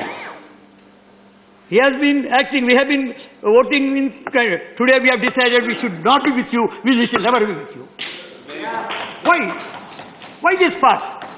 Why this kind of a change? You must ask yourself, not to ask we ourselves. Whatever it is, as far as I said, Article 5 of the Indian Constitution deals with the provisions related to citizenship. The BJP government has attempted to destroy the secular nature of the Indian Constitution by changing the citizenship law on communal land through the passage of CAA and NRC. See, this is what exactly we are trying to talk to. You might have passed the bill. People might have protested, might have told you, but you are not taking recourse to it. Sir, whatever it is, this is taking me to the center trying to take usurp all the powers. Sir, federal structure is also under threat, like the very idea of India. The central government, through the passage of several bills, is trying to destroy the essence of Indian federalism. Although the word federalism is not there, but we think we are a federal government and we strongly believe it is a federal government. The proposed legislation not only takes away the power, I am quoting to you, I give you an example of electricity power bill, which is coming. Sir, that legislation, the proposed legislation, not only takes away the power vested in the state government, but also give an undue advantage to those states that have the BJP government as the ruling party. Please look into the clauses, you will find. I would have asked Patra to make a study and tell you. One size fits all central scheme with centralization decision making with no choice for states to implement is relevant and useful to analyze. This is what exactly is happening. As I said, the proposed amendment in electricity bill allows the entry of private players in the power sector. The amendment seeks to improve the economic efficiency of power distributors. It is likely to have negative repercussions for consumers and state-owned power outlets alike. The private entrants will supply power through the infrastructure developed by the state-owned PSUs, while the profit-making areas will be poached by the private players. The obligation to provide the electricity to rural areas will solely fall on the state-owned distribution. This is the electricity bill which is coming. Since the creation of our state, Telangana, the power capacity has increased multiple. It is further expected that within the next few years, the installed capacity of the state will go to 10,000 megawatts. The effective governance shown by TRS party in Telangana has not only electrified villages, but also provided quality assurance. I'm not trying to score a point here. What I'm trying to tell you, the states are doing their best. When they are doing best, we are giving free power, 24 hours into 7, to our farmers free. Now this bill will attempt to put meters at every pump set, which means that the set lingering on these people, lingering over our farmers, that one day or the other the meters will be read. Sir, I just want to talk about South India, but please understand my spirit of my agony, not the words. The South states are being ignored, according to me. The central government's persistent efforts to sideline southern states in the distribution of tax revenues is evident. The South Indian states have taken numerous policy measures to ensure population control and collecting a higher portion of taxes. However, the distribution of funds to states by the BJP-led central government fails to provide any incentives to states who have performed well economically. Our state of Telangana expected 38 crore grant in aid from the 2021-22, but budget, however, we received only a meager amount of 5,155 crore till date. I am quoting this only as an example to you. Sir, I would like to state Telangana is the fourth largest contributor to the exchequer center. We are the fourth largest, except after Calcutta and Bombay and other things. Sir, but what is happening in non-allocation? The Telangana doesn't get a single institution, sir. Although the State Realization Act provides for certain institution, names certain institution which will go to Telangana, but they have not come. We have been writing letters on that. The discrimination and neglect of Telangana are blatant in the distribution of higher education institutions like IITs, IIM, and Navodaya Vidyalaya. I quote and tell you, while all the states in the country got an institution, the Telangana government drew blank. 7 IIMs, 7 IITs, 4 NITs, 16 IITs, 3 IIITs, and 135 medical colleges are allotted to various states. Telangana drew blank. So, thus, Indian federal structure is under threat. Now, this takes me to the crisis the farmers are facing. On our Chief Minister writes a letter to the Prime Minister. Now, we have had a bitter experience of 11 months agitation by the farmers of Punjab. It is not the farmers of Punjab. Perhaps it has happened somewhere near Punjab or Delhi. All the farming community was at best with them. Their hearts were with them. What happened? The farm bills you have brought without consulting the states. And agriculture subject, we have said this during the farm bills also, the subject of agriculture belongs to states. And not only violating the constitutional provision, your audacity is so much that you allowed 11 months and 700 people to die. There is not a single word and mention in the house, in the speech. 14 months, not a single mention about it. This is what exactly bothers us. See, in Telangana, we are today second largest producers of grain after Punjab. That we have attained because of our irrigation facilities and the power, and naturally the farmer. And we go to the side of the farmers who are on agitation. Sir, the centre passed the farm laws without consultation of the state government. These acts were against the federal structure of the country, as agriculture falls under the list of the state. Furthermore, these acts neglect the long-standing demands of the farmers that sought implementation of legal regime of MSP. Although you have asked them to regime, you have promised MSP. The other day there is no mention about MSP to law. There is no legal backing to law. And even the speech does not make any issue after so much of a big agitation. So that brings to me their love for agriculture. In the a day before 2016 budget, Modi ji announced that he will double the incomes of the farmers. I don't know whether he has doubled it or not, but he has certainly doubled the cost of the inputs. Today the cost of inputs have gone up according to your own statistics. They have gone up. And you are saying that you have doubled is just but a joke. The allocation of funds from the union budget has substantially declined and reached less than 2% at one stage. Understand this, what is happening. Today the growth rate is 3.9. If you want to reach the double figure, you must go to 12% to 14% growth rate. Where is 12 and 14, and where is the 3 point down this year? Otherwise you would never reach it 3.3. The year that you reached it was 3.3. Manya Dr. Kesarao ji, your time is already over. Oh, then I'll have to go very important, sir. One is the important, no, I'll take 1 minute, I'll take 2 minutes. Sir, employment, everybody, the world knew the employment is the greatest challenge that the nation was having. But is there a single mention about unemployment in this? Why? That means you are totally blind. You are totally oblivious of what is exactly needed in this country and what the people are asking for. So, since employment, I'll say closure of business houses, and because I head one of the standing committees which is concerned with industry, MSMEs, which is the employment giver. Closure of business houses and laying off of employees has led to sharp increase in unemployment rate. India's unemployment rate went up to 7.94% in 2021. In urban areas, it reached 9.30% in December 21, while in rural areas it went up to 72. So it is important to note that the unemployment rate was already quite high, 6.3 even before the advent of COVID. So you can't take the excuse of COVID at this point of time. Now, I'll not, the procession of unemployment can be understood, sir. People still say that we have 11 lakh vacancies in the jobs.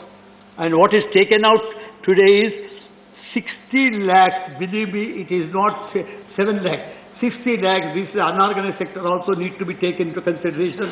60 lakhs of people have gone out of the jobs in this area.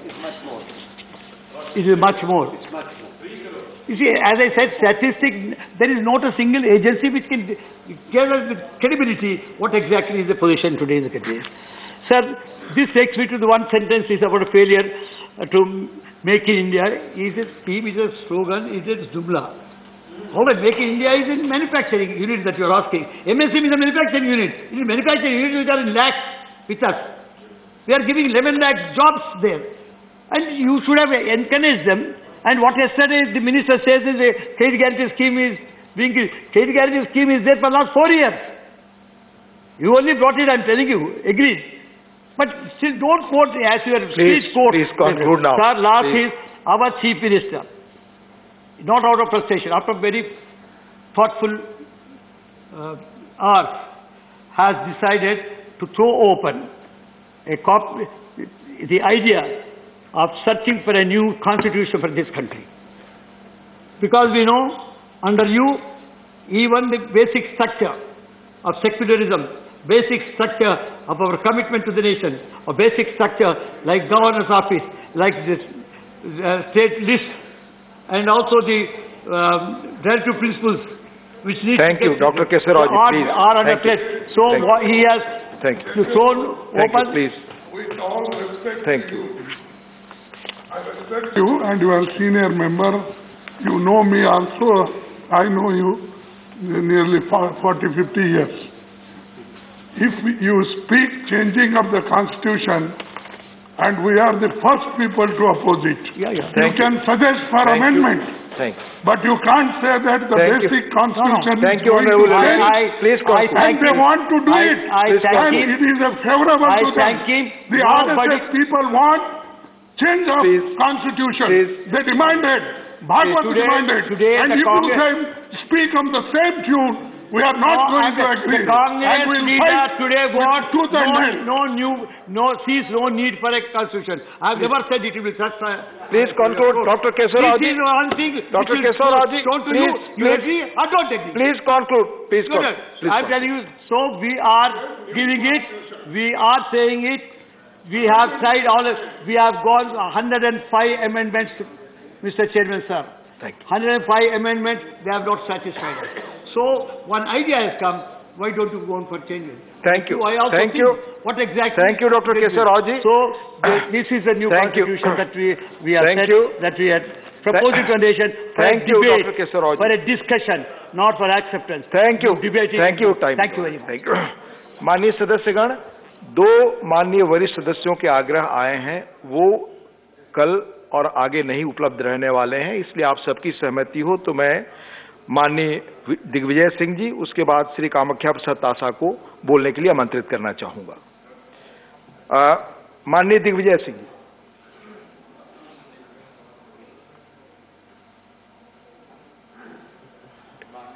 सभापति महोदय, बहुत बहुत धन्यवाद। राष्ट्रपति जी के अभिभाषण के धन्यवाद प्रस्ताव का मैं सशक्त समर्थन करता हूं। यदि आप हमारे संशोधनों को स्वीकार कर लेते हैं तो मुझे कोई आपत्ति नहीं होगी, लेकिन माननीय सभापति महोदय, शासन की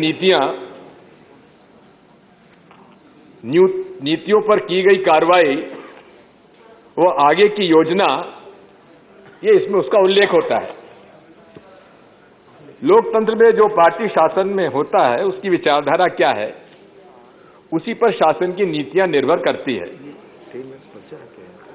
2014 में मोदी जी की सरकार आई, वादे किए काला धन वापस आएगा,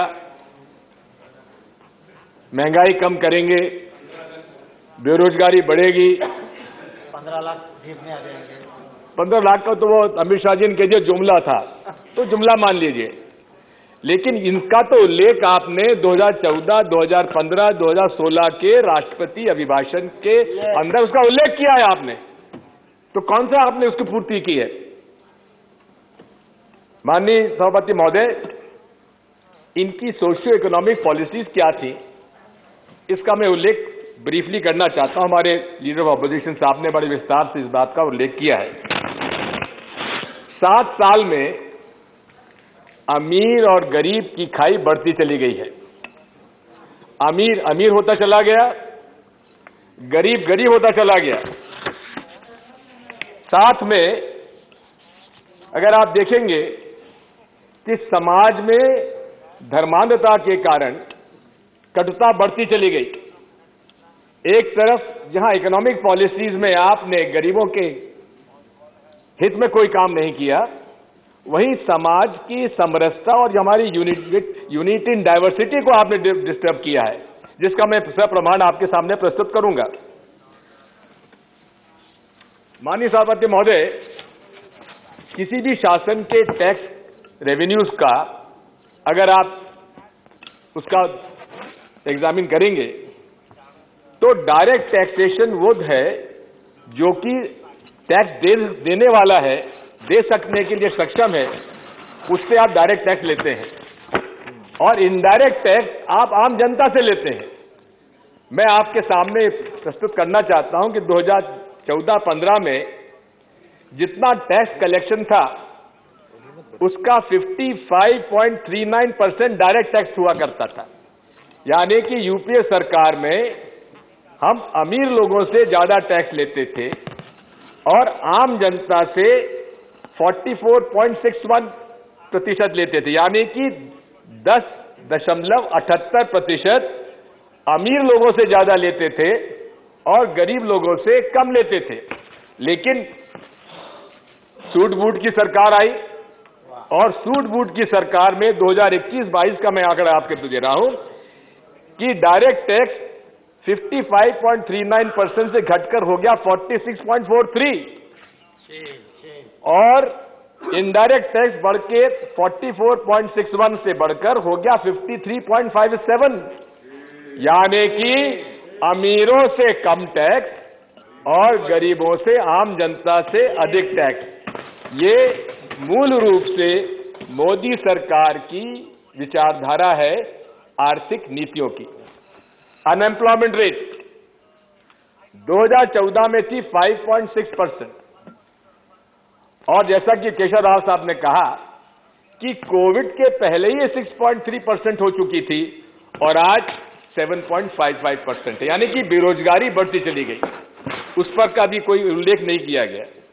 यही नहीं है, अमीर और गरीब में जो गैप 1% जो है वो टॉप का जो पॉपुलेशन है उनके पास वेल्थ है और बॉटम 50% में बाकी वेल्थ है। सबसे ज्यादा अगर कहीं जिसे कोजिनी कोएफिशिएंट कहते हैं, सबसे ज्यादा विश्व में जो विकसित या जो मेन 5 ग्लोबल इकोनॉमीज हैं उनमें सबसे ज्यादा अमीर गरीब में कई फर्क है तो भारत में है। आप देखेंगे कि इनडायरेक्ट टैक्स में कैसे बढ़ोतरी की, लगातार पेट्रोल डीजल की कीमतें बढ़ाते रहे, सब्सिडी कम करते रहे और सब्सिडी भी कम करके आम आदमी पर कर के माध्यम से बढ़ाकर उन्होंने उन पर बोझा डाल दिया। अभी यदि आप देखेंगे इस बजट में 27% सब्सिडी मोदी सरकार ने कम की है। सब्सिडी किसके पास जाती थी? आम आदमी के पास जाती थी।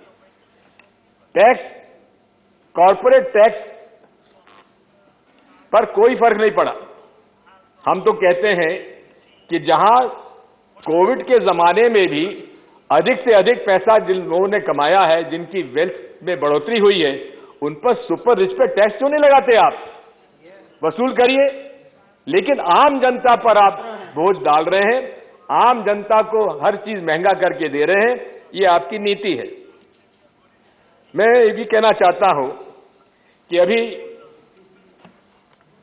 कल ही राहुल गांधी जी ने इस बात पर उल्लेख किया है, यूपीए सरकार में गरीबी रेखा से लगभग 23 करोड़ लोग हम लोगों ने परिवारों को दिया, और उसके बाद आपकी सरकार आने से लगभग 20 करोड़ लोग वापस गरीबी रेखा के अंदर चले गए। यानी कि गरीबों के अहित में ये सरकार काम करती रही है। किसान विरोधी भी है, जहां गरीब विरोधी है वही किसान विरोधी भी है। जैसे ही सरकार बनी, सबसे पहला कदम क्या लगाया? पहला ऑर्डिनेंस, लैंड एक्विजिशन एक्ट समाप्त किया जाए। लेकिन ये भूल जाते हैं मोदी जी कि किसानों का संगठन और किसानों की शक्ति को अनदेखा कर देते हैं, और उन्होंने किसानों के शक्ति को ना समझते हुए लैंड एक्विजिशन एक्ट को खत्म करने का ऑर्डिनेंस लाए, लेकिन हम लोगों के विपक्ष की तरफ से विरोध होने के बाद उसको वापस लेना पड़ा। यही हालत जो किसान विरोधी 3 बिल आए, उन पर भी किसानों ने विरोध किया और अंतोगत्वा उनको वापस लेना पड़ा। किसानों की आमदनी दुगनी करने वाली बात रही, वो आपके सामने 2022 आ गया, इसका कहीं उल्लेख नहीं है। इसी प्रकार मजदूरों का भी 29 प्रो लेबर लॉस को समाप्त कर दिए, डिस्कशन होने नहीं दिया, और 4 लेबर कोड आप लाके आपने बिना ट्रेड यूनियंस के चर्चा के आपने मजदूरों का हक मार दिया, गरीब का हक मारा, किसान का हक मारा, मजदूर का हक मारा।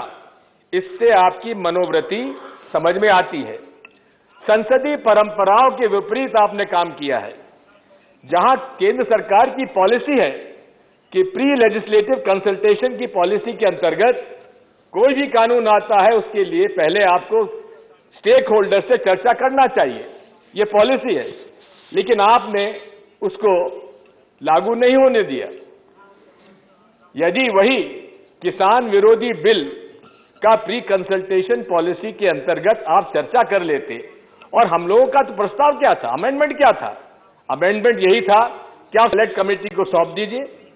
हमेशा यूपीए सरकार में सेलेक्ट कमेटीज को सौंपने के हमने हमेशा कभी उसमें कोताही नहीं बरती, लेकिन आपने सेलेक्ट कमेटी को न सौंप कर आपने जिस प्रकार से उन 3 किसान विरोधी बिलों को पास कराया, ये मान्य लोकतंत्र, ये परंपराओं के विपरीत रहा है। इसलिए हम आपके साथ कहते हैं कि ये सरकार गरीब विरोधी है, अनुसूचित जाति जनजाति विरोधी है, किसान विरोधी है और मजदूर विरोधी है। सामाजिक समरसता, ये देश में जो डाइवर्सिटी है, ये किसी और देश में आपको देखने को नहीं मिलेगी। लेकिन आपका सोच और विचार शुरू से ही एक वर्ग को अराष्ट्रीय, राष्ट्रद्रोही करार करने का पूरा प्रयास आपने किया। सामाजिक कटुता बढ़ी है, धार्मिक उन्माद फैलाने के लिए प्रोत्साहन मिला है। किस प्रकार के भाषण हो रहे हैं, धर्म संसद हो रही है, हरिद्वार के अंदर धर्म संसद हुआ, पिस्तौल उठा लीजिए, जेनोसाइड के लिए कॉल किया गया। जहां माननीय प्रधानमंत्री जी किसी के उंगली में चोट हो जाती तो ट्वीट करते हैं, लेकिन ऐसे उन्माद फैलाने वाले भाषणों के खिलाफ एक शब्द नहीं बोले। ये दर्शाता है उनकी मानसिकता। मोदी जी की मानसिकता वही है जो मूल रूप से जिस संगठन से ये जुड़े हुए हैं उसकी विचारधारा है। जिस संगठन ने फूट डालो और राज करो की नीति जिन्होंने ब्रिटिश हुकूमत से सीखी, वही आज फूट डालकर आज इस देश में कटुता फैलाने जा रहे हैं। इसी तरह से माननीय सभापति महोदय, इस विचारधारा, मैंने आपसे कहा था कि जो भी नीतियां बनती हैं, शासन कार्रवाई करती है, उसकी विचारधारा पर आधारित होती है। अब ये विचारधारा कहां से उत्पन्न होती है? ये विचारधारा मूल रूप से उस संगठन की है जो पूरे तरीके से इस देश में वैमनस्यता और धर्मांधता फैला रहा है, जिसका लोकतंत्र में विश्वास नहीं। जिस विचारधारा की आप बात कर रहे हैं, जिसके आधार पर आप नीतियां बना रहे हैं, वो अपंजीकृत है, रजिस्टर्ड नहीं है, उसकी कोई सदस्यता नहीं है, उसका कोई अकाउंट नहीं है। उसने संविधान का विरोध किया, बाबा साहब अंबेडकर के का विरोध किया। बाबा साहब अंबेडकर के आपने उदाहरण यहां पर दिया है फ्रेटर्निटी इक्वलिटी का, लेकिन ये संस्था, मैं उसका नाम नहीं लेना चाहता, ये संस्था के विचार पूरे तरीके से इस देश के संविधान और इस देश की लोकतांत्रिक जो मूल्य है उसके विपरीत है, क्योंकि इस संस्था को लोकतंत्र में विश्वास ही नहीं है। साथ ही में इस विचारधारा ने शुरू में ही कहा था मनुस्मृति का पालन होना नहीं किया गया है, इसलिए उन्होंने संविधान जलाया, संविधान का विरोध किया, तिरंगे को जलाया, भ्रम फैलाना चाहते हैं। अमृत महोत्सव की बात कर रहे हैं, लेकिन अमृत महोत्सव में आजादी की लड़ाई में भाग लेने वालों का उल्लेख तक आपने नहीं किया। ठीक है, आपको नफरत है, कांग्रेस से नफरत है, महात्मा गांधी से नफरत है, पंडित जवाहरलाल नेहरू, सरदार पटेल से भी नफरत हो सकती है, लेकिन शहीद भगत सिंह का नाम तो ले लेते। आप अशफाकुल्लाह जी का नाम तो ले लेते, आप चंद्रशेखर आजाद जी का नाम तो ले लेते, शायद उनसे भी आपको नफरत रही है। श्यामा प्रसाद मुखर्जी के बारे में कहते हैं कि उन्होंने कश्मीर के मामले में 370 में उन्होंने विरोध किया था। हाँ, विरोध किया था 1952 में, लेकिन जब 370 संविधान का अंग बना तब वो कैबिनेट के अंदर थे, कैबिनेट में उनका समर्थन था। इसलिए आप गलत कहते हैं कि article 370 was opposed by Mr. Shyam Prasad Mukherjee. He supported. आप समाप्त करें Please, I'll take 2-3 minutes, sir. समाप्त करें। सर, ये फांसीवादी सोच है, और फांसीवादी सोच जो होती है, ये मूल रूप से उसका कार्य करने का तरीका होता है कि फला व्यक्ति और फला समूह ये हमारा दुश्मन है, और दुश्मन के खिलाफ जो होगा वो राष्ट्रभक्त है, और जो दुश्मन का समर्थक होगा वो राष्ट्रद्रोही है। और ये राष्ट्रद्रोही के मामले में ही अगर आप समझेंगे, देखेंगे माननीय, कि किस प्रकार भीमा कोरेगांव केस में, एक उदाहरण आपको देता हूं, भीमा कोरेगांव में किस प्रकार से ये षड्यंत्र रचा गया कि नरेंद्र मोदी जी की हत्या करने के लिए कुछ लोग इकट्ठे हुए, और 17 सोशल एक्टिविस्ट के खिलाफ उनके खिलाफ मुकदमे दायर किए गए, लेकिन 3.5 साल हो गए माननीय सभापति महोदय, आज तक भी चार्जशीट पेश नहीं की गई। ये नेशनल इन्वेस्टिगेटिव एजेंसी का ये काम करने का 2-3 minutes please let me conclude please. तो मैं आपसे कहना चाहता हूं कि आप इस सरकार के लिए जो आप पैरवी कर रहे हैं माननीय राष्ट्रपति महोदय, इसने हर लोकतंत्री मूल्यों का इन्होंने हनन किया है। लेकिन माननीय सभापति महोदय, जो व्यक्ति आज प्रधानमंत्री हैं उन्हीं पर से तो शासन की जिम्मेदारी होती है, और नरेंद्र मोदी जी का काम करने का तरीका आप देख रहे हैं कि वे नाटक नौटंकी में माहिर हैं। यहाँ पर सबसे चुनकर आए sir, I am not yielding sir, ना आए तो सदन पे आके उनके सदन पे आके आपने सीढ़ियों को दंडवत किया, संविधान को आपने नतमस्तक हुए, लेकिन आपने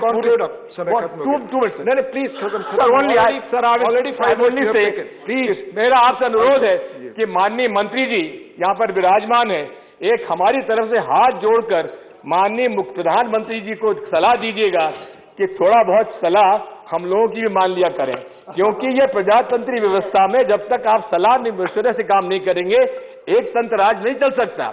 इसलिए मैं आपसे कहता हूं, आप सबसे अनुरोध करता हूं कि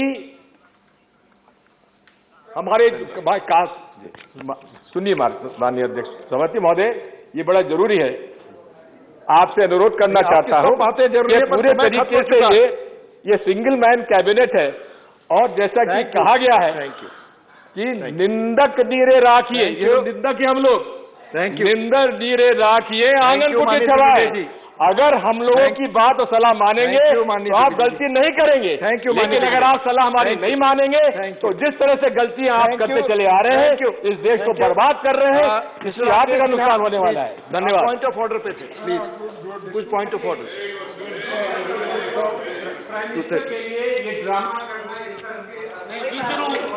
शब्दों का उपयोग करना, ये 238 आप संसदीय जनता में नहीं दे सकते हैं, आपका संसदीय जनता में विश्वास नहीं है। ये आडवाणी जी ने कहा is a good event manager. अरे आडवाणी जी ने कहा, मैंने नहीं कहा है। आडवाणी जी ने कहा is a good event manager. नाटक नौटंकी करते हैं। राकेश जी बैठिए please, it will be examined please. माननीय कामाख्या प्रसाद तासा जी। सभापति महोदय, आपको मैं आभारी हूँ क्या आपने बोलने के लिए मौका दिया, और मेरा पार्टी को भी, मेरा मिनिस्टर को भी मैं धन्यवाद देता हूँ क्या बोलने के लिए मौका दिया। सभापति जी, मैं राष्ट्रपति जी का भाषण का सपोर्ट में खड़ा हूँ और मैं राष्ट्रपति जी को धन्यवाद देता हूँ क्या हम लोग का गवर्नमेंट का पूरा विवरण वो दिया है। बहुत सीनियर ओपोजिशन लीडर लोग बैठा हुआ है, ओपोजिशन में बैठा है, यहाँ बैठ के ऐसा लगा क्या हम लोग का मोदी जी सब गलत क्या है, उन लोग सब सही क्या है, ऐसे लग रहा है। बाद में जब उन लोग का भाषण सुनने के बाद राष्ट्रपति जी जो बोला है उनको मैं धन्यवाद भी देता हूँ, क्योंकि मोदी जी हम लोग का ओपोजिशन लीडर का भी बात सुनते हैं क्या नहीं है क्या, उन लोग को बुला के यहाँ कल यहाँ प्रधानमंत्री जी पूरा ओपोजिशन लीडर का भाषण भी सुना। मेरे को नहीं लगा क्या ओपोजिशन लीडर, मैं उनका साथ लोकसभा में भी था, लगा क्या ऐसा नहीं लगा क्या वो कोई कंस्ट्रक्टिव बात कल बोल पाए। जो भी है क्रिटिसाइज तो हो गई, ओपोजिशन लीडर से हम लोग एक्सपेक्ट किया था क्या ज़्यादा वैल्यू बेस्ड बात बोले जो गवर्नमेंट को एक दिशा मिलेगा, लेकिन मैं न्यू जनरेशन का आदमी हूँ, मेरे को ऐसा नहीं लगा। जो भी है 75 ईयर्स का उद्यापित होने का टाइम में अमृत महोत्सव जब हम लोग कर रहे हैं तो प्रधानमंत्री नरेंद्र मोदी जी का जो काम है उसको हम लोग पूरा समर्थन करते हैं और पूरा वर्ल्ड उसको समर्थन करते हैं। कोई ऐसा लीडर है जो विश्वगुरु बोलने का टाइम में इंसल्ट किया है, उन लोग को पता नहीं है क्या विश्वगुरु बोलने का क्या मतलब है और विश्वगुरु का रास्ते में कैसे गया प्रधानमंत्री जी, उसको भी फॉलो करना चाहिए। मैं किसी को यह नहीं करना चाहता हूँ क्या 130 करोड़ जो जनता है उसको नमन करते हुए प्रधानमंत्री जी ने जो वैक्सीन का बात किया, मैं सुना आज कोई एक सांसद ने बोला क्यों वैक्सीन पहले नहीं आया।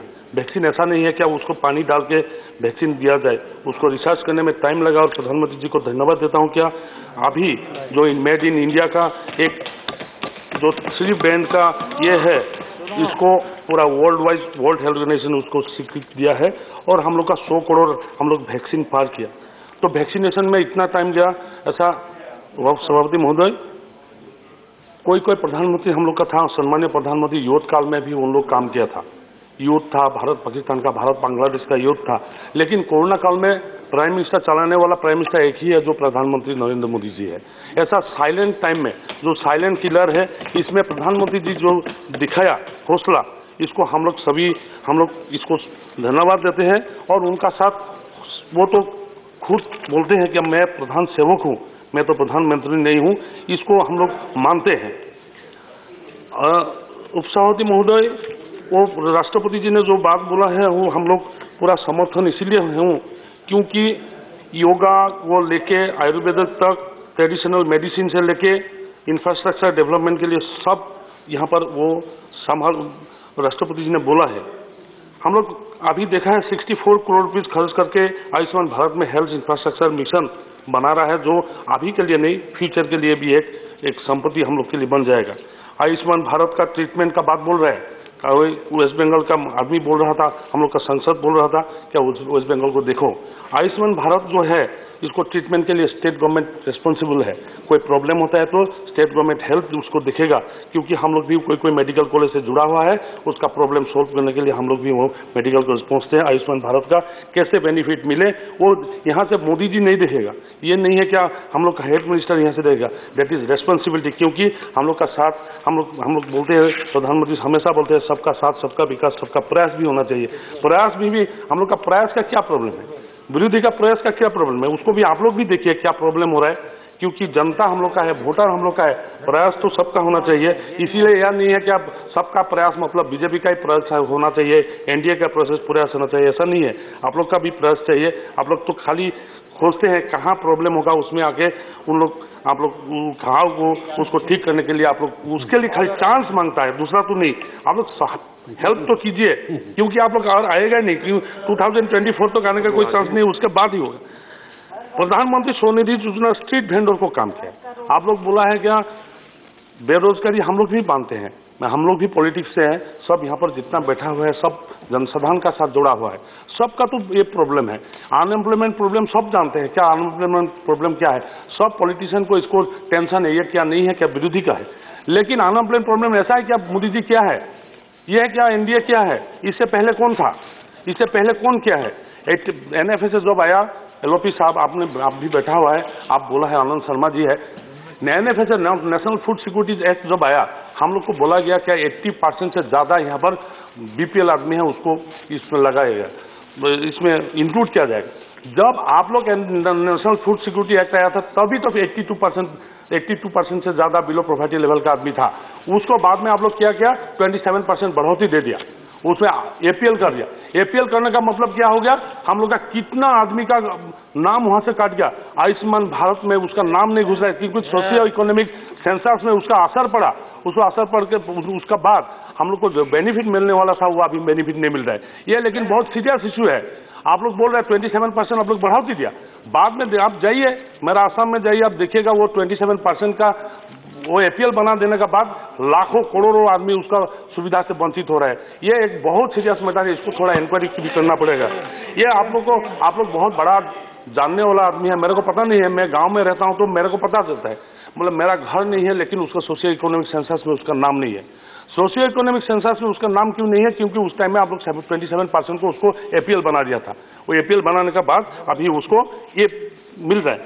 प्रधानमंत्री नरेंद्र मोदी जी गरीब कल्याण राशि चलाया, काल बोल रहा आप हंस रहा था। एमजी एनरेगा को हम लोग का गवर्नमेंट ने कभी अगेंस्ट तो नहीं किया, ऐसे बोल रहा था कभी, लेकिन उसको तो बंद नहीं किया, उसको चला रहा है। एमजी एनरेगा फंड कम हुआ है वो बात अलग है, लेकिन एमजी एनरेगा को ऐसा नहीं है कि हम लोग मनरेगा को हम लोग ऐसा बोल रहे हैं कि इसको बंद कर दो दूसरा चलाओ, ऐसा तो हो नहीं सकता। ऐसा नहीं है कि गवर्नमेंट चला मतलब पूरा पॉलिसी बंद हुआ, ऐसा नहीं है।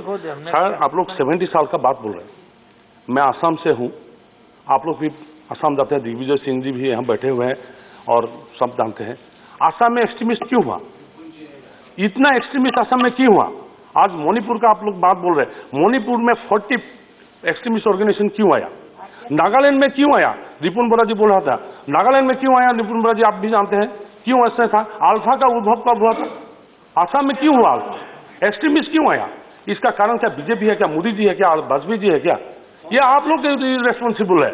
इसको माने या ना माने मेरे को आप लोग बोल सकते हैं, आप लोग का बहुत तथ्य है, आप लोग का आंकड़ा लेके बैठते हैं, लेकिन क्यों आया मेरे को जवाब चाहिए। आज मणिपुर में क्या हो रहा है, वो स्वाधीनता के 75 ईयर्स का बाद आज ट्रेन लाइन वहां पहुंच रहा है। मणिपुर में ऐसा हालत था, मणिपुर कोई जा नहीं सकता था, मणिपुर बोलने से हम लोग का आसाम का आदमी जाने के लिए टेंशन था। अभी मणिपुर में प्रधानमंत्री नरेंद्र मोदी जी का कितना बार गया, वो यहाँ से बात किया, अमित शाह जी गया, उसका बाद अभी मणिपुर में एक शांति का परिवेश है, वो इलेक्शन अच्छा से हो रहा है, इसको भी देखना चाहिए क्यों हुआ चाहिए।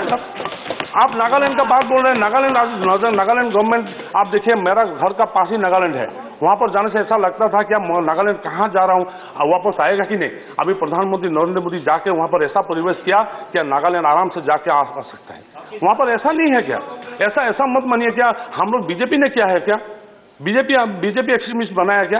एक्सट्रीमिस्ट आज देखिए आसाम गवर्नमेंट हम लोग का चीफ मिनिस्टर का नेतृत्व में अमित शाह जी पे गया, प्रधानमंत्री का मार्गदर्शन से वहां पर जो अल्फा फर्स्ट टाइम वो एक एक्सट्रीमिस्ट ऑर्गेनाइजेशन जो इस बार अब सीज फायर करके कोई बंद नहीं दिया, इसको भी देखना चाहिए। क्यों हुआ ये?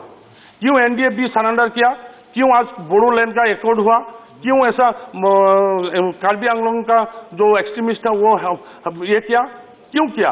क्योंकि ये परिवेश ऐसा है कि यूथ लोग का मन में आ रहा है क्या एक्सट्रीमिस्ट से नहीं होगा, इसको डेमोक्रेटिक में जाना चाहिए। प्रधानमंत्री जी पहले लैंडलॉक था नॉर्थ ईस्ट, इसमें जा रहे हैं। नॉर्थ ईस्ट में ज्यादा आदमी नहीं है, नॉर्थ ईस्ट में 5-6 करोड़ होगा जो उत्तर प्रदेश के एक डिस्ट्रिक्ट में ज्यादा है, लेकिन टेंशन कितना था? जैसा जम्मू कश्मीर था ऐसा नॉर्थ ईस्ट था। नॉर्थ ईस्ट जाने से हम लोग को पूछता है आप कहाँ रहता है, आप कहाँ जंगल में रहता है क्या? हम लोग का जोरहाट भी टाउन है, ऐसा जंगल में तो नहीं रहता हूँ, लेकिन उल्फा कितना है ऐसे यहाँ से पूछता था। अभी तो वहाँ पर डेली फ्लाइट जा रहा है, इम्पोर्ट डेली फ्लाइट जा रहा है। क्यों ऐसा परिवेश आ रहा है? नागालैंड में अभी गाड़ी जा रहा है। मैं गवर्नमेंट को रिक्वेस्ट करूंगा कि इंटरस्टेट बस भी चलाया जाए, यहाँ पर इंटरस्टेट बस भी चलाया जाए। वो बंद हो गया था। जरा जी आप जयशंकर जी आप भी है इंटरनेशनल, वो अभी जो रेलवे मिनिस्ट्री ने बोला, रेलवे मिनिस्ट्री क्या बोला, अभी नॉर्थ साउथ ईस्ट को हम लोग जोड़ने वाला है बाई ट्रेन लाइन। ऐसा देखिए रानी गाइडलू स्टेशन में हम लोग गया।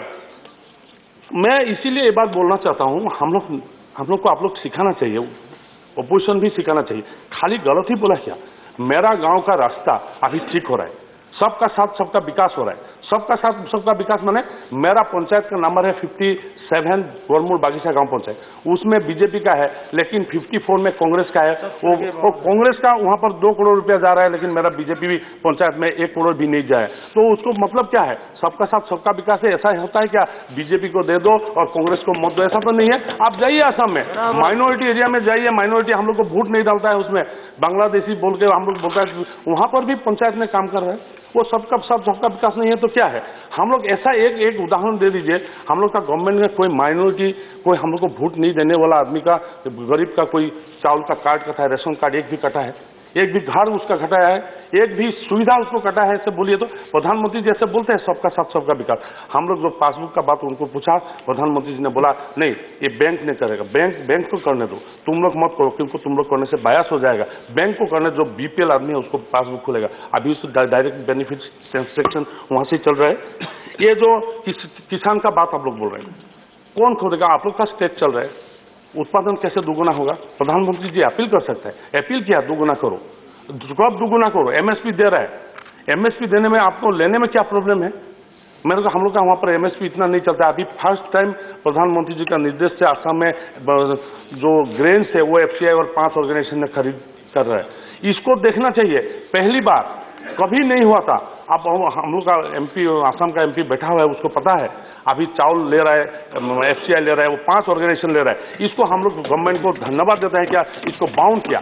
पहले क्या था, ये ग्रेन्स लंबा था, ये छोटा है, इसमें मॉइस्चर ज्यादा है, ऐसे बोल के वो लोग खरीद नहीं करते थे। अभी वहां से लेकर वहां परचेस कर रहा है, जो 1940 रुपीज 1940 रुपया 1 क्विंटल में दे रहा है। ये पहली बार एक परिवर्तन आया।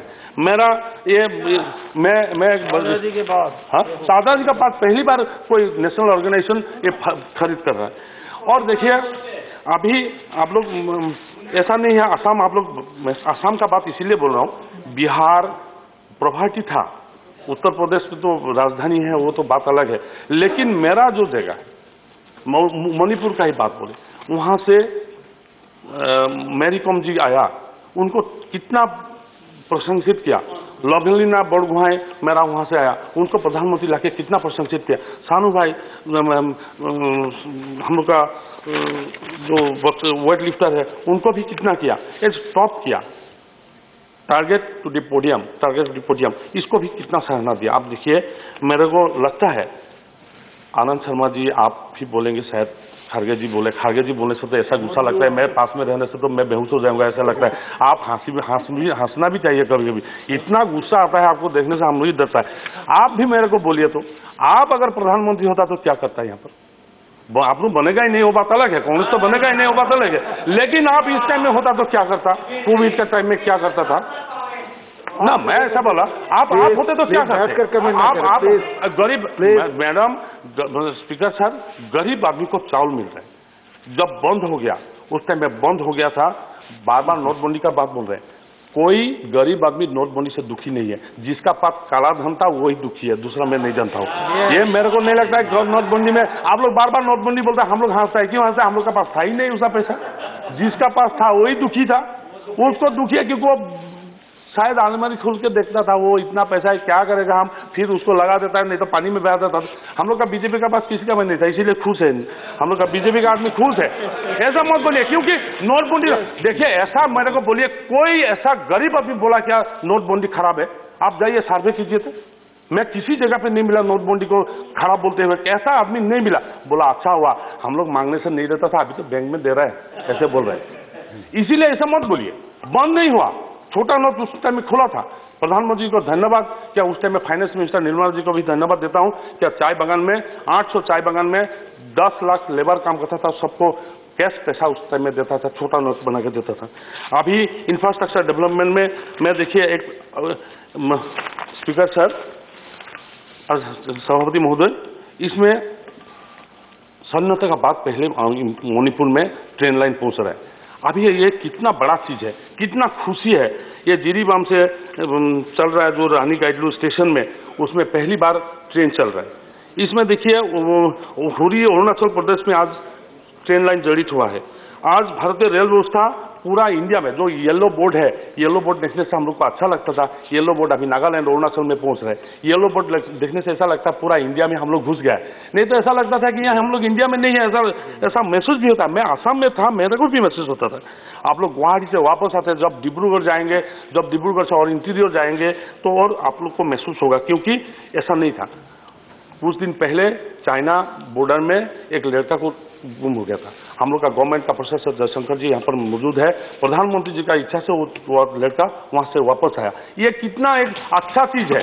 ये विश्व गुरु नहीं है तो क्या है? पहले होता तो वो गायब हो जाता था, उसको लेकर झगड़ा होता था। एक लड़का वहाँ चला गया, उसको वापस आया। हम लोग का MP, लोकसभा का MP तापिर गाँव जी की वही धन्यवाद मैं देता हूँ। मैं इम्फॉल में आप देखिए मोरे लाइन अभी जो जा रहा है, आप लोग भी उसको धन्यवाद देना चाहिए हम लोग का गवर्नमेंट को। अभी साउथ ईस्ट को जोड़ेगा। पहले नॉर्थ ईस्ट आप लोग देखिएगा, नॉर्थ ईस्ट को आप लोग को आंकड़ा दे देगा, पहले सबसे ज्यादा इकोनॉमिकली वाइबल स्टेट था। अभी उसको काटअप हो गया, सन्नत का बाद उसका बंद हो गया था, फिर अभी चलने लगा। इसको अभी शताब्दी एक्सप्रेस यहाँ पर अगरतला से जिरीबाम चल रहा है। 2 ब्रिज जो माकाओ और बोराक रिवर में प्रधानमंत्री जी ने उन्मोचित किया। अभी मेडिकल कॉलेज वहाँ पर चांदपुर, तोबाव और चांडेल में मणिपुर में चल रहा है। मणिपुर क्यों ऐसा, मैं मणिपुर का बात बोल रहा हूँ। मणिपुर में डेली कुछ ना कुछ होता था। 1 लीटर पेट्रोल का दाम वहाँ पर 500 रुपया होता था, कभी रास्ता बंद होता था, कभी क्या होता था, कोई ठीक नहीं था। अभी उसको शांति तो लाया। शांति लाने के लिए प्रधानमंत्री का जो प्रचेष्टा है नरेंद्र मोदी जी का, इसको भी थोड़ा सोचिए। वो गामछा लेकर घूमता है, पूरा नॉर्थ ईस्ट उसको अच्छा पता है। ये खराब नहीं पाने का। मनमोहन जी हम लोग का गुवाहाटी से था, पूछेगा कभी गुवाहाटी जो घर में था वो कितना बार गया होता, कितना बार गया वो घर में, जो घर का एड्रेस वो दिया था कितना बार गया, उसको पूछना चाहिए। आप लोग भी उसको सलाह देना चाहिए था। बेटा बेटा सुनो, ठीक है, मैं क्षमा मांगता हूँ, मैं क्षमा मांगता हूँ। इसीलिए क्यों बोला, मैं इसीलिए कंपेयर किया। हम लोग भी देखिए सर, अनिल जी, मैं आपको मैं बोला, सुनिए ना आप अनिल जी, मैं इसीलिए बोलता हूँ we are proud of Manmohan Singh ji. हम लोग मनमोहन सिंह जी को लेकर प्राउड फील करते हैं। ठीक अनिल सर, मैं प्राउड फील करता हूँ। क्या मनमोहन सिंह जी हम लोग का असम से, मैं उनका सीट से आया, मैं नहीं बोला। वो इतना विद्वान आदमी है, उतना विद्वान आदमी है, उसको असम से एक प्राइम मिनिस्टर था। इससे गौरव का बात क्या हो सकता है, बोलिए। मैं कोई खराब नहीं बोल रहा हूँ, और मैं वो प्रधानमंत्री असम से था। मैं बोलने का बात, मेरा बोलने का बात, मैं बोलने का बात यह है, क्या गुजरात से एक जाके प्रधानमंत्री बना, गुजरात से जाके एक प्रधानमंत्री जाके मणिपुर जा सकता है, नागालैंड जा सकता है, त्रिपुरा जा सकता है, अरुणाचल प्रदेश जा सकता है, वहां से क्यों नहीं गया? आप लोग क्यों सलाह नहीं दिया उनको? क्यों तब नहीं बोला? क्यों तब एक्सट्रीमिस्ट खत्म नहीं हुआ? वो बात मैं बोल रहा था। इसीलिए मणिपुर का बात मैं बार बार बोल रहा हूँ।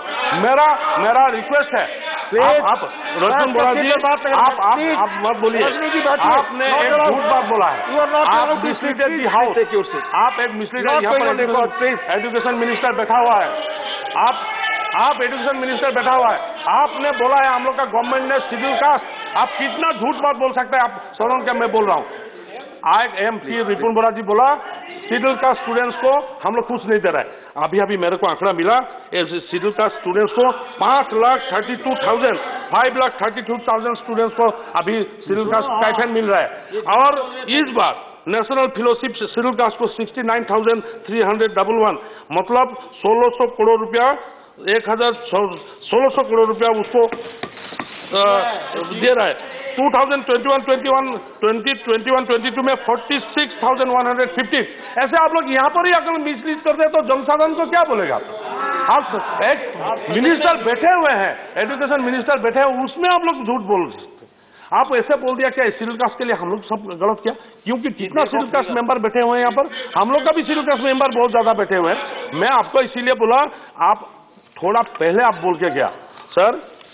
आज हम असम के हम लोग का मुख्यमंत्री जी, काबिल मुख्यमंत्री जी और पहले पूर्व मुख्यमंत्री यहाँ पर मिनिस्टर है आयुष मंत्री जी जाके आयुष का पूरा नॉर्थ ईस्ट को ऑर्गेनिक हब, जैसे प्रधानमंत्री जी ने बोला, नॉर्थ ईस्ट को पूरा ऑर्गेनिक हब कर रहा है और आयुर्वेद आयुष के एक महत्वपूर्ण राजधानी बनाने के लिए उतला हुआ है। तो सर्बानंद सोनोवाल जी यहाँ पर मंत्री है, वहाँ पर वो काम कर रहे हैं। देखिए ऐसा सिचुएशन है, मेरा चीफ मिनिस्टर मेरा शांति अभी आया है, मेरा सुने आयुष का वहां पर बात कर रहे हैं। जो लिवर लिंकिंग था, पहले नदी से जुड़ा हुआ था, गंगा से जाके बांग्लादेश होके ब्रह्मपुत्र के में आता था, अभी वो ट्रांसपोर्टेशन व्यवस्था शुरू किया है। अभी पहले था गडकरी जी, उसके बाद मनसुख भाई मंडविया, फिर सर्बानंद सोनोवाल जी इसको काम कर रहे हैं। ये गति दे रहा है, एक गति शक्ति जो प्रधानमंत्री ने दिया, एक सही में गति शक्ति एक भारत को वाइबल भारत बनाने के लिए व्यवस्था किया है। इसको आप लोग मानना चाहिए, माने या ना माने आपका बात है, लेकिन हम लोग तो मान रहे हैं, पूरा इंडिया मान रहे हैं। ये आपको मैं हम लोग चाहता था एक्सट्रीमिस्ट ना हो। अभी मेरा मुख्यमंत्री वहां पर बोल रहा है क्या पीएसओ मत लेके घूमो। ऐसा एक स्थिति आ गया असम में, जो ऐसा असम था कब बम फटता था, कब किडनैप होता था। अभी अपील हुआ है, सबको आप लोग की पता है, क्या उसको मत पीएसओ मत लो। हम लोग थोड़ा बड़ा आदमी बोल के हम लोग छोड़ा नहीं, हम लोग छोड़ देगा कुछ दिन बाद। पीएसओ लगा हुआ है, हम मिनिस्ट्री ऑफ होम अफेयर्स से बात करते उसको छोड़ेगा। ऐसा एक स्थिति आया है, जो स्थिति एक टाइम में था, कहाँ बम फटता था कहाँ। इसीलिए बार बार मैं दोहरा रहा हूँ, किसका दोष है? आप लोग तो बड़ा लीडर है, किसका दोष है? क्यों जोड़ा नहीं था? क्यों काटा प्लेन बन गया था? और इसको लेकर पूरा इंडिया क्यों टेंशन में था? ये टेंशन खत्म करने के लिए प्रधानमंत्री नरेंद्र मोदी को हम लोग धन्यवाद देते हैं। कार्बी बोडो एक टाइम में, वाजपेयी जी का टाइम में बोडो एग्रीमेंट हुआ। अभी नरेंद्र मोदी जी का टाइम में कार्बी और डिमासा जो ग्रुप्स है उनका साथ हो रहा है। कितना हो रहा है पता है आपको? 4,203। उसमें कितना पैसा लगाया है? अभी अमित शाह जी गया, उनको सराहना दिया। एनडीएफ NLFT इसमें एग्रीमेंट हुआ। मणिपुर में जितना 35 ऑर्गेनाइजेशन अभी मान रहे हैं, क्या गवर्नमेंट अच्छा काम करेगा? क्योंकि आप चाहिए, आप कंक्लूड करें, कंक्लूड करें सर। एम्स बन रहा है, एम्स बनने का बाद हम लोग देखिए, आप लोग बोला है एम्स में कितना पैसा हम लोग साउथ में देते हैं। एम्स बनने का बाद एम्स कंप्लीट होने वाला है, प्रधानमंत्री जी शिलान्यास किया। मेरे को लगता है उसका हाथ से ही उद्घाटन हो जाएगा कुछ दिन बाद। इसके मेडिसिनल हब भी बन रहा है। तो मैं ऐसा बोलना चाहता हूँ, मणिपुर, त्रिपुरा जो एकदम डेड बॉडी जैसा था, अभी वो खड़ा हुआ है और पूरा इंडिया का मानचित्र में आया है। इसीलिए मेरा गवर्नमेंट को मैं धन्यवाद देता हूँ, राष्ट्रपति जी को धन्यवाद देता हूँ। और राष्ट्रपति भाषण में हम लोग का बात, नॉर्थ ईस्ट का बात वहाँ पर लिखित दिया है, ये इतिहास में रहेगा। और मैं प्रधानमंत्री जी नरेंद्र मोदी जी का, ये गवर्नमेंट का जो काम राष्ट्रपति जी ने बोला, इसको समर्थन करते हुए मैं फिर प्रधानमंत्री जी को धन्यवाद देते हुए मेरा बात विराम। धन्यवाद। बहुत बढ़िया कि जो बात उन्होंने मनमोहन सिंह जी के बारे में कहा, वो एग्जामिन किया जाएगा। नहीं, उसको नहीं निकाल दीजिए, क्योंकि वो इस आपने जो माननीय एलओपी कहा है,